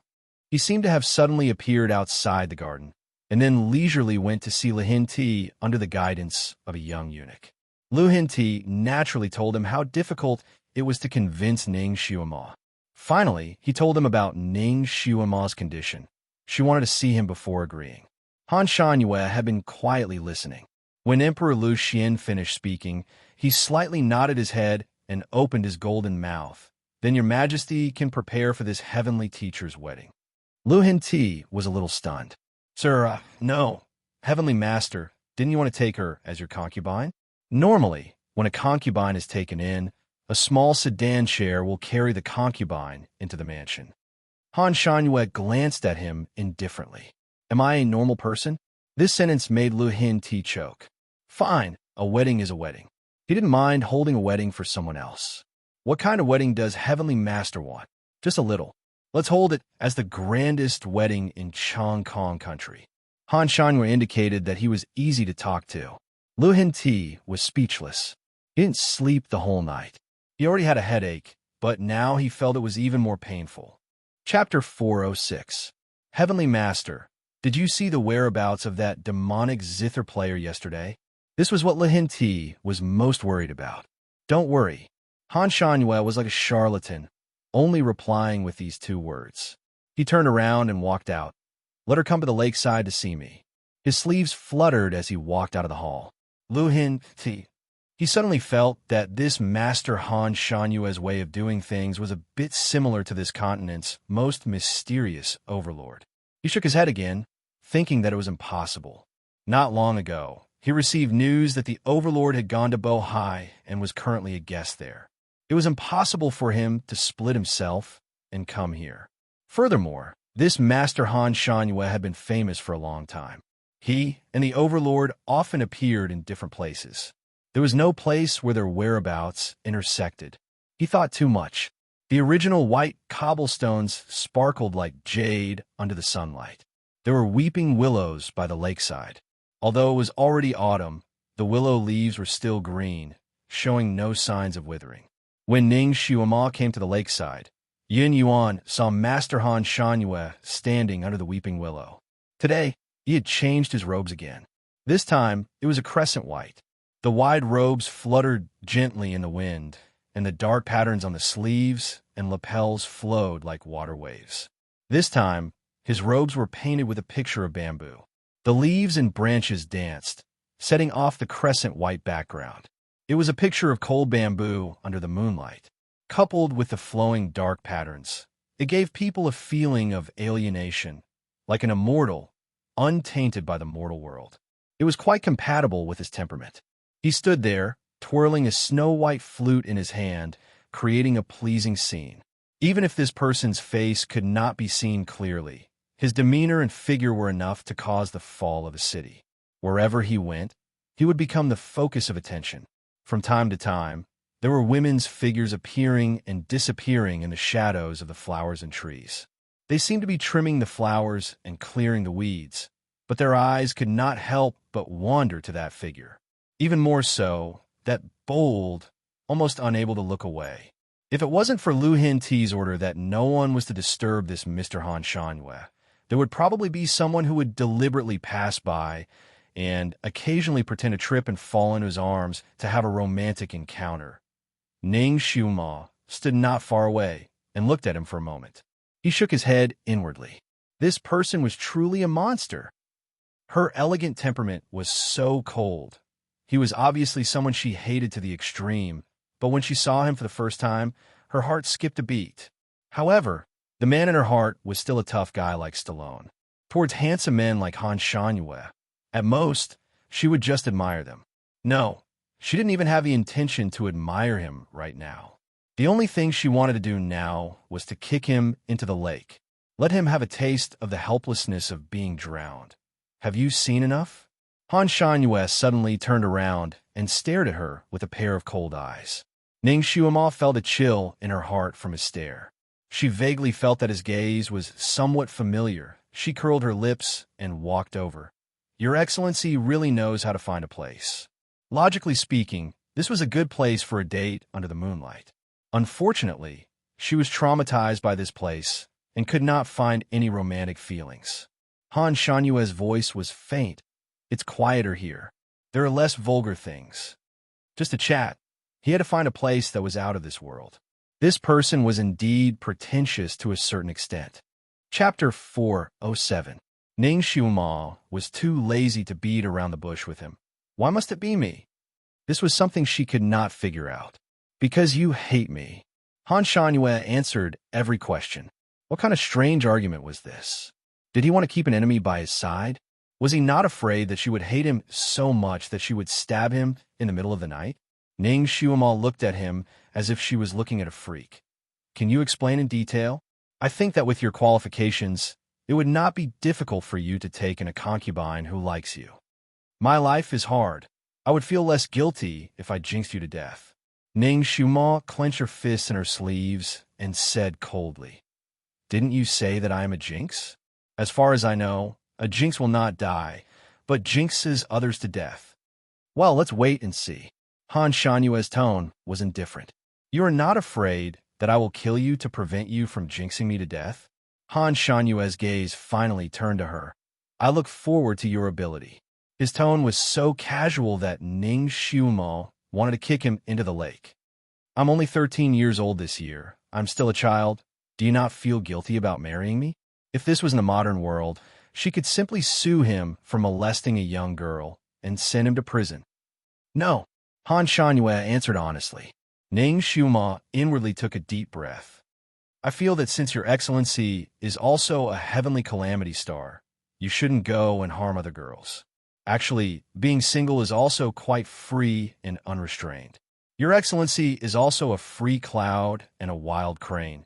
So why must you be implicated by a family? A concubine is not considered a family. Han Shanyue corrected her. His tone was still indifferent. You only need to answer me. Are you willing or not? So what if I am? And so what if I am not? Ning Xiuma asked him back. If you are willing, I will marry you in 10 days. If you are not willing, only death awaits you.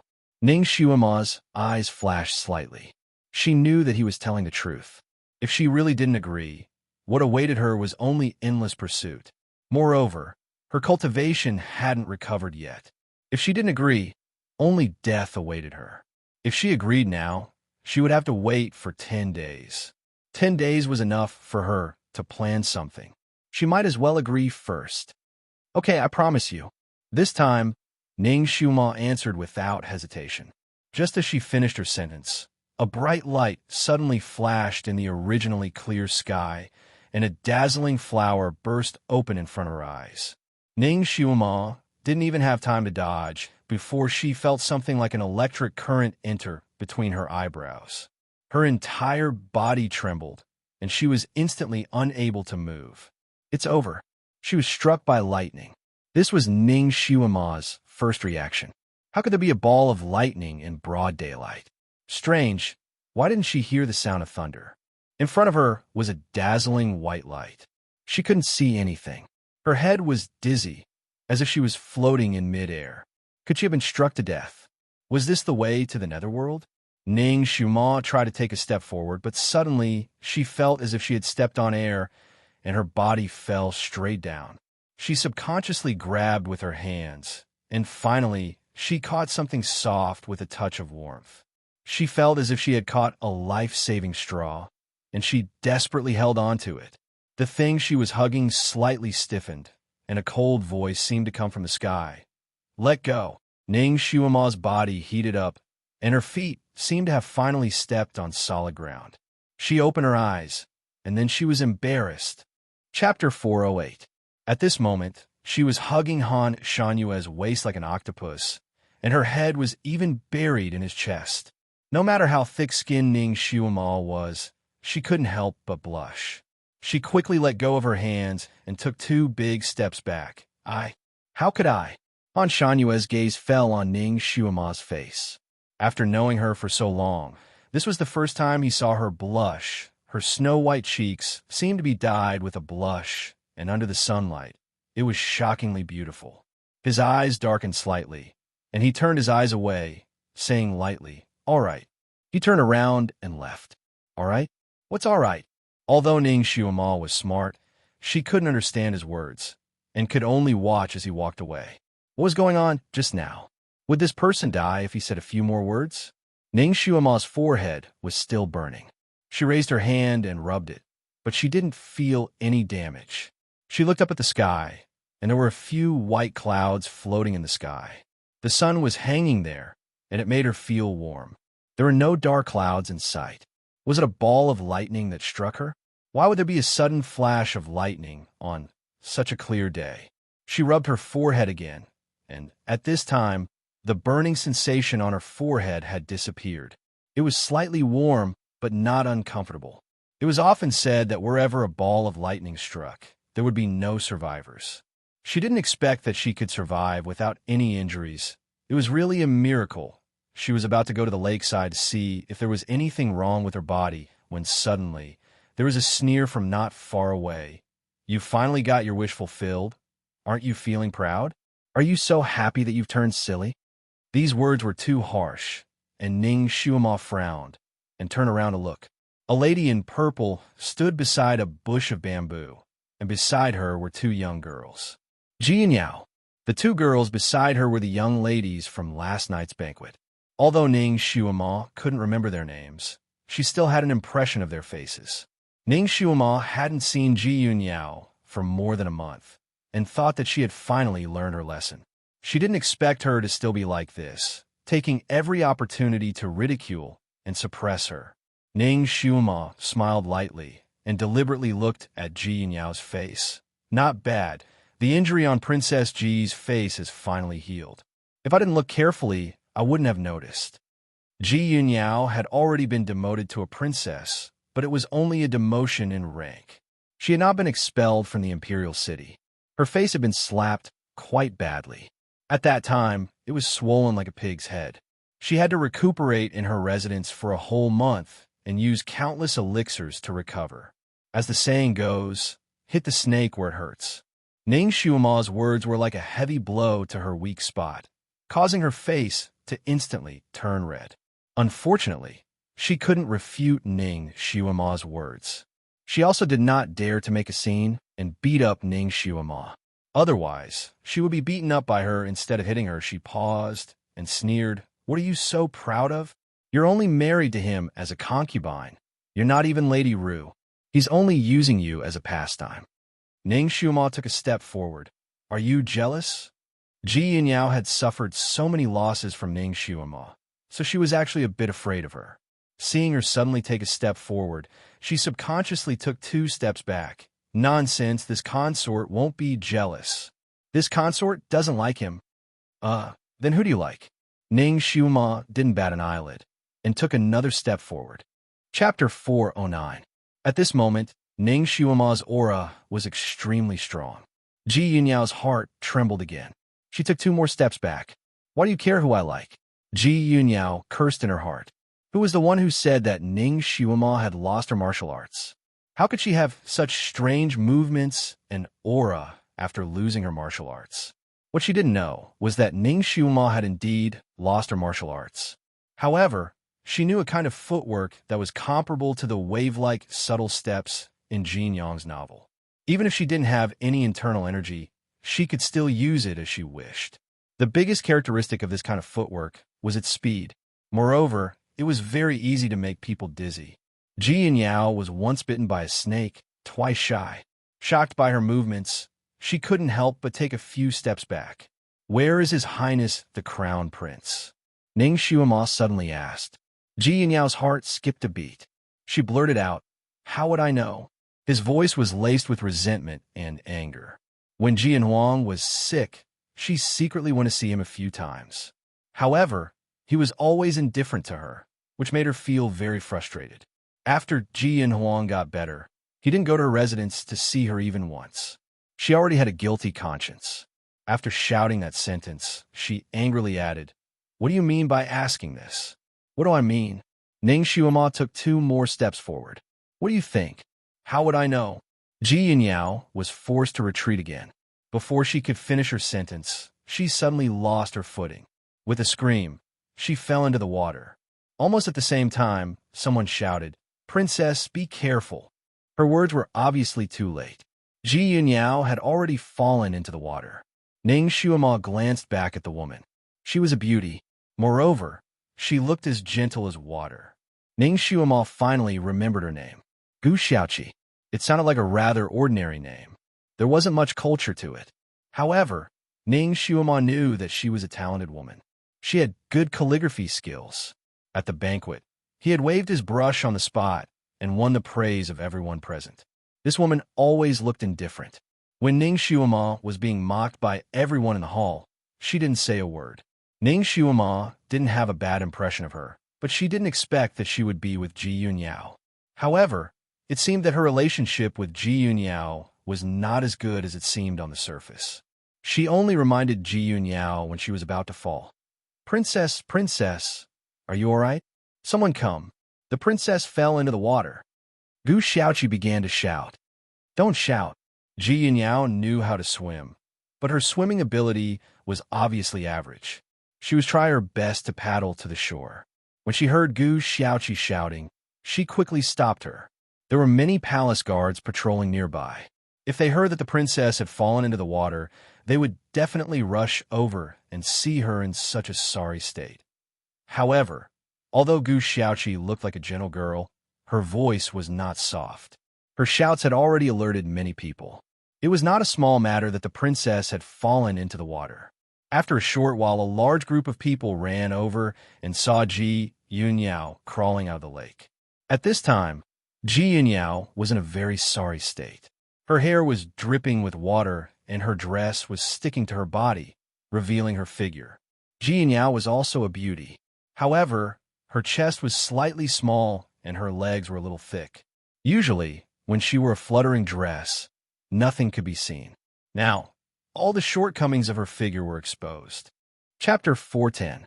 This princess was usually very prideful, but now she was like a drowned rat without a trace of her immortal aura. Ji Yao had never thought that her shortcomings would be so blatantly exposed in front of everyone. Her body was very cold, but her face was as red as a purple eggplant. She wanted to jump into the water again and bury her body in the water to cover her embarrassment. Fortunately, these imperial guards were tactful. Seeing that she had climbed out of the water, they bowed and left. In the blink of an eye, they were all gone. Ji Yao was burning with anger. She looked around and said, "Where is that bitch?" Gu Xiaoqi had already come to her side. She took off a cloak and handed it to her. She sighed. "She has left." Ji Yao wrapped the cloak tightly and scolded angrily. "This bitch has evil intentions. She forced me into the water. I want to report this to my father and let him punish her." Gu Xiaoqi sneered secretly. "Your father can't wait to curry favor with her. How can he punish her for such a small thing? Wouldn't it be embarrassing to complain? What's more, Ning Xiuma didn't do anything. She didn't even curse. What was there to complain about?" Gu Xiaoqi sighed softly. "Princess, she is now in the middle of a raging fire. I'm afraid it won't work if we go and complain about her now. Why don't we wait for the right time and plan slowly? Ji Yao was originally angry because Gu Xiaoqi blindly called for help. Now that she heard her words, her heart moved. She felt that Gu Xiaoqi was quite considerate of her. She also knew that it wouldn't be good to complain at this time. She just wanted to find a way out. Xiaoqi, do you have any good ideas? Gu Xiaoqi's eyes flashed, and she shook her head. Princess, this kind of thing can only be done according to the circumstances. We will find another opportunity in the future. No matter what, I will stand on your side. Ji Yao nodded. She knew that Gu Xiaoqi was very scheming. If she really got such a helper by her side, she would have one more think tank. Ning Xuema, Ning Xuema, Ning Xuema. She gritted her teeth and said this name in her heart. She clenched her fists tightly. Gu Xiaoqi held her arm and walked forward, serving her to change her clothes. She naturally sensed Ji Yao's tense muscles, and the corners of her lips curled up slightly. Because Ning Xuema had already agreed to Han Shanyue's marriage, Lu Hinti could finally relax. Ning Xuema was no longer restrained, so this time, Ning Xuema rode Kirin out of the Imperial Garden easily. However, there was a group of bodyguards following behind her. They were sent by Lu Hinti.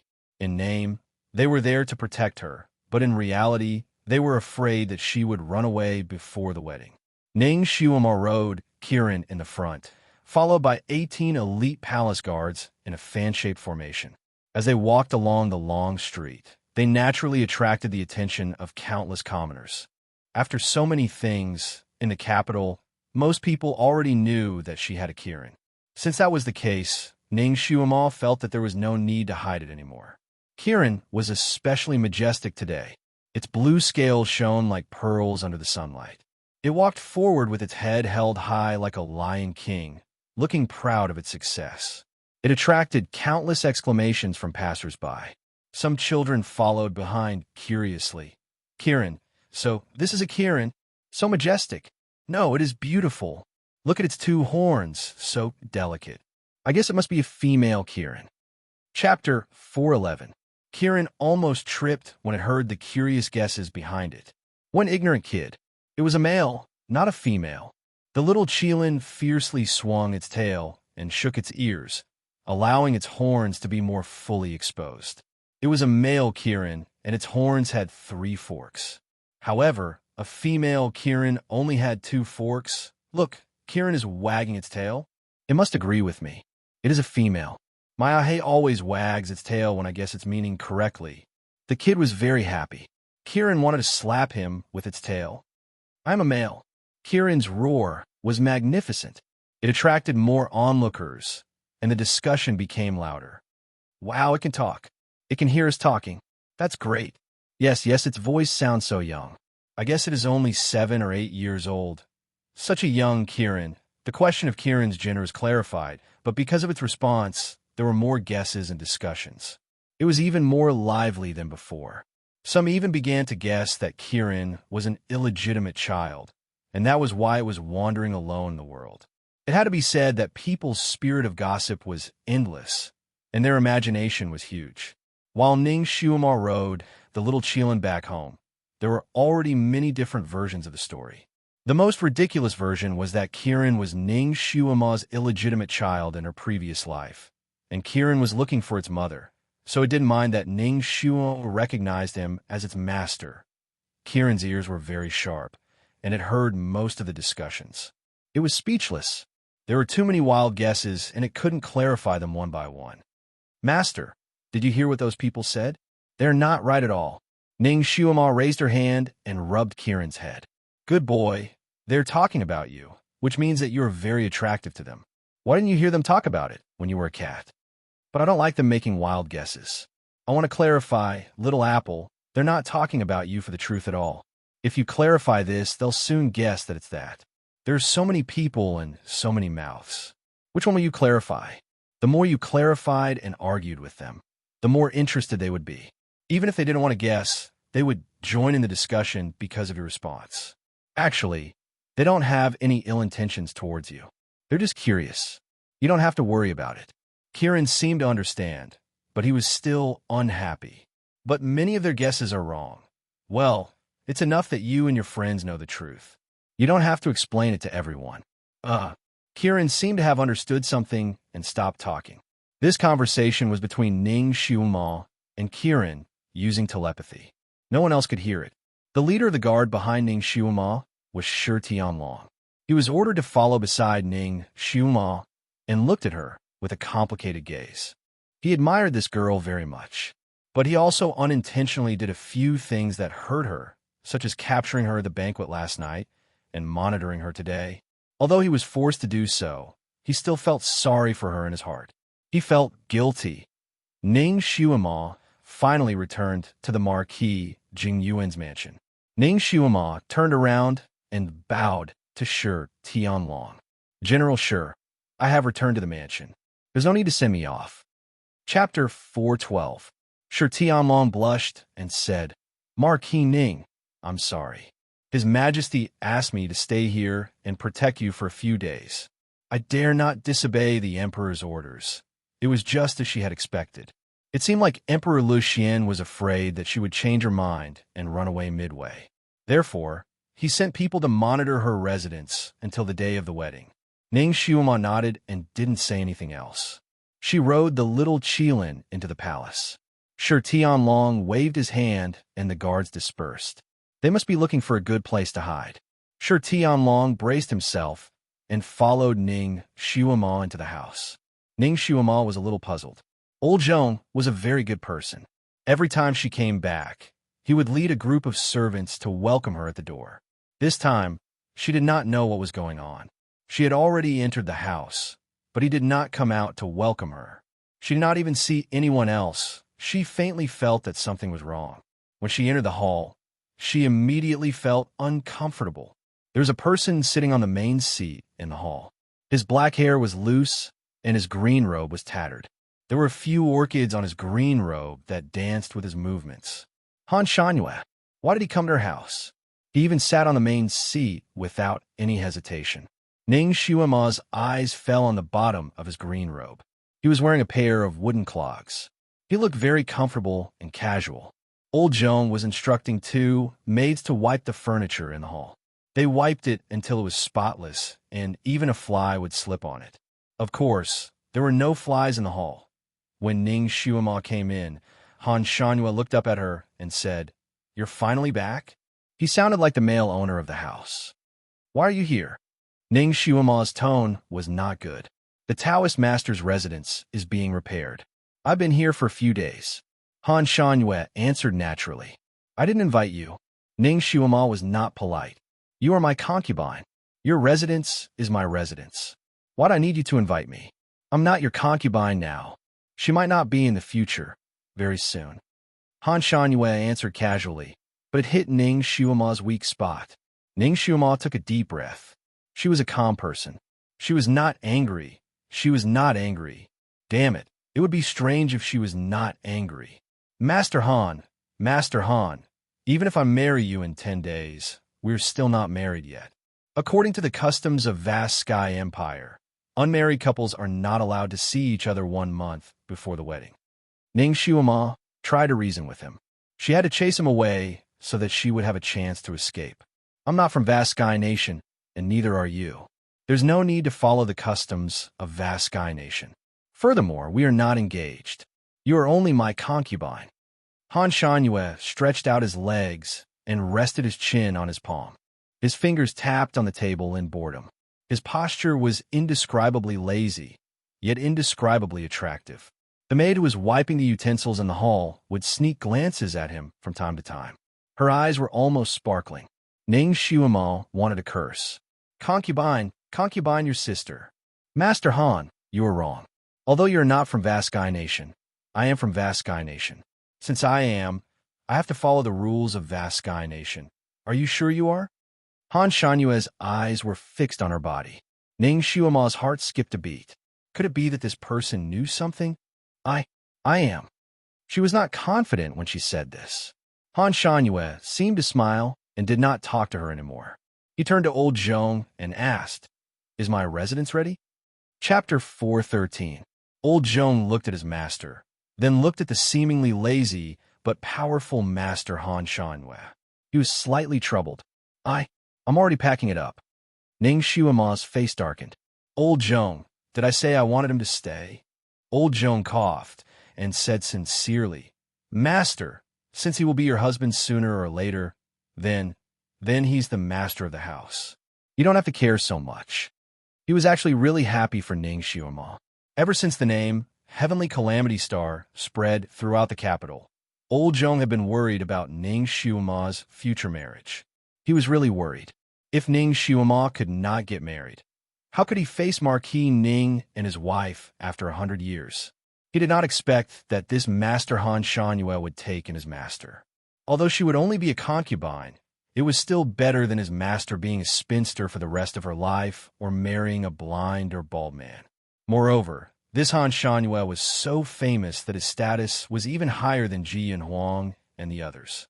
What was even more rare was that he did not have any other women by his side. His master's status in marrying him was not high, but it was the same as being his official wife. Old Zhong was sincerely happy that his master was able to get such a good marriage. His master's current state was probably due to a little girl's embarrassment. It was normal for a little girl to be a little pretentious. Old Zhong expressed his understanding, so he could not help but say a few words. He was afraid that Ning Xiuma was not sensible and would anger this Master Han and break up this good marriage. Ning Xiuma also knew that she could not chase him out even if she wanted to. This person's skin was much thicker than she had imagined. She coldly said, As long as we are not married, he is not my husband, and he is not the master of the house. However, since this Mr. Han has nowhere to go, we will take him in for a few days in the spirit of humanity.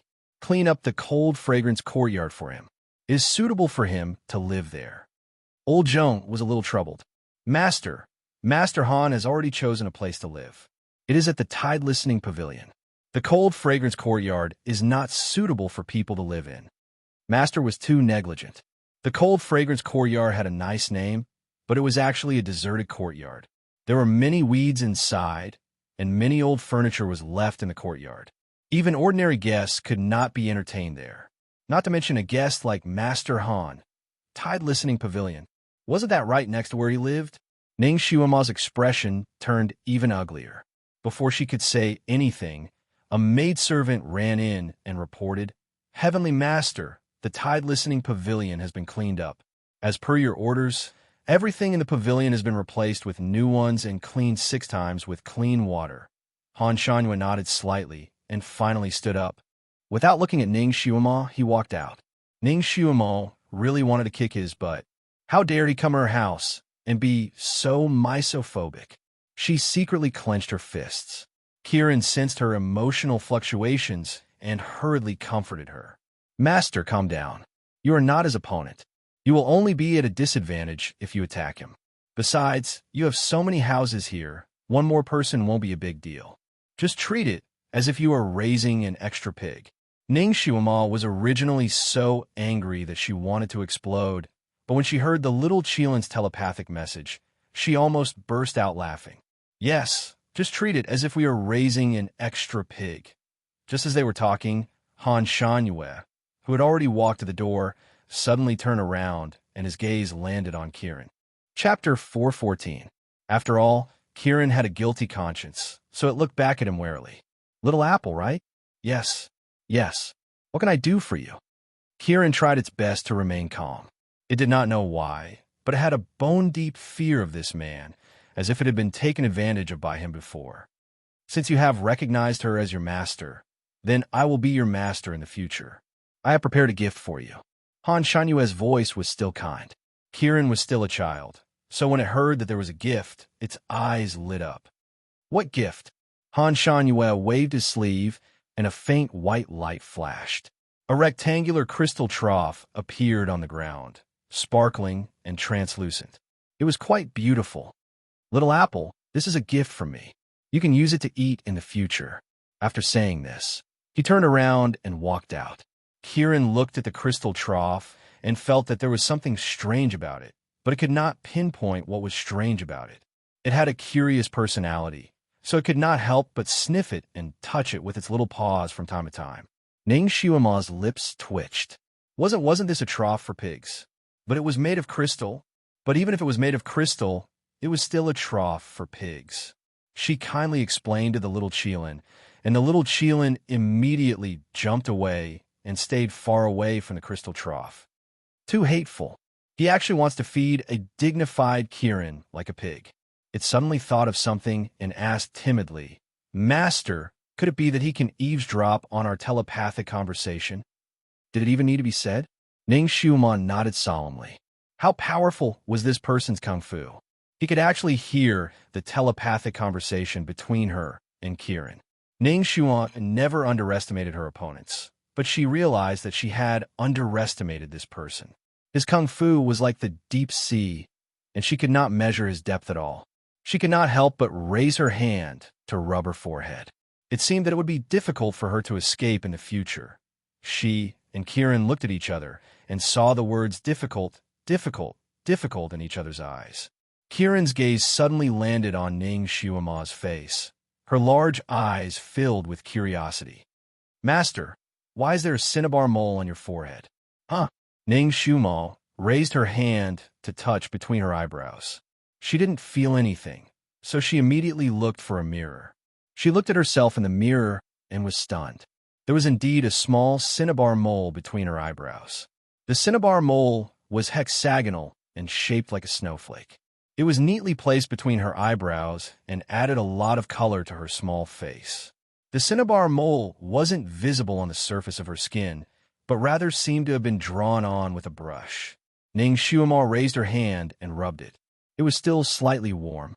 She remembered the ball of lightning that had suddenly struck her forehead. This thing couldn't have been created by the lightning, right? What did this mark represent? She had read in some fantasy male novels in her previous life that some male protagonists were struck by lightning. In the end, they were struck by lightning and became a genius. From then on, they were invincible in the three realms. They even fought their way out of the universe and out of the solar system. Would it be the same for her? She tried to circulate her psychokinesis, but it didn't seem to have increased. She tried to wash it with water, but no matter what she did, it couldn't be washed off. It was like a tattoo. Ning Xiuma carefully recalled what happened before the lightning struck. Suddenly, her body froze. It seemed that she had just agreed to Han Shanyue's marriage when the ball of lightning struck. Could this cinnabar mole be the mark of her marriage? Chapter 415. It can't be that perverted, right? Ning Xiuma summoned a knowledgeable maid and asked her if a woman in this world would receive a heavenly omen if she accepted someone's proposal. For example, being struck by lightning. The maid shook her head and said she had never heard of such a thing. After sending the maid out, Ning Xiuma rubbed the cinnabar mole between her eyebrows and felt a little tired. Forget it. Let's not think about this anymore. There were too many strange things that had happened to her, and this one was not a big deal. She walked out the door, but did not find Shi Tianlong, who had been guarding the door. She walked around the manor, but did not find any traces of the other imperial guards. She was a little puzzled and called Old Zhong to ask. Old Zhong reported to her, "Little mistress, General Shi, and the rest were sent away by Mr. Han." Ning Xiuma was speechless. Weren't Shi Tianlong and the rest ordered to protect her? How could they be sent away so easily by Mr. Han? Her expression did not look too good. This was obviously her territory, but that person did not dare to force his way in and even use her authority as the owner. How could he? Ning Xiuma felt that her position was in danger. She sneered, "Who does he think he is? Sending people away from me so easily. I'm your future husband." A faint voice sounded behind her. Ning Xiuma turned her head and saw Han Shanyue leisurely strolling towards her from the other end of the path. He stopped about 10 meters away from her. "Those people were only ordered to keep an eye on you and not let you escape for the next 10 days. I found them annoying and sent them away for you. Why? Are you not satisfied? Mr. Han, please remember that this is my home. If I want to send someone away, I don't need to trouble you." Ning Xiuma did not want to talk to him anymore and turned to leave. Han Shanyue stood there and didn't say anything else. He only looked at her back with a look of contemplation. Old Zhong held his breath as he stood to the side. Although it was broad daylight and the sun was shining brightly, Mr. Han's face was clearly exposed, but he still couldn't see his face clearly. After all, Old Zhong was a knowledgeable man. He knew that there was a type of martial art called face concealing technique in this world. It could cover one's face without a mask, making it impossible for others to see it clearly. Even if they did see it clearly, it wouldn't leave an impression in their mind, and they would forget it in the blink of an eye. In order to cultivate this kind of martial arts, one needed to be at least at Earth rank level 9. There were not many people on this continent who could reach this level. One could count them on one's fingers. This kind of top-notch expert actually became the beloved guest of the Marquis of Jingyuan's estate. Old Zhong was happy for his young master from the bottom of his heart. Seeing that his young master did not give the Venerable One any face and left in a huff, he was afraid that the Venerable One would hold a grudge against his young master. So he hurriedly said, "Mr. Han, my master has encountered too many things recently, so her temperament is a little strange. Actually, she's usually quite easy to talk to, and her temperament is also very gentle." She had a gentle temperament? She was just a facade, wasn't she? Deep down, she was a rebellious little fox. Han Shangyue turned around and sat down on a stone bench at the side. His eyes turned to Old Zhong. "What happened to her recently? Why don't you tell us?" He sat there under a flowering tree. There were countless petals on the tree that fluttered down in the autumn wind, but not a single one landed on his body. They didn't even dare to float in his direction. Chapter 416. He had an aura that made people hold their breaths in front of him, not daring to breathe too loudly. Of course, they didn't dare to lie. Old Zhong didn't trust people easily, but he inexplicably trusted this Master Han. He respectfully told him about the things that Ning Xiuma had encountered recently. Of course, he only told him what he knew. Han Shangyue listened to him without saying a word. He knew some of these things, but he didn't know some of them. Ning Xiuma was exhausted last night by the old emperor's lobbyists. Not long after she returned to the residence, she went to her room to sleep. This sleep was exceptionally sweet, lasting from 10 o'clock in the morning until evening. When she woke up, she opened her eyes and found that the light of the setting sun had shone through the curtains and was shining on a person in front of the window. That person's back was facing her, and he was drawing on a table under the window. The sunlight coated his body with a layer of golden light, making him look very elegant and beautiful. However, the moment Ning Xiuma saw him, the beautiful sleep that she had just had flew away. She sat up abruptly. "Why are you here?" Ning Xiuma had always been very particular about where she slept and paid attention to privacy. She didn't allow anyone to enter her room. She even set up a spell outside her room. If anyone wanted to enter her room, they would have to break through the spell first. If someone tried to break through the spell, there was no way that she would know. That person was naturally Han Shangyue. He didn't answer Ning Xiuma's question, but instead raised the painting in his hand. "How did you meet him?" When Ning Xiuma saw the painting clearly, her heart skipped a beat. The painting was of a man in red. He had beautiful facial features, elegant demeanor, and his red clothes were as dazzling as the morning sun. It was Shuailan. That red-clothed evildoer had been drawn into 3 parts by Han Shangyue with a single stroke. It was as if he could walk out of the painting immediately. "You saw him?" Ning Xiuma blurted out. If he hadn't seen it with his own eyes, it would have been impossible for him to draw it so accurately. A dark light flashed through Han Shangyue's eyes. He asked again, "How did you meet him?" His voice seemed to have lowered by 2 degrees. Ning Xiuma ignored him. She stretched on the bed and said lazily, "Why do you care how I met you?" She lifted the quilt and wanted to get out of bed. Han Shangyue waved his sleeve, and a faint white light flashed. Ning Xiuma's body stiffened. Damn it, she couldn't move again. She was trying to get off the bed, but halfway through, he used the body-fixing spell on her. Her body leaned forward, and one of her legs was below her. This position was extremely uncomfortable. Ning Xiuma angrily looked up and saw Han Shangyue slowly walking toward her. Ning Xiuma's heart beat wildly from the inexplicably powerful aura emanating from his body. She glared at him. "What are you doing?" He walked closer step by step and finally stopped in front of her bed. He was less than half a meter away from her, a very dangerous distance. He looked at her condescendingly and slowly spat out 3 words. "What do you think?" His posture was too dangerous. A faint fragrance surrounded her, as if he could push her down at any time. Ning Xiaomo couldn't move. Otherwise, she would have already shrunk to the corner of the bed. He slowly bent down and slowly reached out his hand to her. Ning Xiaomo was shocked. You wouldn't take her now, right? Han Shangyue, don't mess around. We haven't married yet, you can't. Her shout was cut off by his outstretched finger. Chapter 417. His white, jade-like middle finger touched the space between her eyebrows as his voice echoed in her ears. Ning Xiaomo, I don't have much patience. Since you don't want to tell me, I can only personally obtain it. His finger was slightly cold, as if there was a weak current flowing from his fingertip and into her brain from her forehead. Ning Xiaomo felt a loud bang in her head. The images of Shui Yilan in her memory were like flowing water, forcefully opened by a force and replayed in her mind. After a while, Han Shangyue retracted his finger and released the body-fixing technique on Ning Xiaomo. Han Shangyue's expression was not good, and his voice was slightly cold.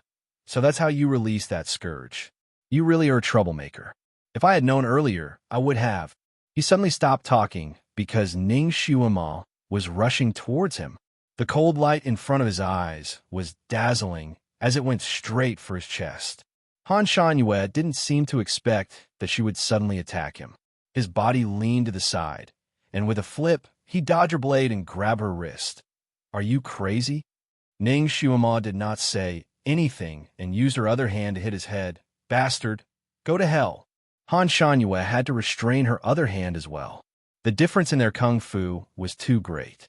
Ning Xiaomo's kung fu was not on the same level as his. In the blink of an eye, her body was restrained by him, and she could not move. Ning Xiaomo, what are you doing? Han Shangyue frowned and looked at her. He did not understand where her killing intent came from. Ning Xiaomo was so angry that her whole body was trembling. Although her body could not move, her eyes stared fiercely at him. You pervert, peeping Tom, kill me. He did not ask for her permission and directly read her memories. He did not care about her privacy at all. What did he think she was? A vessel? Han Shangyue, Ning Xiaomo's blood rushed to her head, and she continued to scold. So what if you're skilled in martial arts? Do you think you can do whatever you want to others? Why do you have to read my memories? Are you crazy? Are you out of your mind? This was probably the first time in his life that Han Shangyue had been scolded like this. He was startled and frowned again. I did not retrieve all of your memories, only the ones related to Shui Yilan. He could even read all of her thoughts. Ning Xiaomo's pretty face flushed red with anger. You can't just take a part of it. This is an invasion of privacy. Do you understand? Don't say that you're my fiancé.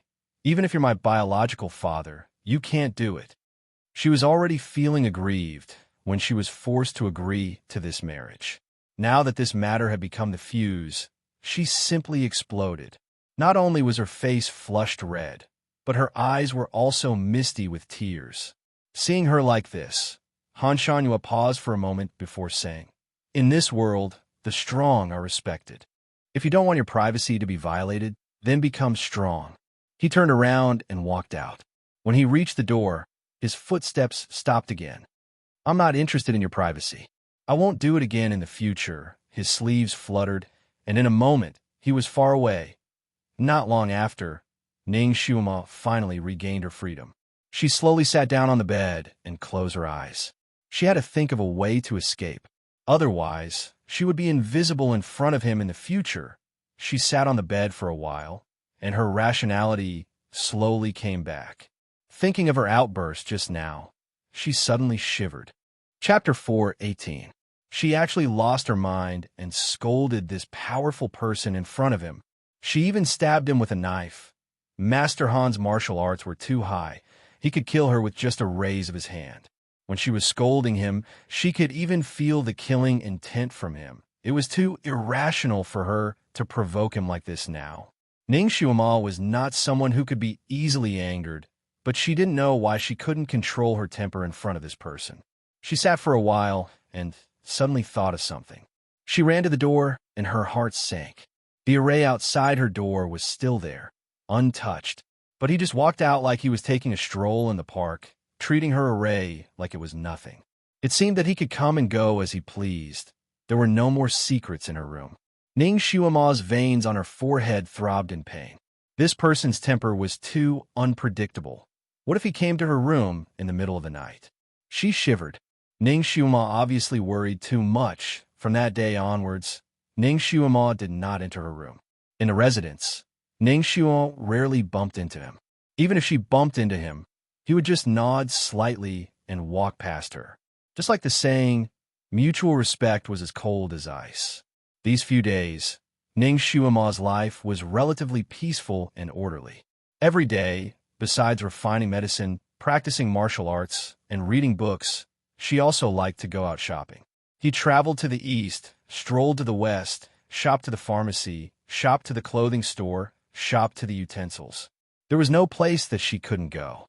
2 days ago, she often heard gossip about herself on the streets, but when a topic was talked about for a long time and there was no real follow-up, people gradually lost interest. There was no lack of gossip in the streets, but recently, people's topic was attracted by another matter.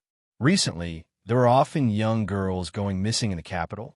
In 6 days, 8 young girls had already gone missing. These young girls had all kinds of identities. There was a daughter of a rich family, a pretty girl from a small family, and a prostitute from a music studio. These girls went missing in different places. Some went missing at home. Some went missing when they went out to buy things, and one even went missing when she went out to play with her fiancé. Ning Shuima didn't care much about this kind of missing persons case. Since ancient times, there had been no shortage of such cases. It was most likely that some human trafficking group had come to the city and abducted these young girls to be sold. This kind of missing persons case was the most difficult. If she was free, she might even help the public get rid of the evil, search for clues, and find out who was behind this. But now, as the wedding date approached, her mind was filled with thoughts of escaping. Although she did not have many chances to meet Han Shanyue these days, it did not mean that he was not secretly watching her. Therefore, she came out to wander around every day. Firstly, she wanted to dispel his wariness. Secondly, she wanted to see if he had any methods to spy on her. She didn't believe that he would send those guards back and let her escape. He must have some way to monitor her. Only by knowing yourself and your enemy could you win 100 battles. Only by knowing his methods could she plan her escape route. Ning Shuima didn't know if it was because he was too good at monitoring her or because he didn't pay attention to her whereabouts at all, but she didn't notice him following her even once. Not to mention him, she didn't even have any guards. Ning Shuima's anti-tracking skills were superb. If someone was following her, she could detect it in a moment. No one could escape her intuition. Chapter 419. For the past few days, she did not feel anyone following her. In order to test the waters, Ning Shuima purposely returned home late at night. When she returned, the mansion was quiet. The servants were doing their own things. Some were patrolling, some were resting. Only the loyal old Zhong was waiting for her at the entrance of the mansion. When he saw her return safely, he was relieved. He was worried that something had happened to her. She pretended to ask about the situation in the mansion. Old Zhong replied that nothing had happened in the mansion. Mr. Han also came back and went out regularly. Moreover, he would only stay in his own courtyard and would not go anywhere else. He never asked about Ning Shuima's whereabouts. Young master, forgive me for asking, but what happened between the two of you? He felt that something had happened between his master and Mr. Han. They were in a cold war. Ning Shuima seemed to be relieved. She waved her hand and said, "Nothing." Then she walked inside. "Young master, it's better if you don't go out for the next few days. It's not peaceful outside. You don't bring anyone with you. I'm worried." Ning Shuima turned to look at him and said, "Uncle Zhong, you also heard about the missing girls?" "Yes, I heard that 7 of them went missing. They can't be found anymore." Old Zhong was worried. "Don't worry, I won't go missing. If they really go missing," Ning Shuima blinked her eyes and said, "I won't let Uncle Zhong worry about me." Old Zhong couldn't help but sigh. "Young master, I know that you're skilled and brave, but I heard that there were many psychokinesis masters among the missing girls. Some of them were even called geniuses. Even the emperor was furious and ordered the authorities to investigate." "Okay, I know. I'll be careful." Ning Shuima stretched again and said, Uncle Zhong, I'm so tired. You don't have to talk anymore. Go and rest. It's getting late. She did not want to listen to Uncle Zhong's nagging and quickly went back to her courtyard. Her courtyard was right next to Han Shanyue's courtyard. When she went back to her courtyard, she passed by his courtyard. Perhaps this Master Han was truly skilled and daring. Regardless of whether he was in the courtyard or not, the courtyard door was always half open and never closed. When Ning Xiaoma passed by his courtyard, she casually glanced inside and paused for a moment. Han Shanyue was sitting under a grape trellis in the courtyard, admiring the moon and painting. Rather than admiring the moon, it was better to say admiring the stars. Because it was close to the end of the month, there was only a crescent moon left on the moon. The moonlight was dim, but the stars in the sky were bright. He was sitting on a rattan chair, holding a cup in one hand and tapping the rattan chair with the other. He looked very relaxed. The hazy starlight outlined his silhouette in the moonlight, giving him a hazy sense of beauty. Absolutely stunning, poetic, and picturesque. Ning Xiaoma immediately thought of these two words. Although she didn't like this kind of handsome man, it didn't mean that she didn't appreciate it. At this moment, Ning Xiaoma seemed to have forgotten her usual disgust for him. She looked at him with pure appreciation for a few seconds. This person's temperament was really unparalleled.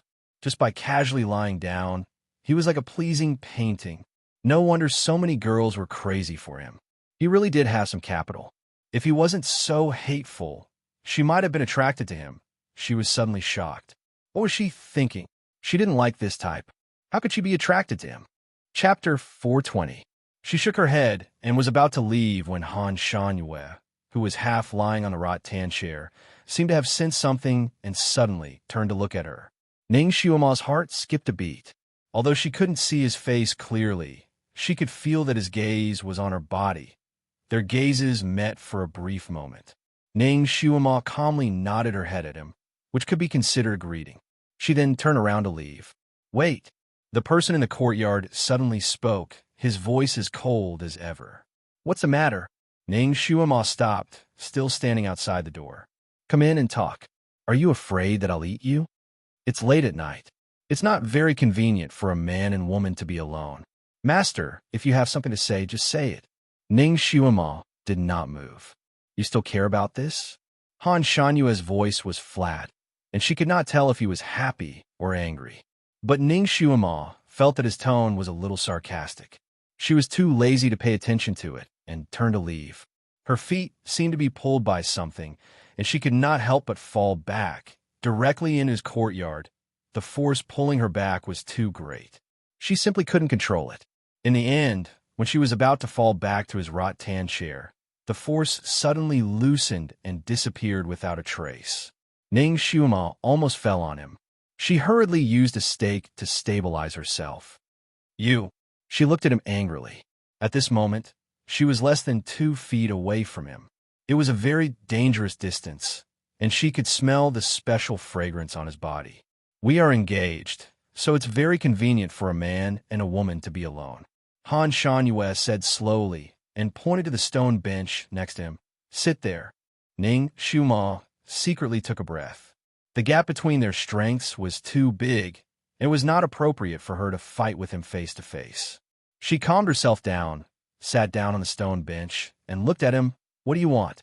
Why are you speaking so stiffly to me? Han Shanyue put one elbow on the armrest of the rattan chair.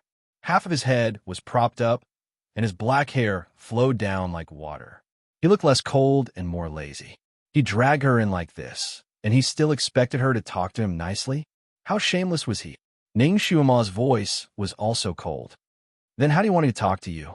Although we are engaged, you don't treat me like your fiancé, do you? I'm just a concubine. Even if we are concubines, we are still husband and wife. In the future, I will also be your husband. Ning Xiaoma choked. Husband? What a strange word. She couldn't apply this word to the man in front of her. Moreover, this person would not become her husband. If there were no accidents, she would run away. Ning Xiaoma knew that the person in front of her was too perverted and could retrieve her memories, so she restrained her emotions and stood up. It's getting late. If there's nothing else, I'll take my leave. How's the wedding dress? Han Shanyue asked from behind her. It's just marrying a concubine. There's no need to prepare a wedding dress. When the time comes, I'll just wear a new dress.